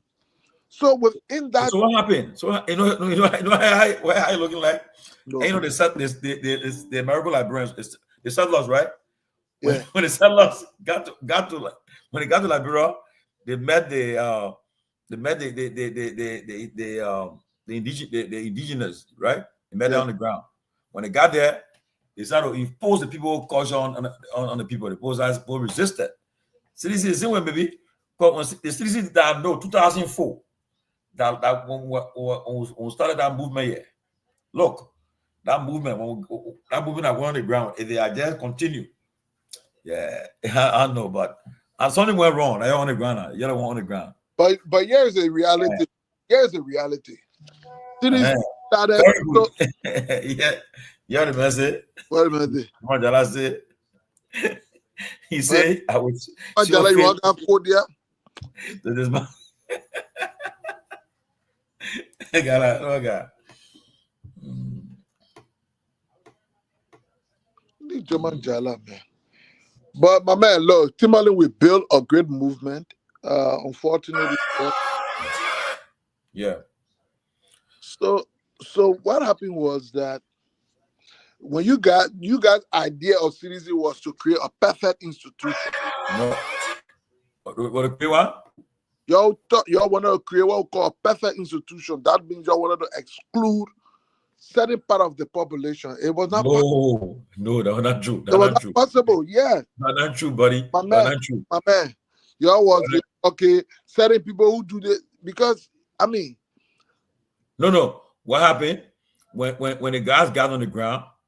Most of the guys that were just come from the war front, they were who were jumping in the CDC, and they wanted to be the face of the party, and that was not possible, buddy. You can't take out from a war, okay? But who then you come from war now? My man, when the guys got on the ground, leadership chairperson was from America or Rachel Gu. Yeah, but what I'm going to say, the folks that were on the ground that were coming in with, they had some funds coming in and said, no. And even though the party open to everyone, take your back seat there. Let the party face the thing. You know, if we're going to follow your approach, cities are going to be your ANC. No way. America based. I don't follow our approach. If we're going to no. You were won election 2005. But why didn't we? Y'all there? No. No, but Seleke, you the one who went to the commission. Not me. Your signature. You were the first league. Yeah, I agree. But the point is, you got a document there. My man, look, let me tell you something. Yeah. CDC remains a unique party, except that when we took over power, we allowed that aspect to sway us a little bit from what the actual focus was. So maybe in our way, but if we're going to follow your approach, brother, cities are going to be the ANC. No way. I don't follow our approach. Discriminated against. This is what I said, the 2 terms. But anyway, Tomalin George, on the 7th of August, some of our citizens, maybe the majority or so, but led by women, will be protesting. Oh, for the drug? Against drugs. Oh, drugs, okay. So the other day, I think 2 or 3 days ago, so with the exception of my appearance on this show, my own platform, Truth Inc. is not writing anything political until the 7th. I've committed. Well, I saw you say you So I'm proposing to them that, look, it should not just be another match. Yeah. You know, they should submit very strong proposals. And I've submitted to them my own suggestions that says we should amend the drug law, things subsection schedule 14.8, so that we should also hold carriers liable. So, for example, if on the Aska airline from Ghana, somebody was caught with drugs, I think the airline should also be fined for that. Why? Because I believe the airline should put in strong measures, particularly coming to Liberia, in terms of searching these things that come on board the aircraft. Yeah, but so what's the person undermine that such the measure and undermine? That be an excuse. That should not be an excuse. You see, for example, right in America, America has very strong security when it comes to entering the airport, right? But every flight that leaves from the U.S. to go to Israel, every direct flight, you go on a different scrutiny. So when you leave all the security center, you go to your gate. At the gate, the Israel flight gate is always barricaded. They have extra scrutiny there because Israel made it clear that, look, people come in our country with concern for this. So the need to get the airlines. Our drug law is so strong that we think you need to play your part. We'll fine you if somebody was caught on your flight with drugs. So it means that the airline will ensure that the Liberia flight from Accra, from Nigeria, particularly, is well scrutinized. Because, listen, a good number of the drugs coming in the country coming through the airport. That's the sad part. But then, why the government can't like, for instance, right? When 9/11 occurred here, the U.S. government took action. They spend money into security, right? They prioritize. They brought a lot of gadgets. Now imagine now today. I just traveled to the airport. I just traveled over the weekend. We're not taking our shoes anymore off anymore. No, we're not even taking our belts. How they taking our belt? So all you do, you put your stuff in the tray, and you go through security. They check you. They are taking advanced measures. So if you have anything in your shoe, they will detect you already. So, and I think what we need to do, Liberia too, with the drugs too, put more money into the security at the airport. They put a post of entry. To a lot of stuff, you don't put money into it. But again, our country, the power country, we don't prioritize nothing. They don't prioritize anything serious. That's why the country is where it is. So you know what Trump did to Mexico and according to him, and Canada when he claimed that it was from those countries that fentanyl drugs were coming from there. You know what he did? He increased tariff on their goods on the condition that they should increase the security presence at their border. So Liberia, look, realistically, we don't have that kind of money to spend for those security gadgets. We really don't have it, except you say the money you seize on drugs trafficker, you use it, you put it back into improving the security setup. But I think we should create a situation where the airlines in those countries they should pay attention, because those things come through their borders, come from there, get on. Liberia is just a market, so things are transshipped to Liberia. Well, like for me, the drug issue is a problem, and children just damage spoiling. I know that. I know a lot of young people who the children they just go into drugs, messing the children up, and we don't have all the professionals. Like in America, you got people got all the safety nets. They got all the tools here. People who can go and get detox. Like I was watching a video about Dylan place the other day.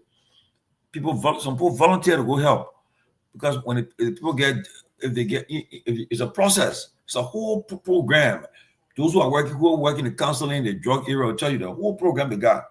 Okay, whenever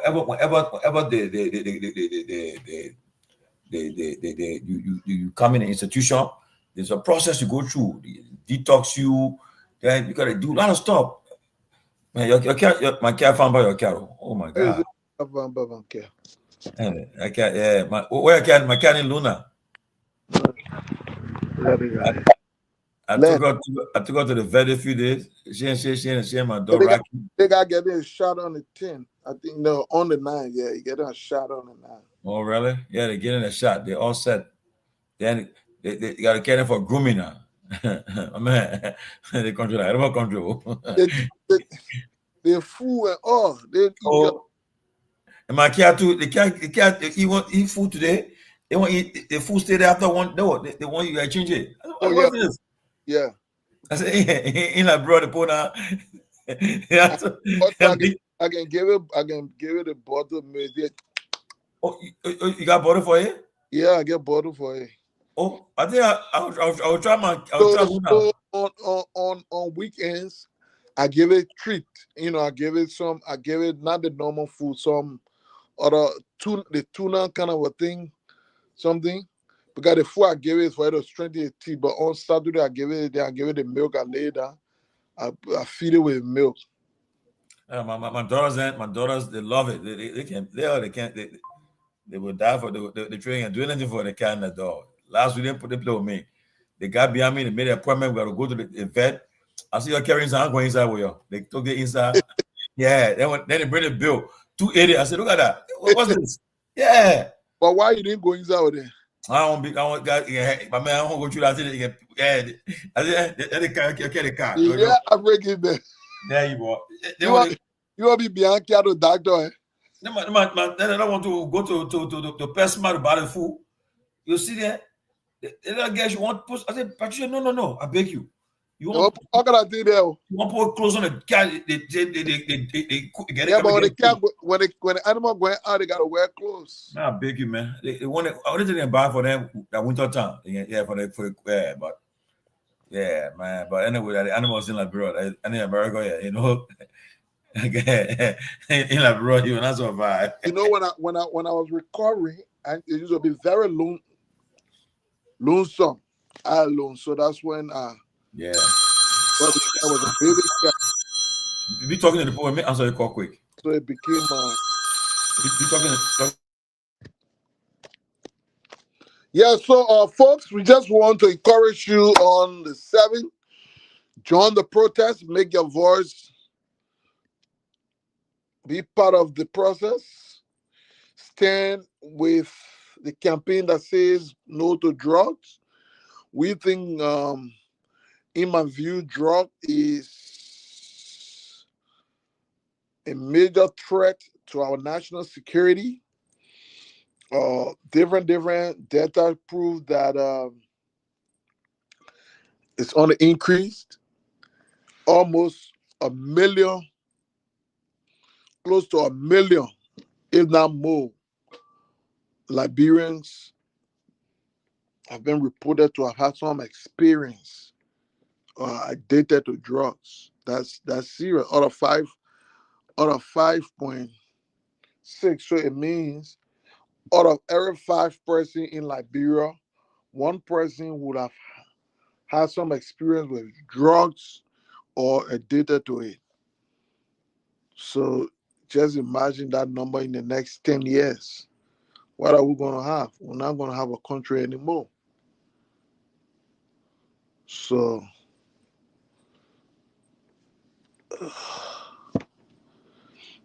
we all need to put hands, ignore the politics when it comes to that aspect. But beyond everything, our government and policy maker need to be serious. That is why, to be honest, I wasn't too happy when I saw the organizer trying to be in picture, posting with all the lawmakers and police. These are people who need to who got a duty to perform in this fight. You can't be trying to make them look like they excusable. Kiki, I gotta go. All right, but then I end the show. We'll see you tomorrow. Okay, tomorrow. All right, yeah, good night. Yeah.